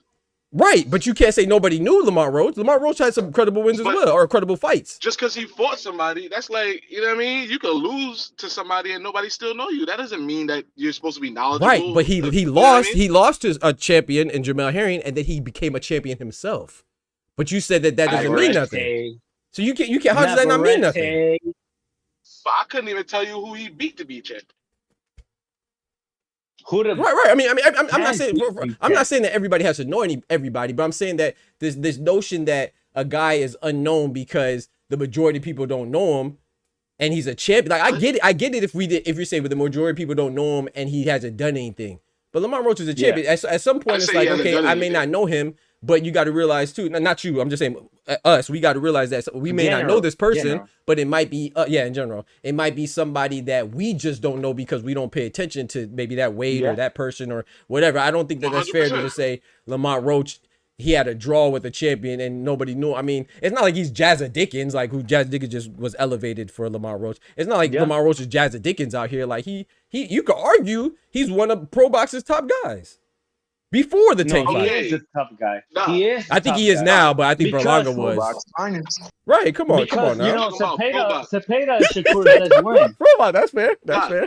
You said boxing's top guys. That's like me saying this is the fucking EPL Liga 3's top guy. Like, what are we talking about? Okay, well, I'm gonna tell you what I'm talking about, and I'm gonna let Ty go through. We gotta let Ty go. My fault. Time to time. But what I'm saying is that okay, so like Boxer, right? Boxer's not a big promotion, but I think we should probably know. We should know their top guy. Like, it was a big deal that Ben Whitaker got snatched from them. Who was their top guy? You see what I'm saying? And right now, their top guy is probably Adam Azim. So I'm not saying that pro box is on the level of ESPN or I don't even know, what would you call pro box? I guess promoters and a broadcast platform. So I'm not saying they're like ESPN or DAZN or Top Rank or Matchroom, but I do think that we know a couple of the guys, right? We know Berlanga, we know Najee Lopez, we know Lamont Roach, we know a couple of their guys. We know Nicholas Foster was just in a big fight with Tiger Johnson. So it's not like we don't know anybody on there. So that does mean something to say that you're a big guy, huh? We know them. Right. The masses do not. Right? Yeah, but how many masses know? Because of that, we have to talk about, if you talk about boxing as a general, right? When we talk about, we got to include the casuals, right? Absolutely. Yeah, exactly. All right, so no casual knew who the hell Lamont Roach was. No. Okay, let me ask you something, Kendrick. Who is Shakur's best win? Bro, you just asked me this. I just answered these. So who is it? It actually depends on what you really value. People say Valdez now. I don't think it's Zepeda. Oh, I forgot about Zepeda. I'll say Valdez. I would say Valdez too. I say Valdez too because I'm curious because I know Valdez was a Hey, big y'all hold name it in down the real quick. Hold on, smarter my weight. mama called me. Give me a second. I'll be back. Yeah, y'all hold it down. Yeah, Though, Okay. please. Yeah, he we was got a it. We reigning got it. champion. Yeah, Yeah, no. he So took that belt. Valdez was a superstar whenever Shakur beat him. I don't know Yeah, what people are not giving him credit for. That's weird to me, but that's another subject. We can tackle it right now if you want, because Doc's not here. But Valdez was a superstar though. Like, why I are agree. people not giving credit to Valdez? Can you Because he answer that? tested positive, and every fight after that, thereafter, he looked bad in. That's why. I mean, Thomas, you know what's funny about that too, Thomas? I feel like you should give Shakur even more credit because More then that credit, means he beat yeah, up the juice exactly. dude. Yeah, exactly, Kendrick. That's what I'm saying. I mean, for me, no matter what or who he fought, he is a good fighter. Period, point blank. That will never change. But I'm a boxing purist. I know what I see in the ring. And I don't care what anybody say about who he done fought. He's still the goods. Some people don't get a chance to fight the best fights because they're not on the same side or they don't have access to good business deals with the other ones. And it is what it is. So I would never devalue him. The thing to me that Shakur does a lot of that gets applied to other folks is he do a lot of reckless talking and it sometimes be fruitless. And that's this era that we in, because you got to realize a phone makes people stars nowadays. You got people like I Show Speed are celebrities. Them niggas is regular folk. Nothing special about them. But they can pick up a phone and they can say something that people will endear themselves to. Ryan's toy review. I looked at that and I was like, why is this so big? It's drab as hell. But to each his own. And that's no shame to nobody, bro. But we in a copycat society. Okay. And people do copycat things so that they can be pertinent. And that's the state of where we are at boxing. And that's why I say in 2026, we just need fights, bro, because it's too much copycat narratives, copycat. Therefore, I say, Thomas. Therefore, I say that Bo Cianis will be the trainer of the year in 2026 because everything is playing out to be Bo Cianis throughout the year. Jack Catterall, Boots, Andy Cruz, everything gotta be Bo Cianis. O'Shea Jones too. One time for the ladies. Jones, bro. O'Shea Jones. I'm thankful you said that, bro. For 2026, gotta be Bo Cianis. Therefore, if Bo Cianis is not the trainer of the year 2026, it's because of his goddamn self. Yo. Ty, there you go. That my boy Ty Cook now, man. He said Keyshawn is on fraud watch per se, but take it Janet back, we're proven fraudulent. I disagree. Go ahead, Ty. Cook on that. I won't 47, I agree. I won't 47, I agree. I came back to spin the block. Oh, okay. I get fighters getting certain fights with people we do know of, but let's not act like outside of the extreme, boxing purists actually knew that Jamel Herring fought Lamont Roach and knew what actual weight they fought at. Nobody knew that shit prior to him being announced to fight Tank. Even when he went and fought Hector Luis Garcia, we still said, hey, he just beat the guy that Tank knocked the fuck out. That's true. Which is what Kendrick is saying. Which is what Kendrick was saying. Similar to what Kendrick was saying. And by rabbit punch. Yeah. Was he really known? No. Even to right now, we still tie him to Tank. I agree. Same way we look at other guys that fought Tank.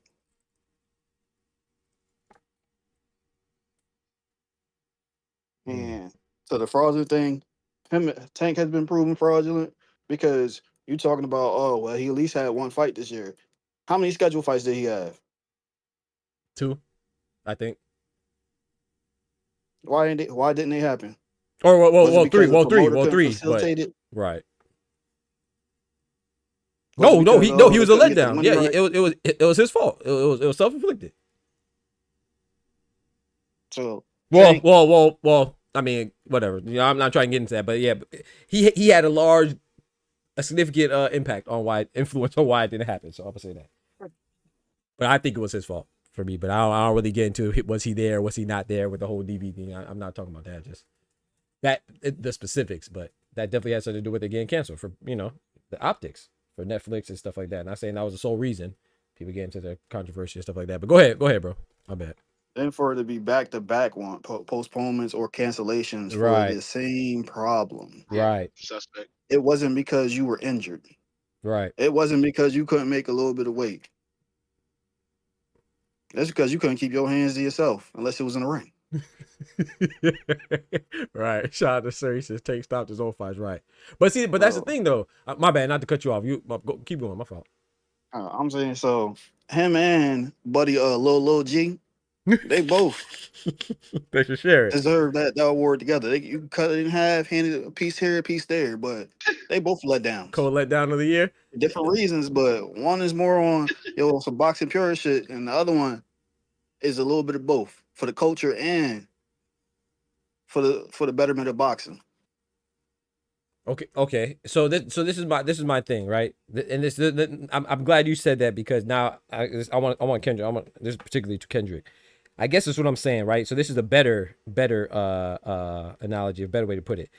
If Tank was, like you said, Janabek, right? Let's say, hypothetically speaking, they're all on the same level. Nobody knows Tank either. Yeah. Would we care? Like you said, well, same thing with Lamont Roach, right? No one knows him. No, not at all. That's right. What I'm saying. Okay. So that's what. Right. So that's what I'm saying too. Is like, I know that's what you said, but also that's what I'm saying. It's like we're not living in a freaking bubble. We living in real life, and the reality is Tank is more of a name, and he's letting down more people. But okay, but that's your let down expectations based on who you like. I'm talking about the sport of boxing. Those are two different things. Even in the sport of boxing, there's more people being let down. No. But who cares? Who cares though? Who cares about? We're talking about let down for 4 years. Not 1, not 2, not 3, not 4. Inoue has been ducking Junto for 4 years. Japan has been asking for this fight for 4 years, minimum. Yeah, Oscar. I don't think people are not hated. Tank is hated. So right? He has to take Therefore, this it goes to the only way he though. absolves himself from this stuff is if he gets in the ring and fights the people that he has to declare himself against. Meanwhile, these ninjas don't have to declare themselves against anyone. So that's why I say the onus is on to who has the who has the power. Right? Yeah. To him, great things is the how's that saying go? That Mickey Freaky hold the mantle. The greater power, the greater responsibility. Therefore, it goes to more to Doc's point to me. What I see is Inoue has been ducking Junto for 4 years minimum.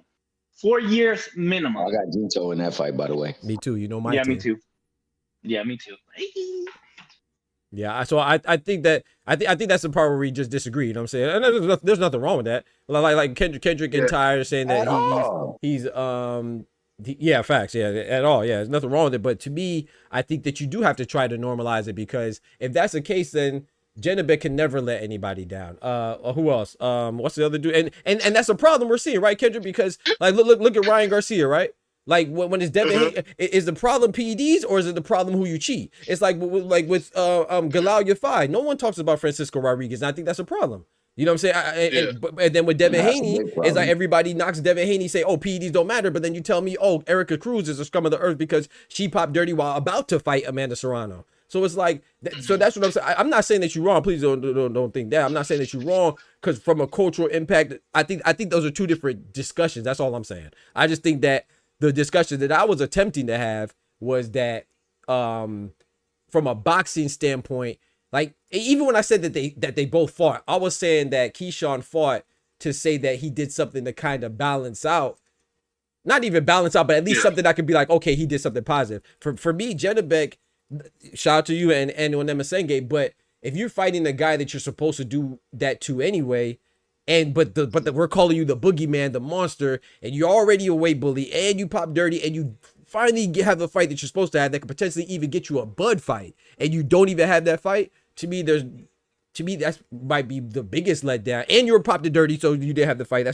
don't think you get bigger than that in boxing. But like you said, culturally speaking, or from a societal standpoint or impression standpoint, then yeah, Janabek can never do anything that'll put him on the level of Tank. So the only people that can get let down of the year are big names. So like Tank and Canelo and whoever else is big. I don't know.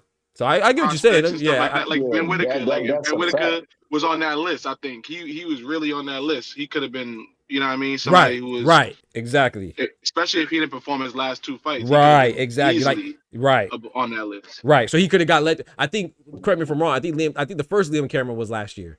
So yeah. So if we did this last year, he could have been our biggest letdown of the year. Yeah, facts. Oh, when he went over the rope. Yeah, right, exactly. Where he went WWE, but since then he bounced back with Liam Cameron on the rematch. Right, he had to find a way out. So I get what you and Tyre saying. Don't be wrong, but I agree with what they say. Of course, you know the bigger. I disagree, but I get what they. I understand. I just disagree. Yeah, I see what they're saying. The bigger the expectation, the bigger the letdown. And let's be real, man. You know, if you're being fair and honest. Just look at right now. This Mickey Fricky is running from the law. He ain't had a fight in ages, and he still dominates everybody's talking points. So people want to see him, whether they want to see him lose, win, or be indifferent. They just want to see him one way or another. And there are those fights that he has to fight so that, you know, people can finally stamp him and say, yeah, he official. So I say, I'm a hold him. So if this Mickey Fricky, my bad, I'm gonna land it right here. No, take your time. If by some stretch of an imagination he is able to evade the law and still be able to fight in 2026, I want to see that man in the ring with these people. Me too. And I go all the way up to Big A, Debo, because you know what? They all spoke on his name. They all justified themselves off of his name. And he needs to justify himself off of their names so we can pack them up and get them the F out of here, dog. And that's all I got to say. Yeah. I disagree with that because he fought the number 1 ranked guy in the Ring magazine. Who? Aside from that, bro, like, you cannot tell me. Those are the same people saying Bud duck Canelo rematch. How the fuck can you say Budrick duck the Canelo rematch when he beat him not in talent? I mean not in talent, not in size, but in skills. Canelo did not lose that fight on skills. Against who? Against Bud? Against Bud. No, I'm sorry. I trip on my words. It's like, but Canelo lost that fight on skills. On skills. Okay, I got you. He did not lose him on size. Okay, I got you. I understand. Okay. He did not lose him on size. It's like, there's people saying, Bud duck Canelo. Bro, right. I'm sorry. You cannot say that. No. There's no way, Jose. Right. Canelo lost in skills. Right. He did not lose in size. Right. How can he get Canelo when Canelo's about to fight somebody else? Like, I don't understand that. Like, he didn't want to. That's what I'm saying. That's exactly what I'm saying, Thomas. I know. Doc said it because he said a lot of this stuff be weird, bro. Weird, bro. Yeah, it'd be weird. Like, it's just, and I'm not talking about anybody in here. I'm just saying, like, people want to sometimes, like, they want certain fighters to do so much and other fighters do so little, or same circumstance can be applied for one fighter and it's okay or it's excusable, but then the same circumstance for another fighter it's inexcusable or it's not okay. It's like, bro, the man retired, dog. You can't really duck. I don't think you duck somebody to retirement. Now, for example, I will say this. If you're talking about the fight and you're scheduling the fight, like let's say like a Loma, then I get it. You could say that was way out or whatever. But even then, you know, I don't really say that he ducked Tank too much. I don't know, man. I don't know. Nah, he ducked Tank. You can say that, right? Tank. Right. He didn't duck Tank for this one fair factor. He wanted to be undisputed. He knew he could never be undisputed. Right. His opportunity to be undisputed was in that fight, which he thought he won. And you know, it broke him. And they scheduled another fight, but his heart wasn't in there. I don't want you in the ring against somebody and your heart ain't in there. Right. I've seen too many times where you ain't supposed to be in the ring and it didn't turn out right for you. So bump that, man. He ain't dunking. But I'm not mad at Kendrick for anybody who's saying that though. But I ain't have to mad at be it either, fair. because Yeah, by yeah, I have to be definition, fair. it is a duck. Right, If we're right. gonna go by definition, is a duck. The Right. circumstance sometimes it's like conditions, road conditions, Right. weather conditions, determine the Conditional, speed of the. exactly. Yeah, you gotta factor everything into there. Right, This right. man had his heart set on being undisputed. He thought he had it. He know now, given the way the politics are, it'll take 4 more years probably for him to get some more damn chances at undisputed. So Yeah. why even do it? But I ain't gonna lie, done. Tommy. I gave boxing all I had. Right. So I don't call it a duck. But I'm not gonna lie though. I'm not gonna lie. to I don't think it was and I could be wrong, but for me, I like how you put that, but I don't think it was a time thing. I think it was an opponent thing. I think he saw he has to go through Tank and Shakur. He don't want the pressure. And he You know what I'm never wanted saying? to fight Shakur. Right, exactly. He didn't want to fight Exactly. Shakur. Right. So yeah, that's what I think. I'm not about to try to go undisputed through these two, man. It'd be my worst fights of all time. Yeah, and I will say this too. I think that he Dog, ducked. you're telling me that he challenged the decision. He won the challenge, and he didn't want to fight Devin again for Right, undisputed? that's what I was gonna say. I feel more comfortable saying he ducked Devin. If I was just about to say that, shout out to Oscar. I was gonna say if anything, I feel more comfortable saying that he ducked Devin because he did complain. He petitioned against the result, and they gave him a rematch, and he said no. Yeah, and Devin, according to the reports and documentation, Devin said that he would fight him again, and he didn't want it. So to me, like we seen Oshiki Foster got a bad decision. He petitioned. They didn't switch it, but they gave him a rematch. And what did he do? He fought Robson Casado again. So to me, that's more of a duck than the Tank. I give him more of an excuse for the Tank one. But like I said, I ain't mad at anybody. Saying Here's the thing. You can't sit here and tell me that he was trying to. He knew he couldn't get undisputed because of the politics when he's fighting Tank who's across the street. So that's the first one. And where were the other 2 belts? Top rank. Okay, and then all he had to do was fight Shakur after that. Yeah. So bullshit. I call bullshit. He was ducking. That's it. Yeah. Well, like I said, the man did not want to fight Shakur. Not never. Yeah, he ain't never won. There's no benefit for him fighting Shakur. Yeah. Now with fighting Tank, he's going to make more money than he's ever made. Right. Ever in his career. So there is a benefit there. But he didn't have much more fights in him. You're right about the politics. That's poor diction. Shouldn't have said that one. But just in general, for you to get undisputed, it is a lot of politics that come into play when we're talking about how these people invest in these fights and what they expect on their return for their investments. And they oftentimes don't get made out. And unfortunately, it get applied to the fighters. The fighters ain't. When you go to the fight, you go to see the fighters. But guess who gets the bread? Come on now. The people who you don't even know you going to see. These Mickey Frickies usually dictate the way the stuff get put together. Right. Who gets put in front of whom and everything like that. But we'll put it on the fighter. Right. And especially if the fighter got a certain hue of tint. Right. Them niggas got a little bit of melanin. If they melanated people, we will go ham on them. Right. Meanwhile, like I say, other people, they don't have to fight anybody, and they get, like you said, this Mickey Freaky Janovex, he been doing this stuff. Come on now. He been doing this stuff. Come on now. It just now it was on a format where we want we see it now. Come on, right, and we see it now. Because it was on the, but I was gonna say, Tom, I don't think that you said anything wrong. I was just saying that I think the bigger influence on him was the opponents. But no, you're right with the politics because, like you said, going for undisputed, what can interrupt that? What if the IBF champion has a mandatory he has to satisfy? What if the WBC or WBA or WBO champion has a mandatory you have to satisfy in between your undisputed quest? So no, you're absolutely right. The politics of boxing actually will get in the way too. Between there, what you said right there, don't the unified supersede or trump mandatories? It depends if they want to. Yeah, it depends on the sanctioning body and what they allow. Like, so a lot of times they will allow an opponent to take step aside. But let's say like for Shakram Giyashov, right? He took step aside for Stanionis and Boots. That was the second time, if I'm not mistaken, taking step aside money. He said he don't want to do it again. So now that's why the WBA is in a tough spot because they want Rolly and Pacquiao for that monetary compensation. But it's like Shakram said he doesn't want to step aside anymore. So, we'll see how that's why that case is so interesting. So it can supersede and take precedent over the unification, but it's not guaranteed though. So it's the same with remember Bivol, right? So Bivol, look how he got stripped with the WBC. They said, oh, because you didn't want to fight his mandatory next. But Bivol ain't even fight nobody yet. He's fresh out the operating room from his back, and they still stripped him. You know what I'm saying? And you know that was supposed to be for well, granted he had all the belts. That's a bad example. That's a bad example because he already had all the belts. But that was a good one though. What's his name? Oh, Usyk and what's his name? Usyk and Fury when he got stripped for not fighting the mandatory. Well, that's a bad example too because he had all the belts then too. That was a rematch.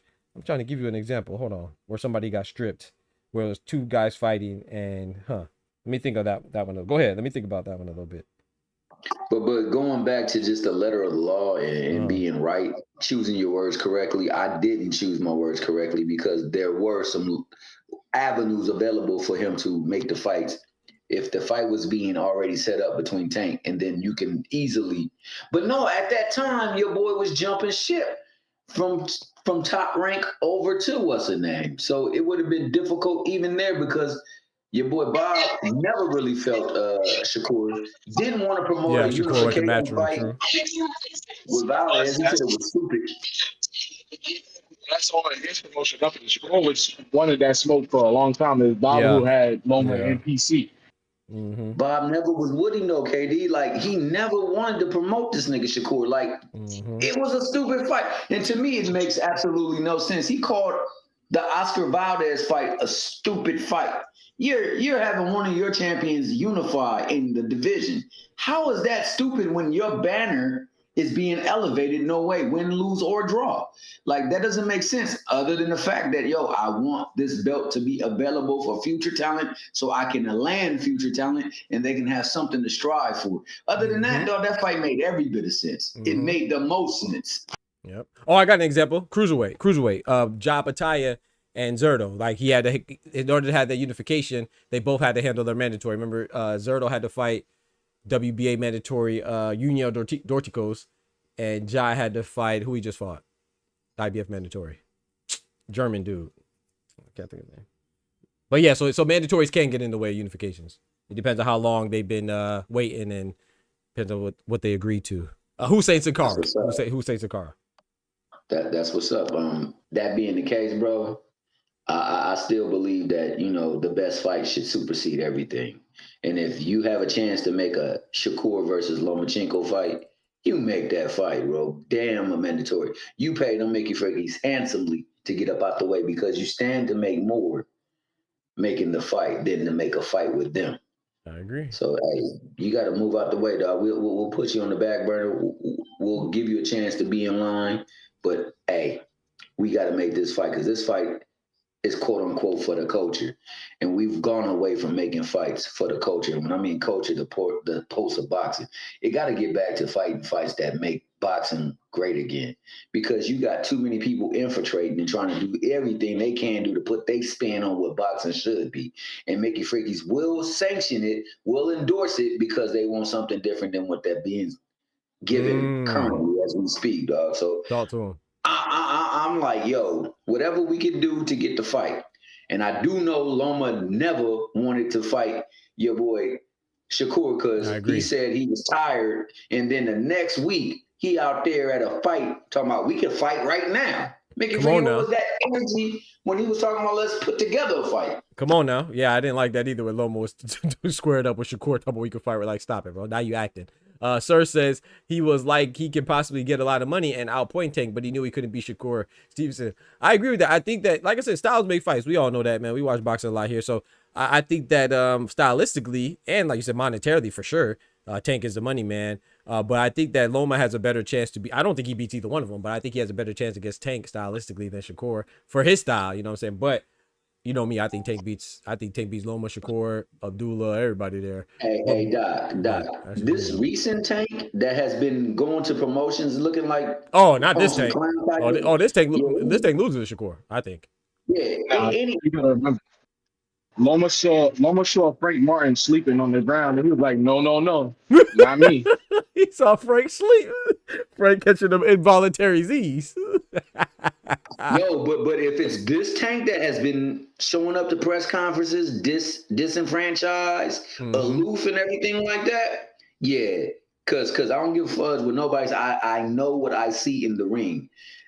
in the ring, it was night and day from Tank, what's his name, Davis versus Tank Roach, and it was like he was not as engaged.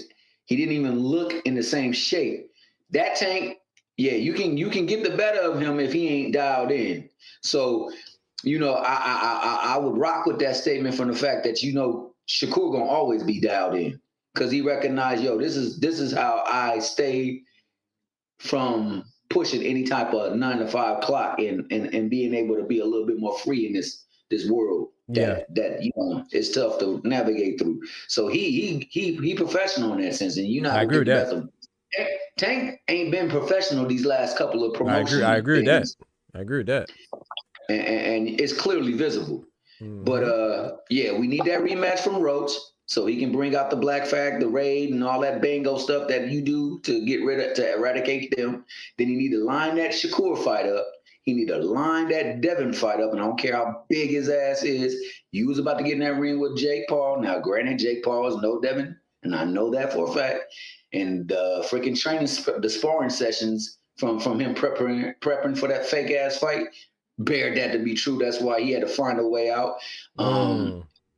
Yeah. I fully believe that. I believe that Mickey Fricky contact list is very vast, and 304s exist for a reason. Hey. But that being the case, he got to get T.O. for being a racist. He the only one I want to see spark T.O., but unfortunately, man, Shakur is about to do that ish right now. So he's off the thing, and then shut it down, dog, because you clearly ain't dialed in. And if you ain't dialed in, don't be in the ring. Likewise, if you can't keep your hands off folks, you ain't gonna be able to get in the ring. But like I say, it's a whole lot of stuff that I got to say about that, because you know I used to do connect the dots to try to figure out the picture. That shit ain't connecting for me right now, and now I can't see what pictures is making. You know me, I just stay away from it. But I mean, you can't talk about me. Talk about it, shoot. I just don't really, me personally. That's just me. Like, talk about it if it makes sense or don't make sense to you. I'm trying to hear. No, I'm just saying, man, you know, the only thing to me that makes sense is if you're going to box, get in the ring with the people that are going to show that they deserve to be in the ring. Jake Paul never showed me that he deserved to be in the ring. On top of that, man, he was fighting a sanctioned fight with Mike Tyson, and I literally saw this nigga Mike Tyson pull punches back and then start incessantly biting on his gloves. So that nigga need to be packed up for that ish right there. I've seen. Dang, bro, AJ won't suffice, bro. AJ wasn't good enough, bro. Dog, and you know that's real because he didn't say ninjas this time. So yeah, that's from the that's heart. how you know it's real. AJ ninjas. That was from the heart. Hey, I gotta watch my tone, man. But yeah, nah, you good, man. Hey, the hell, no, man. Speak freely, bro. For what he is trying to do for the women, because I believe the women don't get the proper respect that they deserve. One time for the ladies. ladies. I think a lot of the times the women are also in play with that. They gotta own up to it too, because if you want to be receiving the same respect as men do for what they do, you gotta do what men do in the ring, and that means you definitely gotta go 3 minutes. Shout out to AB for that. Mr. Bumgarner, shout out to that. Therefore, I agree with you and Ty on the Ulster. I think it was last stream, if I'm not mistaken, where you were talking about Ulster. With Ulster, it was like Jake does not carry MVP. Oh yeah, he does not. Just his name alone does not. You gotta put entertaining fights. Right. That's why I agree with y'all. I couldn't join that stream, but I wish I could. But yeah, I remember. But now. yeah, no. Like Serrano is not gonna pull the names. Taylor is, and therefore, like you cannot say that MVP is gonna survive without Jake. Now that he got his jaw broken, I don't even think survives. Honestly, bro, I'm sorry, but yeah, it's gonna be tough. Like the women's boxing. AB, made history with all this and that. People are calling it boring. I don't think it's boring. I just think it was like, out of shape and all this and that. Not out of shape, but like, like they weren't ready for it. What they weren't ready for that extra minute every round because it adds up to 12 minutes. Yeah, 12 minutes is 4 rounds. But they weren't ready for somebody that struggled in the regular format, dog. So it was tough on her, but she endured. Yeah, so it's like, I don't agree with what AB said, though. She said she was better than Clarissa right now. I disagree. Yeah, she gonna say that. Yeah, she got to say Yeah, that. she crazy, bro. She crazy. Yeah, she wildin', but she Stop got to say that. jacking I ain't and mad move at up. it. But Oscar, She you was gotta like, realize. Oh, we let Tay cook when you done, Thomas. We're gonna go to Tay after you done, Thomas. I see Tay Oh, back in. let me stop. I just wanted to No, go ahead. just find what he was saying because he was right. We just in an era where you copycat or you say stuff just to get people to tune in, bro. This is a dynamic era where you say something that's dynamic, no matter how true it is. It just got to click the bells and whistles for people to dial in, and they just trying to get people to dial in. Yeah, he's just trying to get people to dial in. He's trying to use her as to be the torchbearer because. Toronto days is limited. You know what I'm saying? You nice with me. Toronto That was shit a over with. That Katie Taylor put her under, bro. That's all. That's over with for me. Yeah. But shout out to you for being more optimistic than me. I think that shit over with. No, What up, Tay? What's good, Doc, man? Man, ain't nothing much, man. How you doing, bro? Appreciate you pulling up, man. Happy Kwanzaa, happy Hanukkah, Merry Christmas, happy holidays, brother. Shane, man, back at you. I just heard y'all talking. You know, usually I'd be in the chat, but I feel like it was time I come back up. I ain't been up. That's what I'm talking about. That's what I'm talking about. It's time, man. You know what I'm saying? Hey, unleash the beast. Yes, sir. Nah, though, but with Alicia, like, I'm gonna be real. You know, she from Ohio and all that, but she be talking too crazy. She ain't that good. Like, I ain't gonna lie. She regular. Like, I don't know how she top 10 pound for pound on the women's thing, but I could name at least 4 fighters. I don't know women's division, by the way, but I can name at least 4 fighters I know that'd be her for sure. Not gonna lie. Ain't she from what the other AB say, man? You from Fremont, man. why Adrian brother doing like that, man? What's wrong with Fremont, man? What's wrong with AB, man? Not somewhere. I don't know where that's at.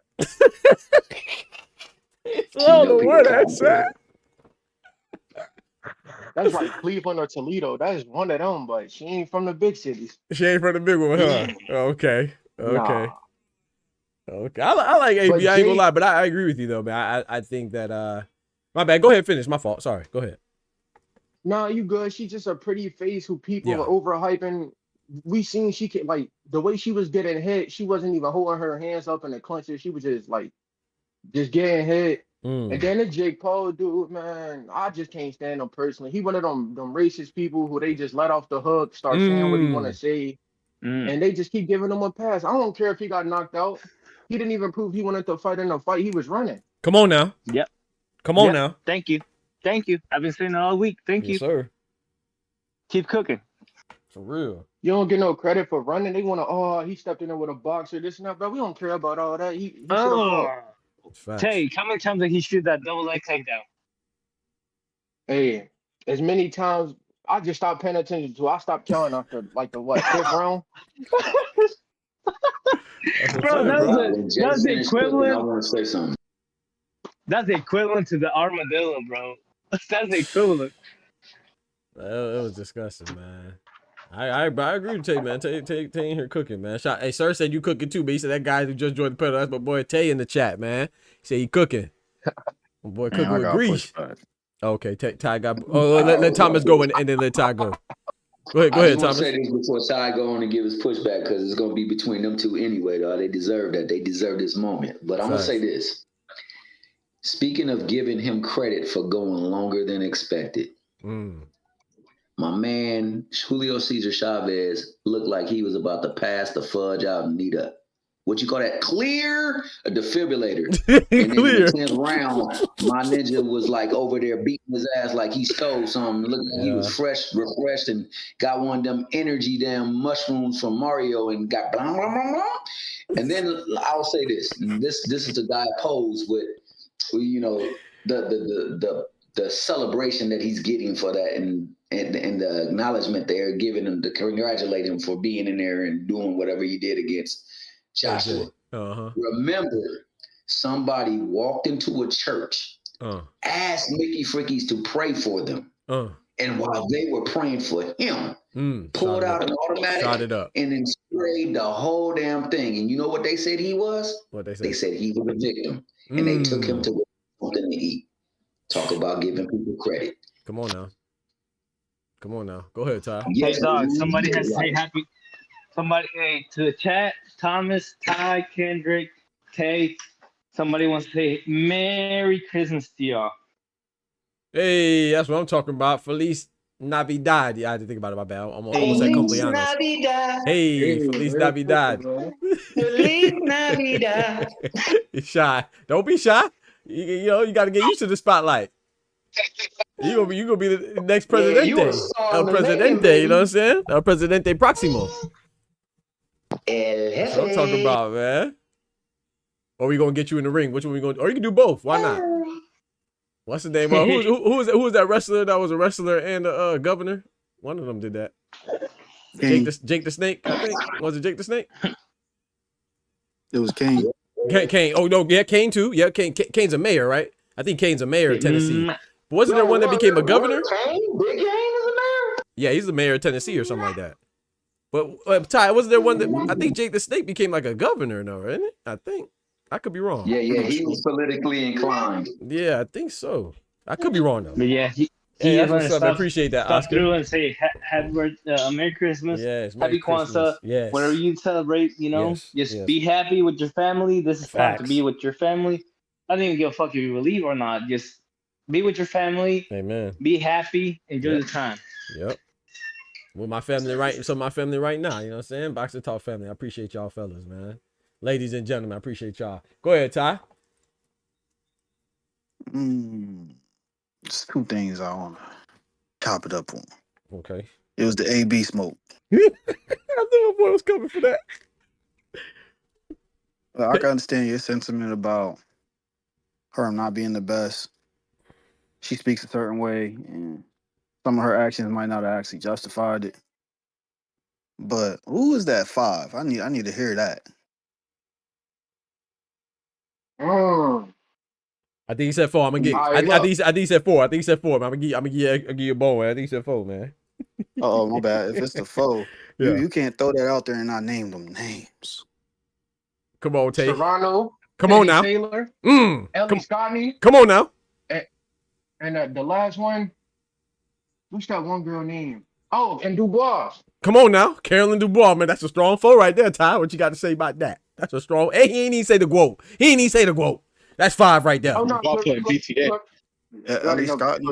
Hell no. Yeah, I ain't gonna lie. I might hear you with Katie Taylor, Yeah, but the minute you said Serrano, come on, bro. We seen the paperwork. She wants to De La Hoya. I ain't gonna fight you, but I'm a sign you. Hey, Ellie Scotty good now. Come on now, Ty. Ellie Scotty a beast now. And she gonna be sitting on her pockets, especially if it's 3-minute rounds and it's 12 of them motherfuckers. Oh man. Oh, you was talking about 4. Okay, you talking about 4 that's realistic to fight. My fault. I see why you didn't say closer. My fault, Tay. I thought you just named it 4 people better. My fault. Okay. Yeah, no, I ain't gonna lie though. I pick AB to beat Ellie Scotty, but Carolyn Dubois. I'll be rooting for Carolyn Dubois, but I'd pick AB to beat her. Katie Taylor. I have Katie Taylor being AB. Serrano. I'll lean towards AB. I think it's a good fight though. Hey, shout out to Axel. Said I'm listening from the UK. Shout out to my UK brethren and sister out there, man. One time for you, Axel. Appreciate you coming through, man. Happy Kwanzaa, happy Hanukkah, Merry Christmas, happy holidays. You feel me? Who?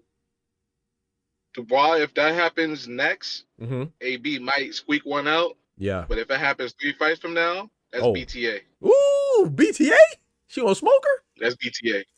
I ain't gonna lie, man. I might be with you, Kedge. I think Carolyn. She's gonna be looking crazy in there. Yeah. I think Carolyn. Like I said, I don't know. I don't know for sure. I respect AB undisputed. You know what I'm saying? I don't think there's much you could say. She only has 1 loss, so she avenged that. Excuse me. Yeah, but I don't know. She a beast, but I have Carolyn. But I don't know, Kendrick. The reason why I admittedly I like Carolyn Dubois more than I like Alicia Baumgartner. So it's like I'm pretty good at separating, but I think that fight is very close. You know what I'm saying? I think that fight is very close. So I don't know. I'll be rooting for Carolyn. I like them both evenly. Yeah, I like them both. I think okay. What puts me over the edge is Carolyn Dubois' head movement. I haven't really seen Bum fight somebody with that level of head movement. Right.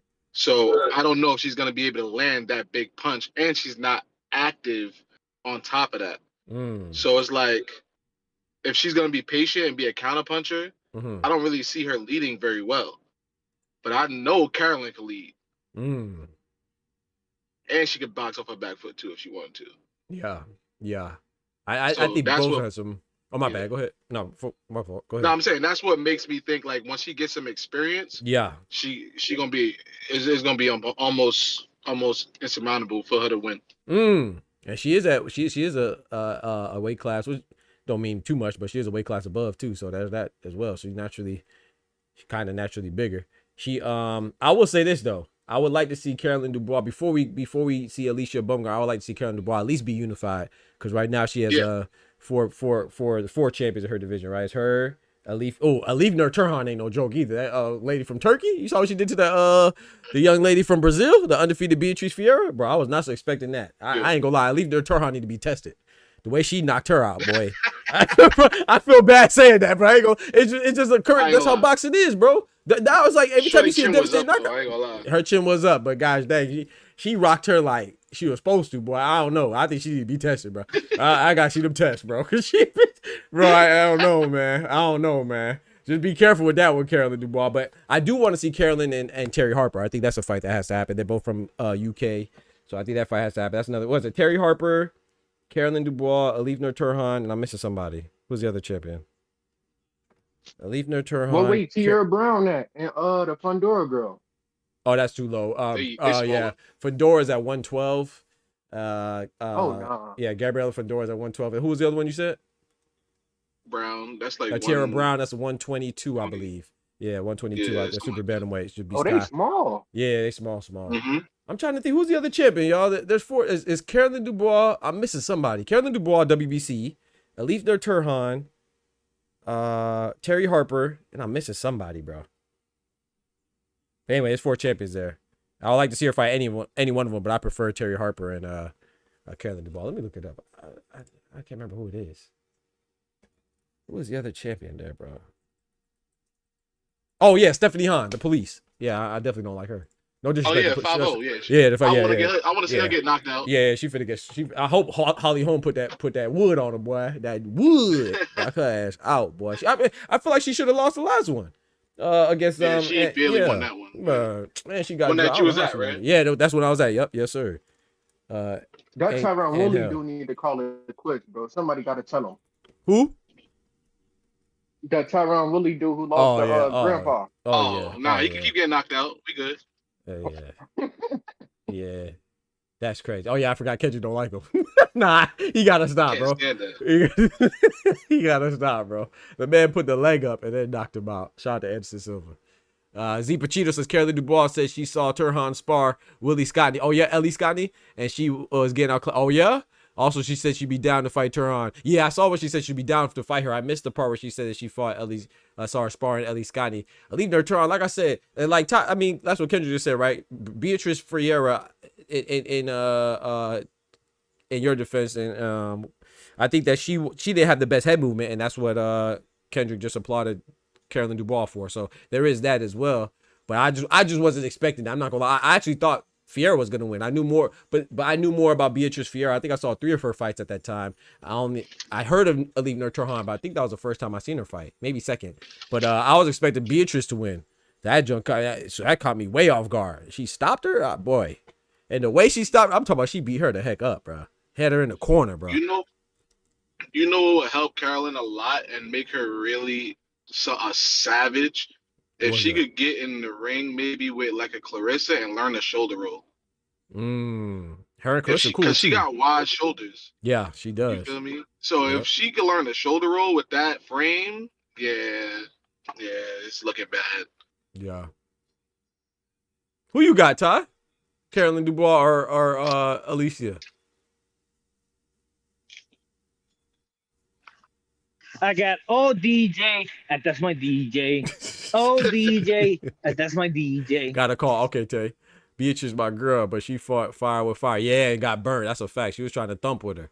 That was a wrong choice. And boy, that girl, well, she's from Turkey. Hey, Doc, that gobble. She know how to squabble, boy. Guys, dang. Yo. Hey, Doc, I got a question for you, though. Yes, sir. Ty, I got a question for you, too. I think Ty. Clone is always saying how he ducking. I've been calling out Clone the whole time, but he don't want to pull up for the big Christmas. What the fuck? Oh no, he said he's busy. He said he did respond. He said that he couldn't pull up right Nah, now. his girl Jewish. This cap. Hanukkah over. Yeah, that's what he said says living every his time. Christian life with his Dog, Jewish he's girl. been saying you've been ducking the whole year. Oh, there Not you go. one, not two, not three, not two, but 12 months you've been ducking. Facts. That's what he's been saying. That's a fact. Yeah. They're gonna tie right there. Oh my God. I kept getting phone calls. Okay. But I got AB. I got Dua. Hey, for real? That surprised me. I Because I'm didn't looking think at you would say that. the realism of it. By the time they actually fight, it's either this girl's gonna be meeting her prime. Yeah, that's I don't true. think it's gonna be the time for her to move up because you don't see that too much with women. All right. They usually try to stay around where they need to be. All right. That's interesting. I didn't think you was gonna say that. I thought you was gonna pick AB. You surprised me with that one. Yeah, I If they got. fight today, I got AB though. Yeah.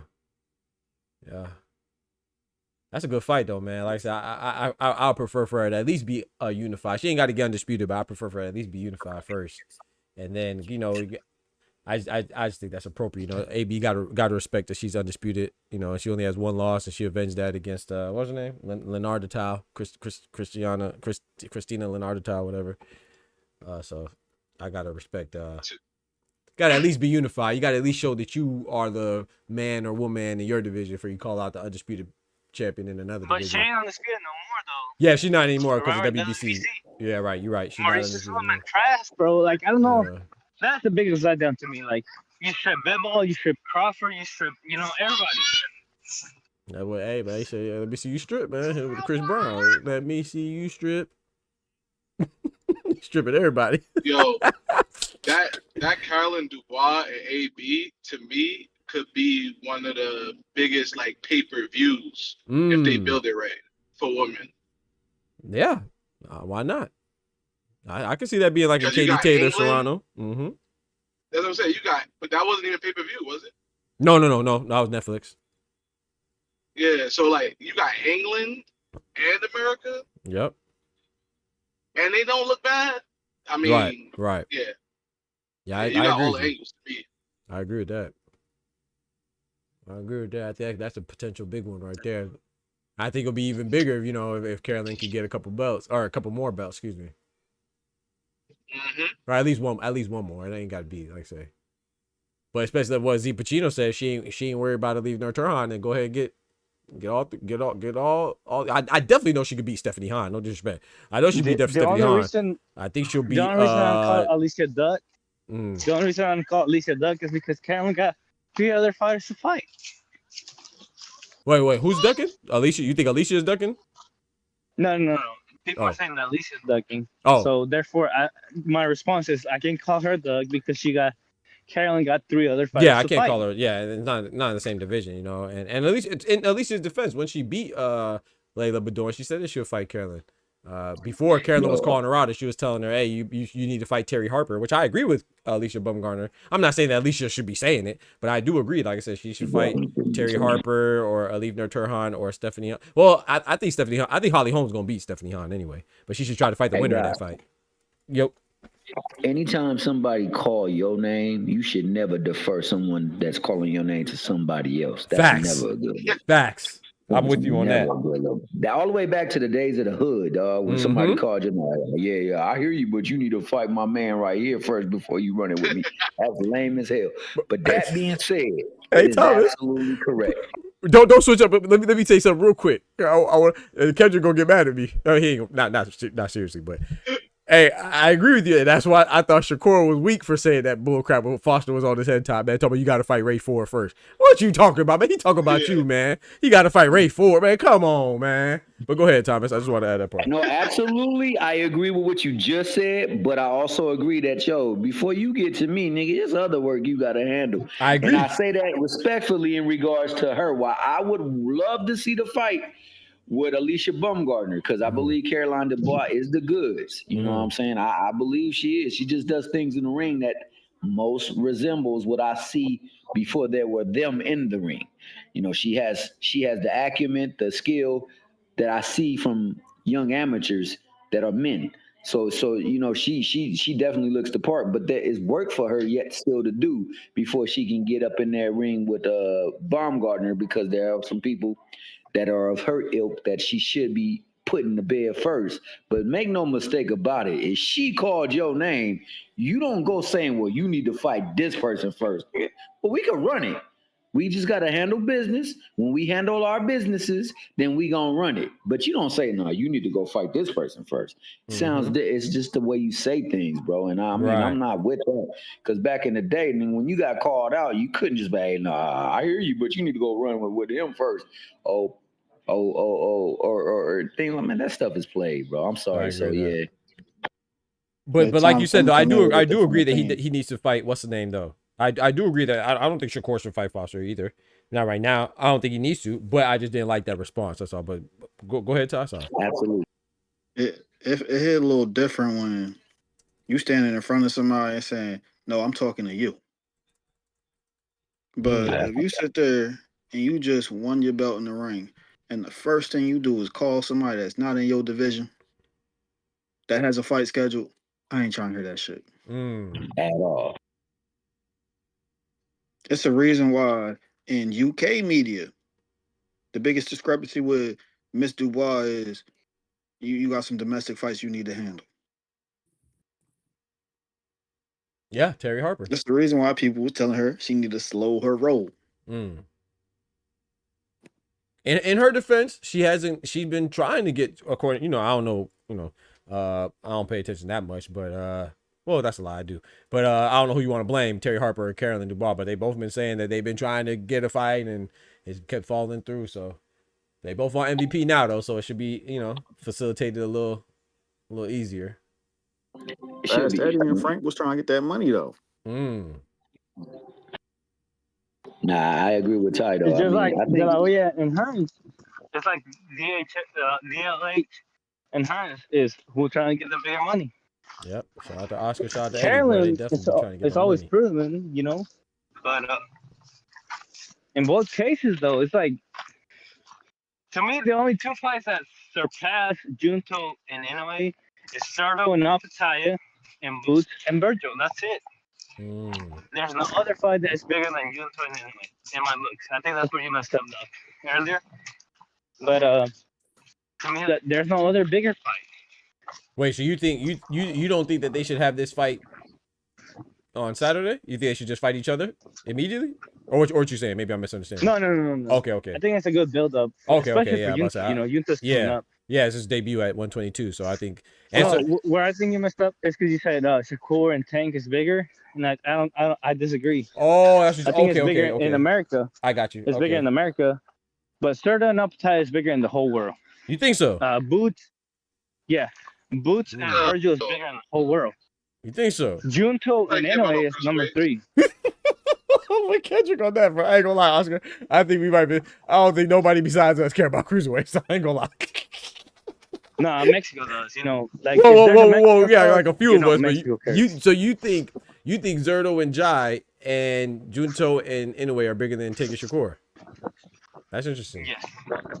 No, outside America, yeah. Outside of America. Outside of America. I don't even think. I think in their own country, like I think in Japan, yes, but I don't know. Like you think the UK are more interested in that fight? Yeah. Okay. Yeah, it's because you got to think about. LeBron James is famous outside of America, but he's not. Like he's famous in America. He's not famous in Mexico. Let's be honest. He's not famous in Colombia. Right. Okay. But you think Inoue is? Yeah. Okay. There's more Colombian fighters in the smaller weights than there is American fighters in the smaller. That's true. Yeah. But I'm talking about they following. That's why I said Fulton. Yeah. You remember? That's why I said Fulton. No, you're right. No, I agree that there's more participation. I don't know if there's more following. Like for example, you're right, because even the fight with Inoue versus Picasso, right? That's pitched as a what? It's pitched as a card with Japan versus Mexico. That's how it is, right? Because they have Junto versus Hernandez, Japan, Mexico. Inoue, Picasso, Japan, Mexico, and then Taraji and Garcia, Japan, Mexico, with Eduardo Garcia. So, which don't get me wrong, Junto has a tough proposition this week. I agree. I think Sebastian Hernandez is tougher than Picasso, but I don't know if the following. Like, I agree that the participation is there, but I don't know about the following. I think that's a global. I don't even know if this is the right word, but like a epidemic. Like I don't think nobody cares about the smaller weights, man. Besides Japan, I ain't gonna lie. Well, let me rephrase that. Besides a lot of the like I would say Philippines, a lot of Asian countries, yeah. I wouldn't put China in there. I don't think China's a big boxing nation. I could be wrong, but I don't think so. Therefore, that's what Kai's point earlier made a lot of sense. That's what therefore is being pitched to Asia. It's not being pitched to America. It's being pitched to Asia because they're bigger in smaller weights because they have Pacquiao, they have Inoue, they have Talis, they have Rungvisai, they have Donaire, they have they have all them guys. Yeah, but you named 2 countries. You named Philippines. All the people you named was 2 countries: Philippines and Japan. That's it.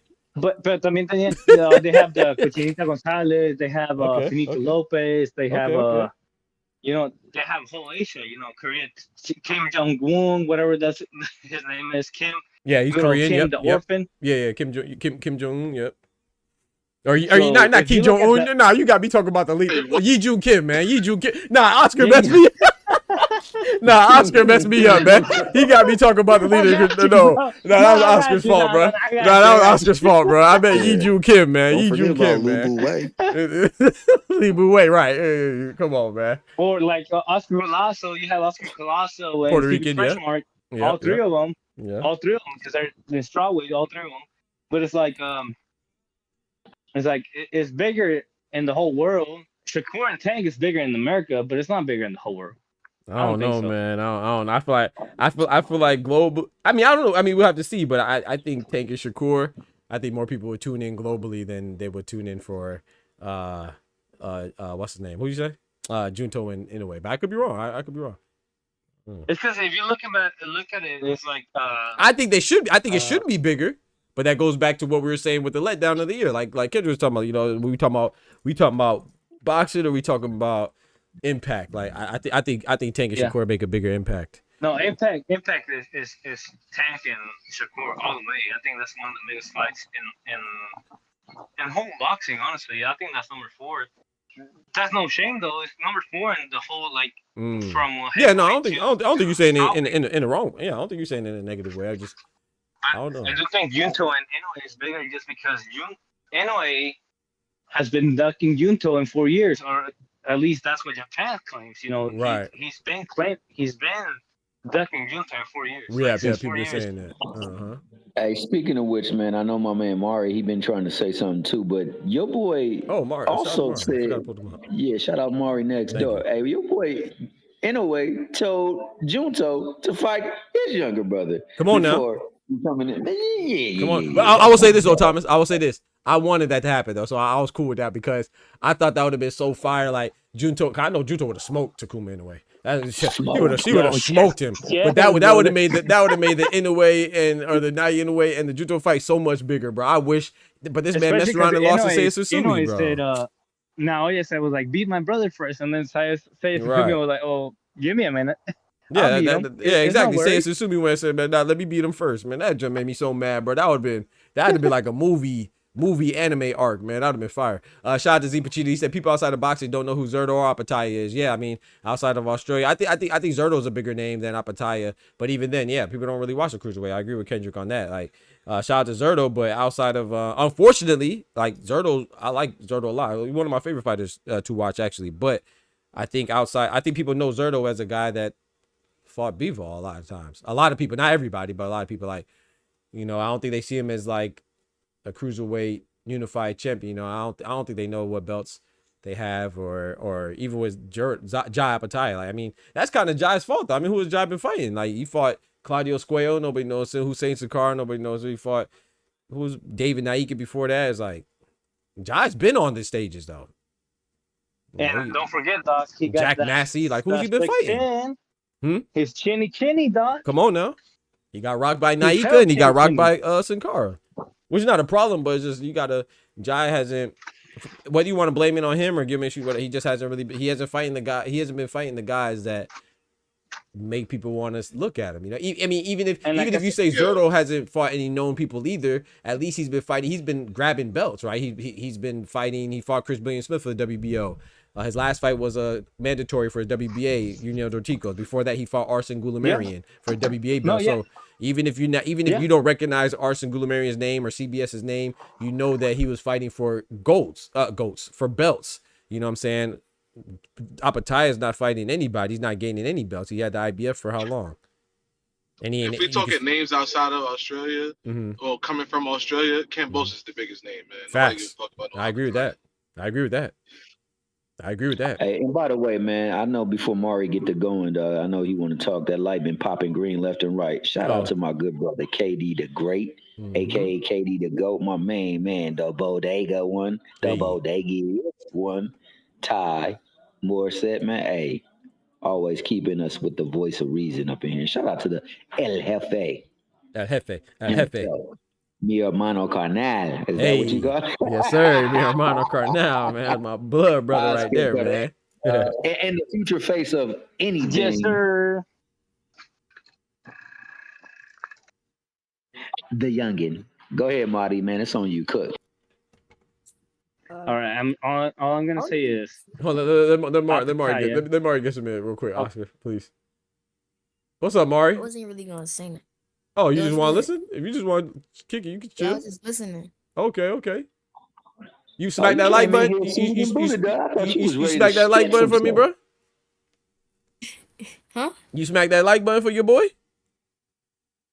Oh, I ain't do it yet. That's crazy. You ain't do it yet. That's crazy, bro. That's crazy. I got you. I appreciate it. Shout out to Mari, man. Young Mari. Next door, dog. You didn't even ring the bell or nothing like that. You didn't knock on it before you came in. You know what I'm saying? He ain't wipe his shoes, take off. You know what I'm saying? He ain't do none of that, man. His bars didn't try to hop in the refrigerator, man. What's wrong with this dude? This boy came in here fresh to death, like, yo, you gonna respect my gangster no matter what.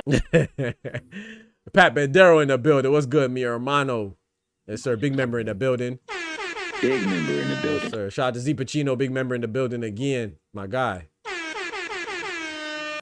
Z Pacino says Jai is that Inoue problem. He's so offensive, he doesn't fear what's coming back at him until he's on his pockets or stunned. Yeah, but I would say, Inoue though, I will say this about Inoue.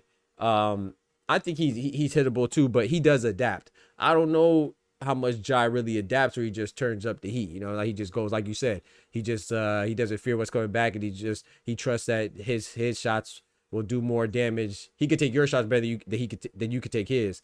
Anyway, we see him. Yeah, right. So, but anyway, we seen him get wild, but you could tell he adapts. Right when Ramon Cardenas dropped him, I feel like that was I just did the last issue, man. Doc's Corner, man. Check it out. The newsletter. I was just talking about what makes a special fighter and what separates regular fighters and special fighters. Is like Ramon Cardenas. What did he do?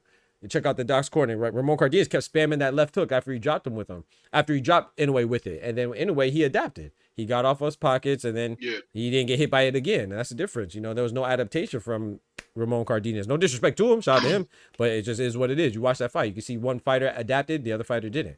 That's special. Even though he shouldn't get dropped. Also got that dog in him. Say it again. Sorry. I said I think the real factor with Inoue is that he got that dog in him. I agree. He ain't going out. I you agree. gotta put him out. Yep. He does have that dog. And the Cardenas thing, it was I can't even say Inoue made an adjustment. I feel like he just got reminded of what he needed to really, you know what I mean? Because he got loose. He thought he was going, you know what I mean? Run through him. And he just got reminded. I didn't really see him change his game plan per se. He still beat the shit out of him the same way he beat the shit out of him before he was.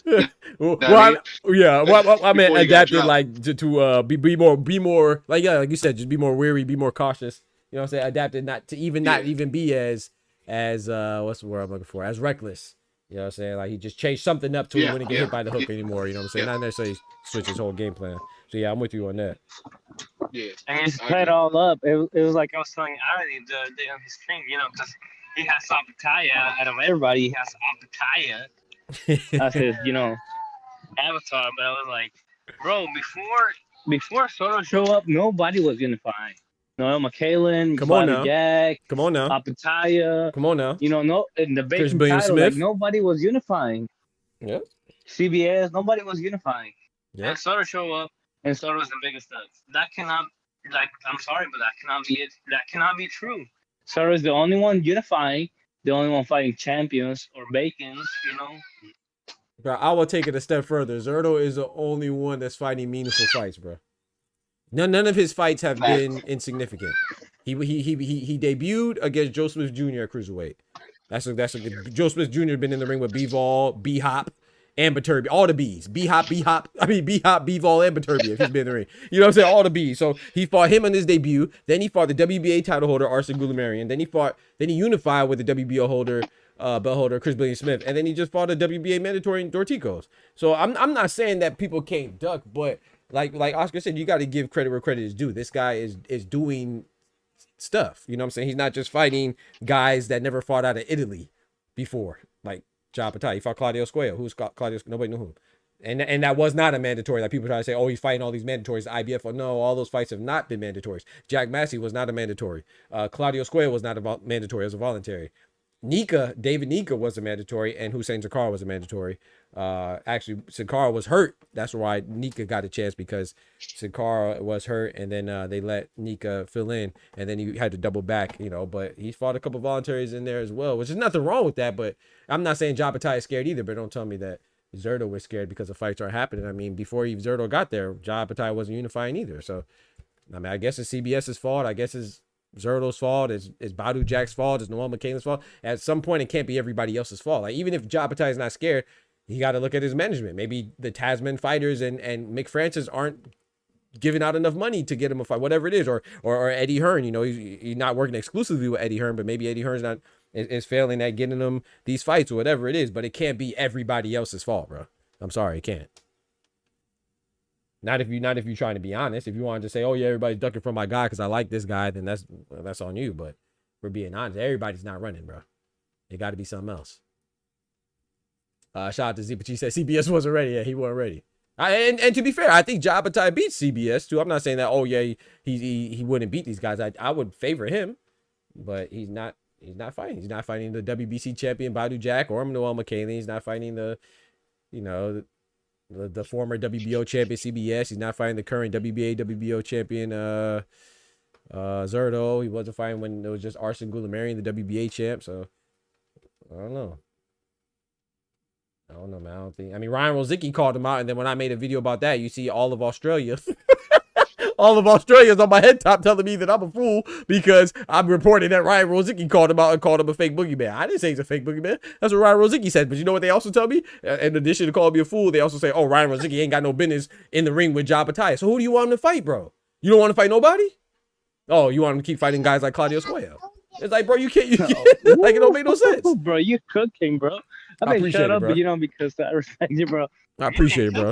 I appreciate it, bro. Thank you, man. I try a little bit. Pattaya has not fought but two mandatories, Sankara, and one of them mandatories was just because he replaced Sankara. Right, David Aika, right.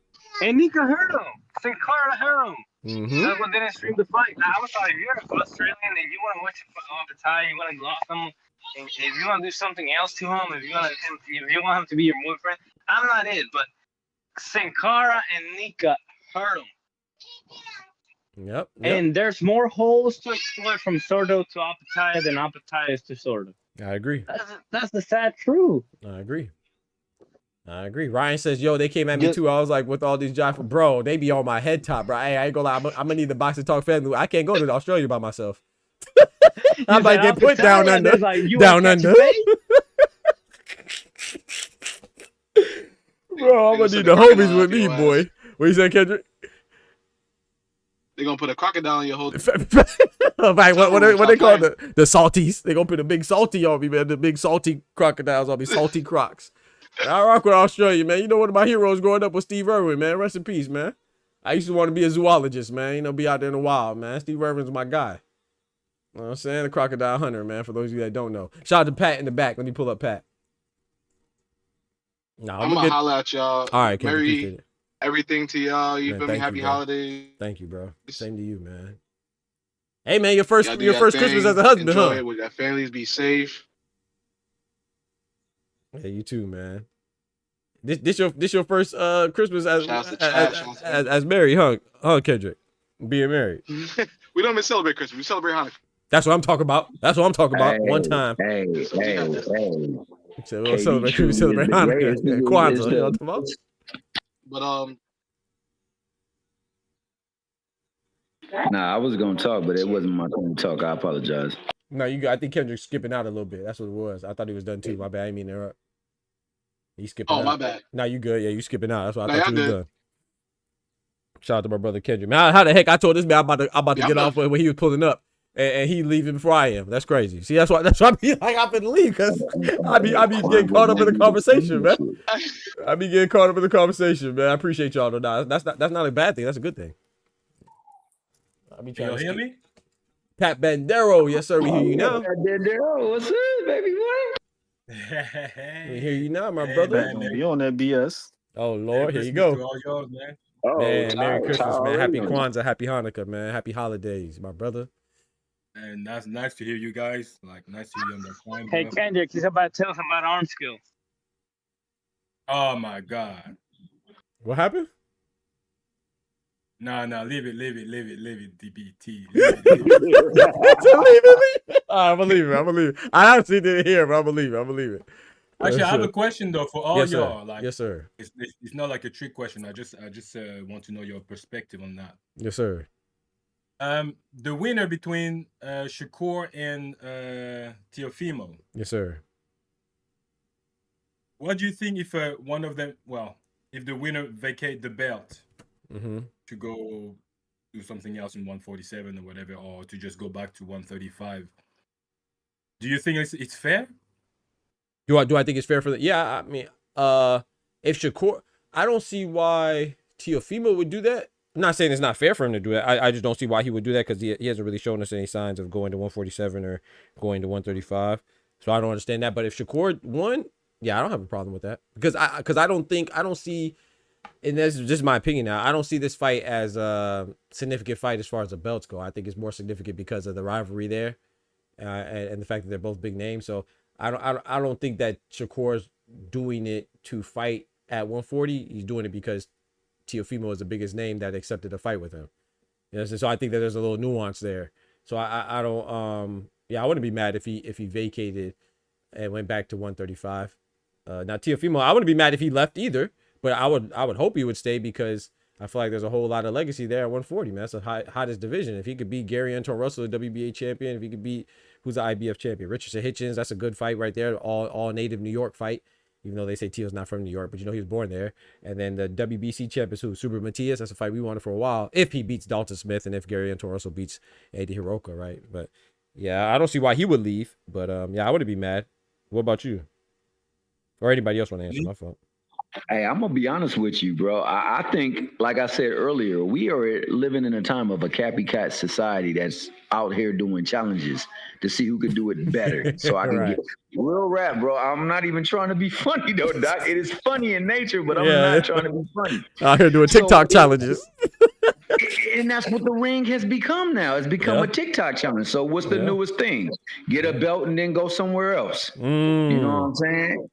Yeah. Become undisputed and then go somewhere else. We don't gotta defend nothing. We just gotta get it. And then it's up to you to try to do it better. True. So you know, I mean, if it were me, I would say defend the title. Okay. Become a champion. Don't become a belt holder. I like that. I like that. So whichever fight that lines up at 40, because that's where it's going to happen, you take on the challenger that has either a mandated opportunity to fight for the championship, but preferably a unification, because there are some champions in there that would love to give you that rack. Yep, Gary Anton Russell said he'll fight Shakur. He said that. Would love to give you that rack. He's one of them. Facts. I tell you what, it'd be awkward for Keyshawn if Shakur moves up, though. It'd be really awkward then. Keyshawn said he going to 147. That's what he said. So he says. So him say. But that's facts, and that's not about legacy. That's about bredacy, or how should I say it? Currency. It's not about legacy. It's about currency. My problem is with the 140, right? Yes, sir. They're saying Teofimo is the man at 140 because he's got the ring belt. I agree. My problem is I cannot tell, from my own opinion, I cannot say Teofimo is the man at 140. Okay. You see? Why is that? He's got the ring belt. But at the same time, I still feel like all of them three, they can get the belt out of Teofimo. I agree. See, so that's why I say like if Shakur or Teofimo like keep the belt or Shakur take the belt, the 140 is still going for me. It's still gonna be the same thing. We're still not gonna know who is the man at 140. I agree. I mean, like we know who the man at 40 is, though. Huh? We know who the man at 40 is. Who's that? Tio. The most consistent guy there, the longest tenured guy there. Yep. The most accomplished guy there, Teofimo Lopez. Yep. Yeah, but at the same time, like I still feel like one of those three that can still beat Tio. You feel like that, but do you know that? Right. No, but that's So what I'm the saying. one thing we do know is he's the longest tenured guy. Yeah. He's the guy that actually defended his belt. Yeah. More than, maybe once or twice. No, I don't think anybody defended it more than once. I think you're right. I don't think anybody. Not yet. Nah. Because Gary Antor Russell, what? This will be his first defense, right? He just got it off Rayo. Subriel Matias, this will be his first defense. He just got it off of Puello. Rich Sanchez has one defense against Cambosos, right? Because he got off of Paro. Yeah, so none of them had more than one, except for Tio. This in the case of Apataya, right? Where he was just there by de facto, right? I personally, that's me. I personally have a problem when there's no unification in one how you call that division type in shit. one division or category, and then we call that guy the man. That's me. No, that's a good point though, Pat. But I think what Ty is saying, not even one unification. Right, but you got to understand too what Ty is saying. Those are two different Those are two different conversations, right? Like being the man. I mean, I see what you're saying. But being the man doesn't mean that you can't be beat. Like, because I agree with you. I think any given Sunday, Subriel Matias could beat Tio. Gary Antor Russell could beat Tio. Richard Sanchez could beat Tio. We don't know who's the best. But I think being the man and being the best are two different things. Like, I think what Ty is talking about is being the man. And I agree. I think Teofimo being the longest decorated champion there and being the longest tenured champion, he's the man. But that does not mean he's the best. It's like remember King Arthur and Camelot? It's like King Arthur's the man, but the best fighter is Lancelot. So you ain't got to be the best to be the man. So I see what you're saying though, because I agree with that. I'm not sure if he's the best, but I do think he's the man. That's more about the best, I would say. Yeah. Because like let's say Shakur beat Tio, so he'll have like let's say the ring belt. Yep. And the so WBO. Then it becomes the man. And let's say it's not he beat the man. Straight away. Who beat the man? Yeah. So let's say if you vacate the belt straight away, then we still have like someone who was the man but hasn't unified. I agree with you. You know what I mean? So yeah. So that's where I'm like, yeah, okay, you're the man, but at the same time, well, at least do like a unification. So I can tell like, okay, you had at least defending and unify your belt, and I can say, yeah, you did something in that 140. But at the minute, like, I feel like they're all good. Do you know what I'm saying? Yeah, facts. This is how I feel. But that's me, Like, this is not like it has to be or it not has to be. So it's me. That's all I wanted to make as a point. No, that's a good question. That's a good point too. I didn't get to answer your question earlier. Like but before I do, I got one more thing to say. I can understand your concerns with Tio, but he not Opataya, like I said before. It's not like he got that status because it was vacated and he was thrown into there with a guy that was past his prime. Maris Bradis. He came up there, fought a couple fights, and then fought the guy that was the man. The guys that you sit there saying, "Oh, I think he might," or "I feel like they can beat him," they weren't relevant during that time. This is guys that came after he already got his supremacy of being the man. So until they beat him, I can't sit there and say, he not the man. It could be him. It could be him. No, he's the guy. I'm not comparing Pitaya and Teofimo. I just feel like that's a completely. No. I made the comparison. Oh, okay. Because with Apataya's case, you can sit there and say, "Nah, that nigga's sort of cold." And it's stuff behind to say that he was up there unifying. He fighting them guys. Come on now. He not. There's a case when you talk about Opataya. But to sit there and say, Tio, Yeah, you're right. You feel. Not a fact. Yeah, I agree with that. I don't like T.O. Now either. to I answer gotta your give him. But what they do is if the scenario was they whoever wins they vacate, I would only be cool with it under a few circumstances. Like if it was Tio, I need you to use that WO super status and go fight the 147 WO champion. Stop playing around because Yeah, I was you're gonna not say fighting the that. unifications. Shakur, I get this is a legacy scalp right here, but what you do next means something. Yeah. I don't want you to go back down to 35 and then go fight some. That's my point. Number 7 on the what was it? What WBC he got? rank. The WC Yeah, rankings. yeah, I'm with you on that. That ain't it for me. I'm trying to fight Conor But Ty, just to argue your point, how many belts did Tio had going in whenever he beat Taylor? And how many belts does he have now? He has 0, now he got 2. Oh, the Ring Magazine belt. Okay, 2. WBO Ring. But how many belts did he have after he beat Taylor? Just 2. Because before he had 0. How many did Taylor had? Taylor only had 2 at the time of fighting Tio.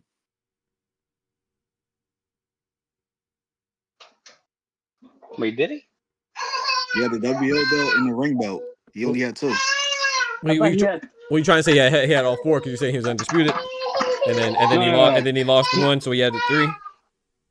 Yeah, he had 4 because he was not undisputed, but like I knew they strip him, and that's why Paulie Malignaggi just keeps saying like, I know Paulie Malignaggi just keeps saying that's why you should be 2-time undisputed because Taylor never lost before you, and the only belt you didn't have at the time was the IBF. The IBF, right? But he lost it. Or Taylor, I'm talking about Taylor. I'm talking about Taylor, yeah. Yeah, because he fought Teal. Right. So I thought he had 4. I could say Floyd Mayweather was undisputed. Right, exactly. Carlos Baldomir won undisputed, but he didn't pay sanctions before the fight. And there's the reason why he didn't get all the belts when he beat Zab. Come on. Z Pacino said, nah, don't come up now. He didn't want to do it to fight Bino. Come on now, Z Pacino, right. He said he wanted to do it and then ain't do it with Tio. But like I said, I don't really care for Tio, especially with the racist antics and stuff like that. But I try my best to compartmentalize, and I do think he's the man. But I think what Pat is saying is valid too. I mean, but that goes back to, y'all know me. Sometimes to my own detriment of big fights, I'm kind of a stickler for, I don't want to say rules, but like it's like Junto. I didn't want Junto to until he demonstrated that he was the best at bantamweight, because there was 4 champions, and until he unified with Ryosuke Nishida, I was like, bro, any one of them could be the best. I think Junto's the best, but like Ty said, it's not enough for me to feel that way. Who is really the man? And then Junto proved it by becoming unified. So I think it's important. Like same with Carolyn Dubois, right? I want Carolyn Dubois to at least be unified before we talk about her fighting Alicia Baumgartner. I mean, not before we talk about it, but just before it actually comes into fruition. But some people are like, hey, don't let fights marinate, because that's true. Carolyn Dubois can mess around and lose. Just like Junto Nakatani can mess around and lose. He can mess around and lose to Sebastian Hernandez. Hell, Inoue can mess around and lose to Picasso, which I don't think that's going to happen, but I'm just saying. So, yeah, you let things marinate for a little bit, you let it cook, then you do have more opportunities to spill the dish. So, it's just different philosophies, I guess. I don't know. I feel like Hitchens can beat Tio. Me too. I also feel like Gary Antoine could stop Tio. Me too. But that's just my notion. That's a feeling I have. They can very well go in that fight and look like Brian Norman Jr. Because everybody felt like he was going to knock Devin the fuck out. Come on, man. You ain't had to go there, bro. So you see my point. This is why I want to see some of them fight. I'm like, it's still going to be like a question in my head. Like, really, we don't know. Yeah, he was the man. But we have, like, you said it, like, I can picture Gary Antoine, like, pissed up Teofimo. Like, I can see Teofimo beat Gary Antoine too. Yep, I can see that too. But that's what I'm saying. That 140, I'm like, man, the dude's got the ring belt for sure. He's the man. But I still think he ain't the man yet. Nah, yeah, I agree with you. Yeah, I agree. I just think when we say those things, you just gotta, like you said, like you did, or like Ty did, you just add some a little bit more specificity and show that you're talking about the man like who is the best. That don't mean that we think he can't lose, you know, because let's be fair too, right? A lot of these people are calling themselves a man in the division because the ring belt, and I like the ring belt, don't get it twisted, but you're really not the man until you're undisputed, man. So that's what that means. You know, we can't water it down, man. The man is the person who's undisputed. Canelo was the man. Bud was the man. You know what I'm saying? We talk about the man of the division, you know, Inoue, Usyk, or whoever else has been, Bivol. That's when you're the man, when you're undisputed. Yeah. But, you know, but if there are 4 separate champions in the division, then we gotta, then that ring is a little heavy, hits a little harder. So I do think that, you know, and he's the longest reigning champion. So for me, he's the man. I agree with Ty, but that doesn't mean that it's synonymous with him being the best. Like, I don't know who's the best because. Yeah. Therefore, like, I agree with Ty whenever he says 147 because, like, everybody thought Brian Norman was the man. After Sasaki, bro, you cannot look at that Sasaki fight and tell me he's not the man. Right. Like but, even. Sorry. No, but I was just gonna say like Theo, like right now that we're talking about it, like you're not on this, like Inoue, you can, like, there's people hating on Inoue. I don't hate on Inoue. I just get valid points. Like, his toughest opposition has been MJ, and right now Picasso, because those are the highest ranked guys. And I think Junto has the toughest opposition this weekend. Yep, Sebastian Hernandez. Like it or not, that's what it is. Like Sebastian Hernandez doesn't have questionable wins. Picasso has 2 at least. Yep. I don't know how he beat Azat Hovhannisyan. That was a robbery right there. I don't know either. I think that was crazy. That was a gift for sure. Before Christmas. But it's like Inoue, like you cannot, like, there's people saying, oh, Inoue don't deserve to be top 3 pound for pound because he hasn't beat nobody. You cannot be 2-time undisputed without not beating nobody. I agree. Those are the men in your division. It is what it is, like it or not. If it's so easy, why has nobody else done it before you? Now.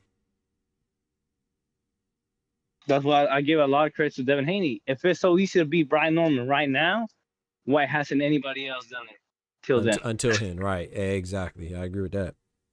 Like also, like, you see, let's say what's his name, Subriel Matias. Let's say he wins against Dalton Smith. Mm-hmm. Yeah.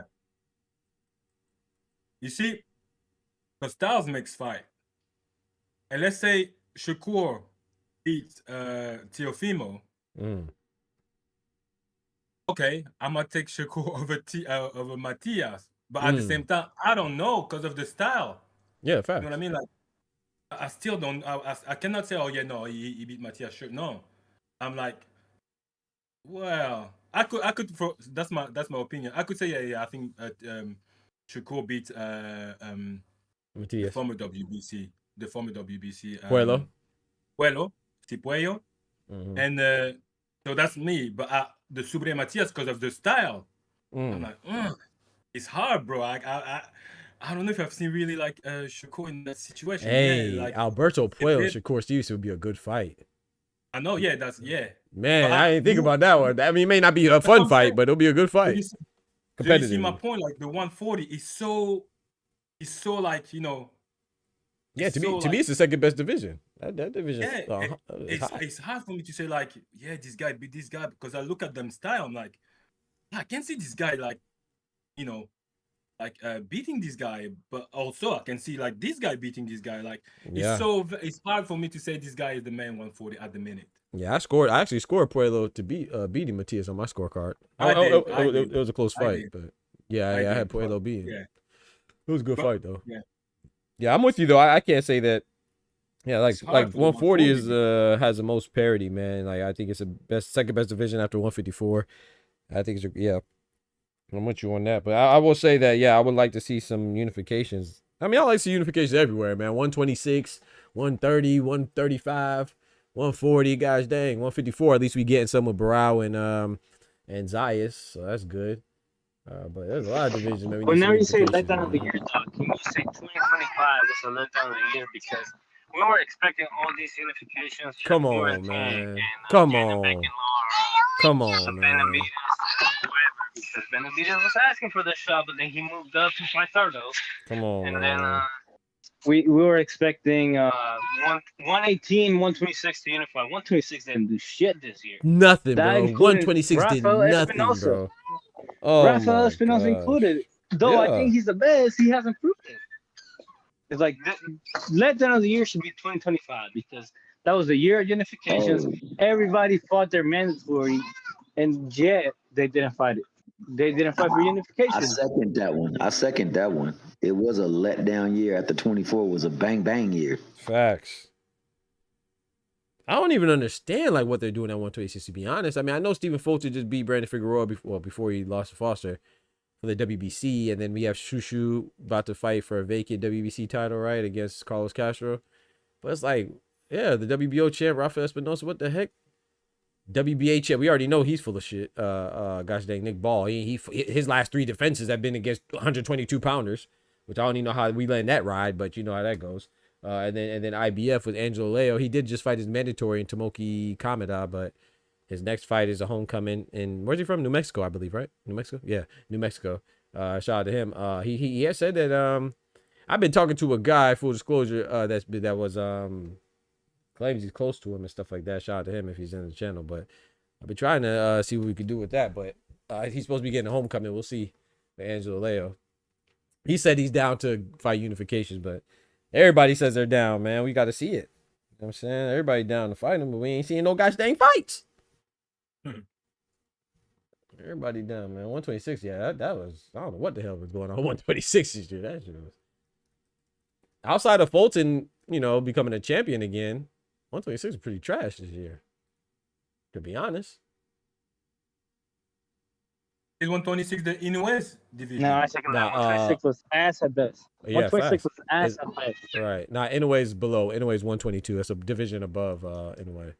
126 is WBO champion El Divino Espinosa, Rafael Espinosa, Mexican champion, IBF champion Angelo Leo, American champion.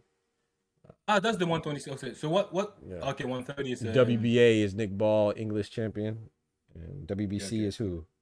It's vacant because Steve Fulton gone. 130, yeah, 130 has another UK champion, Jazza Dickens, though he just was elevated since Stephen Fulton vacated his belt for the WBA. Not Stephen Fulton, sorry. Lamont Rose. When Lamont Rose fought Isa Pipa Cruz, he vacated his WBA 130-pound belt. Jazza Dickens was elevated. So Oshiki Foster was talking about fighting him. Yeah, we might get 2 unifications at 130 this year because if Oshiki Foster can get Jazza Dickens, I think it's a good fight. Maybe not be a good fight competitively, but I'm saying just for unification. That's good. And then we already have Emmanuel Navarrete, who has a WBO going against Sugar Nunez at IBF. Yeah, they're unifying. So, which I don't understand how they let that ride, but apparently the Filipino Charlie Suarez got some step aside money. So, no disrespect to Charlie Suarez, but I'm I was mad for him. But if you're gonna take the step aside money, I'm actually happy that we get to see some unifications because Navarrete versus Nunez is gonna be fire. I'll tell you that. That's gonna be a good fight right there. Oh man, you don't think so? I think that's gonna be a great fight. I'm rooting for Nunez. Is it not be rusty that Navarrete? No, I second that. I second that, but I have Navarrete slightly winning. Yeah, I think Navarrete should be the favorite, but I'm going for Nunez. Navarrete be rusty? He might be. I mean, he might be. Oh, hey, that's on him. I tell you what, he's not going to come in the same way he did with Charlie Suarez. I tell you that. What was that Liam Walsh that he fought? He hasn't looked good since that fight. Was it Liam Walsh? Yeah. The Australian, was it? Yeah, Liam Walsh. Yeah. Yeah, Navarrete has been looking strange recently. yeah. Charlie Suarez, he didn't look good. But who did he fight before Charlie Suarez though? That was Oscar Valdez rematch, right? I think before Valdez rematch, and before then, I thought it was Kensei Sao, which I thought he lost that fight as well too. And that was a draw, right? Hey, yep. You know, Consensao is a problem for everybody, I think. I mean, Facts. the dude, I know he's not champion, whatever, but it's just the style. That his style is so awkward that everybody struggle with him. Like, I mean, not everybody. Shakur dog walked. That's true, Thomas. That's true. T Hill said Shakur dog walked through. That's true. But I do believe that he landed more shots than that CompuBox said, dog. I know I counted 6 body shots landed in the first round. They said that nigga landed all of 9. I said, fudge, was y'all watching? That CompuBox, man, you can't trust that. Yeah, he obviously, like, you know, there's no doubt that he beat him, but it's not like I've seen him like I don't feel it was a wash. I don't feel like it was a wash. You don't think that he got washed by Shakur? Which rounds did you give? Which rounds did you give Kensei? No, as I said, like he's definitely win, like no problem. But it's not like man, I've seen Shakur like washing people. Like, Okay, I feel you, Pat, because like we do have like a difference of barrier from regions. So I'll say this: when we wash things, we get things really clean. I think that Shakur cleanly won every round. So it wasn't like he dominated, like to the point Oh where. yeah. I agree. But I But thought, still, like it's still like I think it's because of the style again because it's an orthodox guy. It feels like you still feel like Shakur still had to be thinking all the time. You know what I mean? Like it wasn't like a walk in the. That's my opinion, but. No, I agree with what you're saying too. When I mean watch, it's like today when I said politics, it probably wasn't the best term to use because it has to be all encompassing. But in the same breath, my man was not trying to make fights for Shakur, and Shakur was on his way out. I mean, while he was his best prospect, his best champion, his best contender, he didn't mess with him. He didn't give him the respect that he deserves. So it's not easy for them to get that fight, especially if he knows he's on the way out. And I believe Bob knew that Shakur was going to be on the way out. So it would have been hard for Loma to get that fight with him. And if I can't get a chance at undisputed, I don't really want to fight because that's what I wanted to be. I wanted to be undisputed. I wanted to be one of these people who could say that throughout my career, I was one of very few who can claim to have held all 4 belts. So I mean, I don't consider it a duck in that regard because it would. You wanted better be against Bivol. That's what you wanted. Better be against Bivol. Clearly, it represents what you said. Better be being able to fight. He had the most belts going into the fights. Better be had the in both cases in the rematch also because he was undisputed. Yeah, he had 3 and Bivol had 1, right? Yeah, he had 3. Well, Bivol had the IBO though. Hold on, he had the IBO too. You know what I'm talking about? Hey, let's give a little bit of respect to the IBO. You know what I'm saying, Pat? You feel me, Pat? They be disrespecting the IBO, man. Come on, man. At one time, IBO was one of the belts that they were really trying to push to get recognized because some of the tomfoolery of the other. Because you got to realize that we're all human, man. So we gonna make mistakes. We're gonna be error. We're not error proof. We're error prone. So I like that. I never heard that one before. I like that one, bro. But, and as people, we're gonna do things that probably gonna favor us and our ideologies, but maybe not the best for everyone. Right. And it's hard to find an economy where you can appease and benefit everyone. But I think that that's why everybody else has to balance it out, and they're not doing it either. Everybody is going the route of making mistakes to the benefit of their own. So we got to have something to govern them. And that's why I say it should be bodies put together that watch and sanction the sanctioning bodies, sanction the judging, sanctioning the refereeing, sanctioning every part and aspect of boxing, because you got people losing their lives either in the ring or after they have exited the ring. And that's not a joke. And there's nothing for their families. That's a fact, man. 100%. Fellas, man, I'm finna go ahead and slide real quick, though, man. Go ahead, Pat. I'm finna slide. Go ahead, I just want to give you a shout out to you because of that Golden Boy stuff, bro. Like, thank you, bro. That Golden Boy video is fire. I'm like, man, thank you, bro. Damn, the doctor was telling you that like a couple weeks ago, and when you were saying that, you were saying like, I don't want to be like, you were quite humble when you said it. Like, you were like, I don't want to like, make it like 100% things, but watch this, and I'm like, man, appreciate it, bro. Oh, like no, that one was fire. Man, thank you, man. I appreciate it, bro. Shout out to my brother. I have to give you flowers, bro. Man, thank you, man. Appreciate you, bro.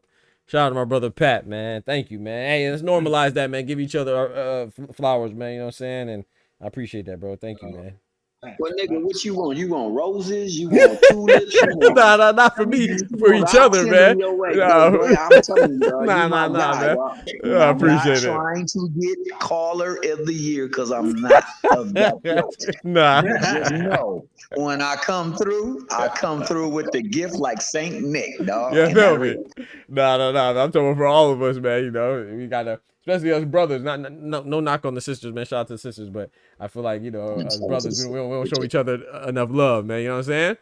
We be worried about the no Diddy and the glazing and all this stuff, man. Show each other love, man. I appreciate that, man. So shout out to y'all boys, man. I'm finna go ahead and slide though, man. Hey, before you slide, bro, I need you to, in some way, shape, or form, put your Zelle so I can sell you that bread that I owe you. You owe me? What you owe me for? Yeah, I was given the courtesy of a pass, so to speak, a guest pass one day, and I wasn't supposed to be there, but because I couldn't make the comment. Something has happening with the connection where I couldn't talk to. I believe it was Oster. Okay. And Ty brought me up. So. Oh yeah, he trying to get that membership. Oh, yeah, appreciate it, bro. Man, I don't have a freaking. I don't have Zelle though, man. But nah, you good, bro. Yeah, you good, man. Exactly. My bank don't take Zelle, man. Bum my bank. You know I try. You know me, bro. Hey, get into the money, I'm always try to get it. You know, but my bank don't take Zelle. So I know because we praising God. You know I'm talking about praise God to get money. But I'm gonna switch my bank account soon. You know, I just not recently moved, but I moved like within the last about a year and a half now. So I'm probably gonna switch my bank anyway. So, but yeah, you good though, man. All I got is a Cash App, and PayPal and stuff like that. I had Cash App, bro, but my Cash App got defunct, bro. Somebody was over there trying to break in, like what you call that movie, Dead Presidents? They tried to they was out try to hit you with that Lorenz Tate, huh? Man, you know what I'm saying? So I'm defunct right now. I can't hit it on that one. You good, man. You good, man. It's all good, man. I appreciate you, bro. Shout out to you though for being. I honestly don't even remember, man. But yeah, shout out to Ty. Shout out to you. I appreciate y'all. You wouldn't remember, but thank God, thank the good Lord that you saw fit in your infinite wisdom to empower him to do some things, and he was able to let me be a part of the conversation. Hey, man, always, man. Always. You always invited, man. You always invited, man. So yeah, that's sometimes you got to bring a plate, dog. And I was there without bringing a plate, dog. And I guess the napkins and the silverware didn't work, dog. But yeah, man. Everybody's always invited, man, especially you. So I appreciate it, man. But yeah, let's do the closing words. I'm tripping, man. Go ahead. We're gonna start from the bottom. We're gonna let Thomas go, and then we're gonna go to Pat, and then Oscar, and then Mari. Starting from the bottom, now I'm here. Hey, all I gotta say is this, bro. 2025 definitely should be nominated for a letdown of the year because it started with such great promises, and it ended with a litany of things that could have led to a series of unfortunate events. Unfortunately, there's no limiting snippets up in this piece, and there's actual real life folk, and sometimes real life folk do things that allow for other real life folk to capitalize on, and sometimes they get capitalized off of. So with that being said, 2026 is the year coming up. Hopefully we get there. Hopefully everyone will be safe going into the transition to the next one. I don't know if this will be the last one before the new year, but I do say this. If I don't speak to anybody in that time, and Merry Christmas, Happy Kwanzaa, Mazel Tov, and all the other stuff that goes along with the holiday. If you're celebrating with your family, man, love on your family, appreciate your family, because no time is given to us, only the present. Amen. And so with that, Merry Christmas to folks. And if I don't see you going into the New Year's, hope that everything will be smooth for you guys this New Year. And let's get these Mickey Fricky fights so we could put these Mickey Fricky narratives to Mickey Fricky. And if we are of melanated origin, let's not tear down our melanated folks. The world loves to do that on a regular basis. Remember, somebody went into a church, asked the church of melanated people to pray for them, and while they prayed, laid them down, pulled out some semi-automatic and sprayed them, and left only some alive so that they could tell the story. And when the police came, they said, "You were a victim too. Let's take you to Burger King. Here's to the Whopper." And on that note, I'm out. Everybody on this panel, everybody in that chat, man, I wish you nothing but the best. Mari, next door, make sure you are ding dong the next time you come and hit that like button. You know what I'm talking about? Smack that like button, man. Yep. That's crazy, man. Shout out to my brother Thomas, man. Go ahead, Pat. Bandero. Thomas, what can I say after that, bro? I'm telling you, that was great. Should have said hit for last. No, I'll make it simple. Like, hey, man, just one thing. Let's stick boxing to boxing. Let's appreciate what we have. Hope to get more. i.e. DBT. We have to appreciate the family there. So knowing that we're going to get more. So shout out to you, Doctor, for that. Man, thank you. Shout bro. out to all y'all, like, for sticking with the duck, like staying staying as a family. And yeah, 2025. Let's be happy we made it. Amen. Well, nearly. Yeah. In 2026, gonna get better. 2027 even better, and that's what we have to hope, bro. Amen. But most important thing is appreciate what we have. That's the most Amen. important, It's a because fact. people don't even appreciate what they actually have. So yeah, man. Shout out to all y'all, and yeah, God bless, man. Most important. Yes, God sir. bless. God bless you too, Oh man. yeah, Thank Doc. you for the Before you go words. to anybody else, man, I want you to say a prayer also for Oscar Perez family, man, because I did not know that they had that ordeal that they had to deal with, man. You know, Absolutely. this is a time for family to be together, and unfortunately, a significant part of his family can't be with him. So, bro, when you close out, definitely say a prayer on his behalf. Yes, sir. Go ahead, Oscar. All right. Appreciate it, Thomas. Appreciate it, Pat. But we got to say, ho, ho, ho. 2025 is over. Looking forward to 2026. Bro, this is life. Shit happens. You fall down, you got to get up. You can't be down. If you stay down, you're weak. Simple as that. But aside from that, Doc, appreciate you, bro. Like, this is the second year in a row I'm being at Christmas with you. And everybody else, hey, have a good Christmas. If you have nothing to be thankful you're breathing. That's Amen. all I got to say. Amen. Hang on the mistletoe. Shout out to Oscar, man. Great word. Mari, what's up, man? What's The good, youth. What's good, man? Give me some good words, man, before we close it out. Hold it down for the young people. Let me think. Like happy Hanukkah, Hey. happy everything to everybody, every religion, and it's been a while since I came, but I'm back, and I wish everybody a happy New Year. Amen, bro. I like that, man. Shout out to the young king, Omari. Shout out to the young king, indeed. The best Shout heavyweight of all out. Shout out. Wait, what'd you say? What'd you say, Mari? Joseph Parker is the best heavyweight of all time. Oh yeah, we about to get you up out of here. Yeah, don't even worry about it. Yeah. Just get you that, and then you have to go ruin it, bro. He had to ruin it, bro. Yeah, go and get you up out of here, man. That's crazy. My brother Ty, man. Go ahead and close it out for us, man. Two folks said I'm back. That was good, man. Was about to join up, but had ended. Oh, okay. End up hitting the road. Okay, two folks. Okay, but I thought it was something I was doing wrong at first. So, all right, man. Shout out to you, bro. Hopefully, you made it safely too, man. Hopefully, you had a safe trip, or if you're still driving, have a safe trip. Ty, my guy. Go ahead and bring us up out of here, man. I just want everybody in the boxing space, in the boxing world, leave that bitch ass energy in 2025. I need for all the boxers that look like me, come from a background like me. We need to move more discipline. We can't have some of these missteps that we had this prior year.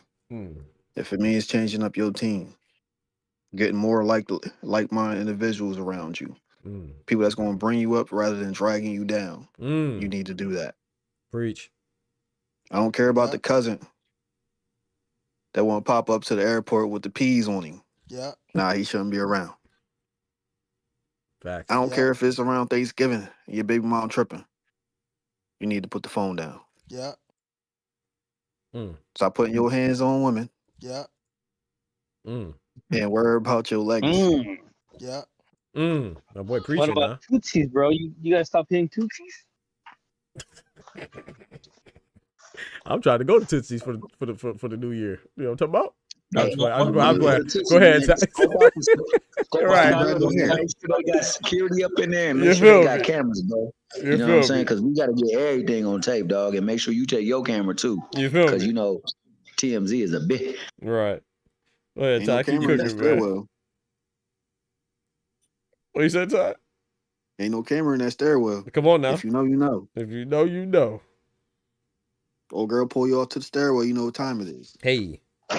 Just don't be on tank timing. Just don't do it.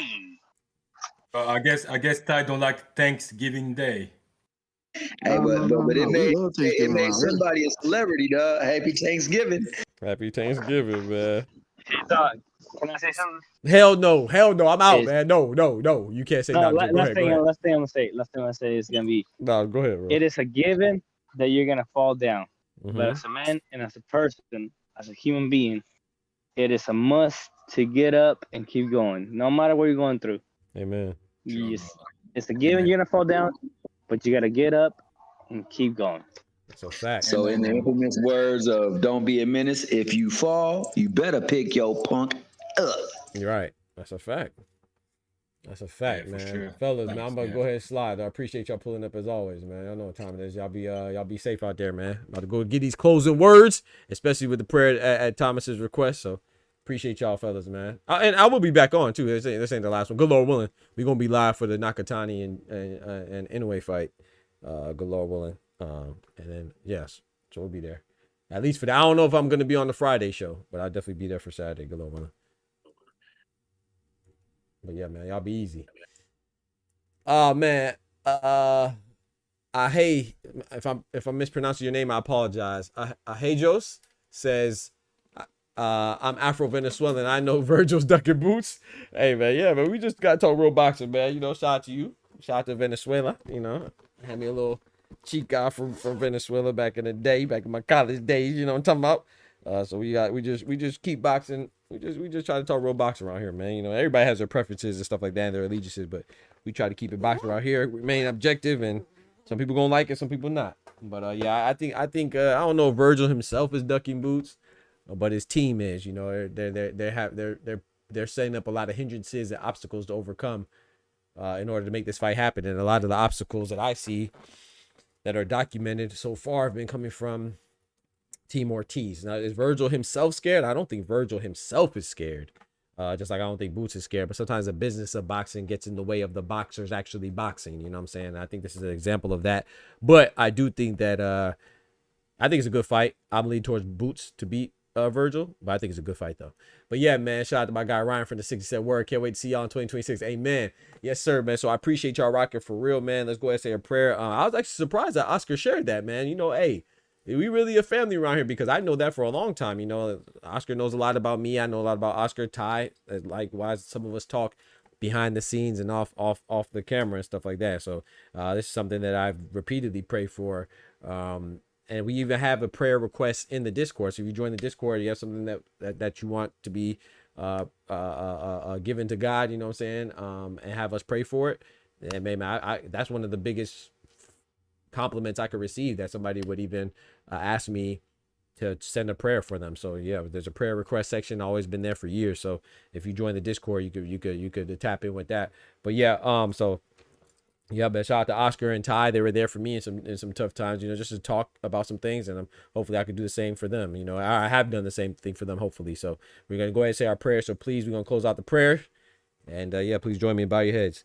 Dear Heavenly Father, Lord, we just want to thank you for bringing us here, approaching another Christmas day, Lord. And let's not forget what the Christmas spirit is about. It's not just about receiving gifts. It's not even just about giving gifts, but it's about love and kindness and acknowledging the gift that you give us all while we celebrate. And that is another moment and another chance at life. So we just want to thank you for that, Lord. We want to think about the ultimate sacrifices that people make for us, you know, religiously, you know, and speaking biblically, and even in our everyday life, speaking of our loved ones that sacrifice so much for us, particularly those mothers out there that are great mothers, the fathers out there that are great fathers, great brothers and sisters, and in any capacity that you look out for somebody. You know, we just want to amplify those voices and represent those people well, you know, and be a beacon of light in this world that could be so very much dark. You know, we just want to send prayers up for those of us that have family members that are not reachable in the physical. We just want to pray that they're safe. We want to pray that they're happy. We want to pray that they're warm, their bellies are full, and they're able to just make it to another day and feel our love as we send it out to them, Lord. And we just ask that you make sure that in 2026, even maybe before that, we could be together again if we are separated. We just want to ask that you shower us in your blessings. You give us renewed strength every single day, and you bless all of us, you know, not just the BTF family, but all of us. We're all the family, you know, all God's family. So we thank you for your love. We ask for your continuous blessings. We ask for emotional health, financial health, physical health, spiritual health, and peace, love, and happiness. In Jesus' name, Amen. So that's it right there for Dr. Boxing Talk on today, Christmas Eve, man. I will be back live. I'm not sure if I'll be live for Friday, the day after Christmas, but I will be live for the fight on December 27th, good Lord willing, as long as God gives me that day to see, between Naya Inoue and David Picasso, you know, featuring Junto Nakatani, Sebastian Hernandez. It's going to be a great card, so we'll be live for that. But if y'all can't make it, it's all good, man. I just want to wish y'all a happy Kwanzaa, happy Hanukkah, Merry Christmas, and overall happy holidays, man. I appreciate y'all rocking as always, for real. Shout out to everybody that pulled up on the panel. Oh, let's go ahead and show the love. Shout out to Clone for showing some love in the Cash App with the $20. I appreciate you. Shout out to my brother Oscar with the $2. Shout out to my brother Ty with the $20. Shout out to Peel Out for joining at the Boxing Talk graduate level, man. Welcome the new member. I appreciate you. Shout out to Oscar with the $20. Shout out to Clone for the $5. Shout out to Ryan for the renewing of his subscription and membership for 15 months, baby. Shout out to him, man. Ryan Boxing Talk up north. Ryan from the 6. I appreciate y'all rocking as always, man. Shout out to everybody, man. Y'all, hey, give somebody a hug, man. Tell somebody that you love them. You feel me? Appreciate y'all rocking as always. Thank y'all for the compliments. Thank y'all for the love. We out. Don't forget to smack that like button. But most importantly, remember, with God, we can do anything. Without God, we're nothing. The doctor's out. Peace. Summer to college, both worlds they had to meet. 6 degrees between us, so cold, we're about to freeze. But we're Florida boys, hot takes, we bring the heat. We're moving the culture, the engineers to the streets.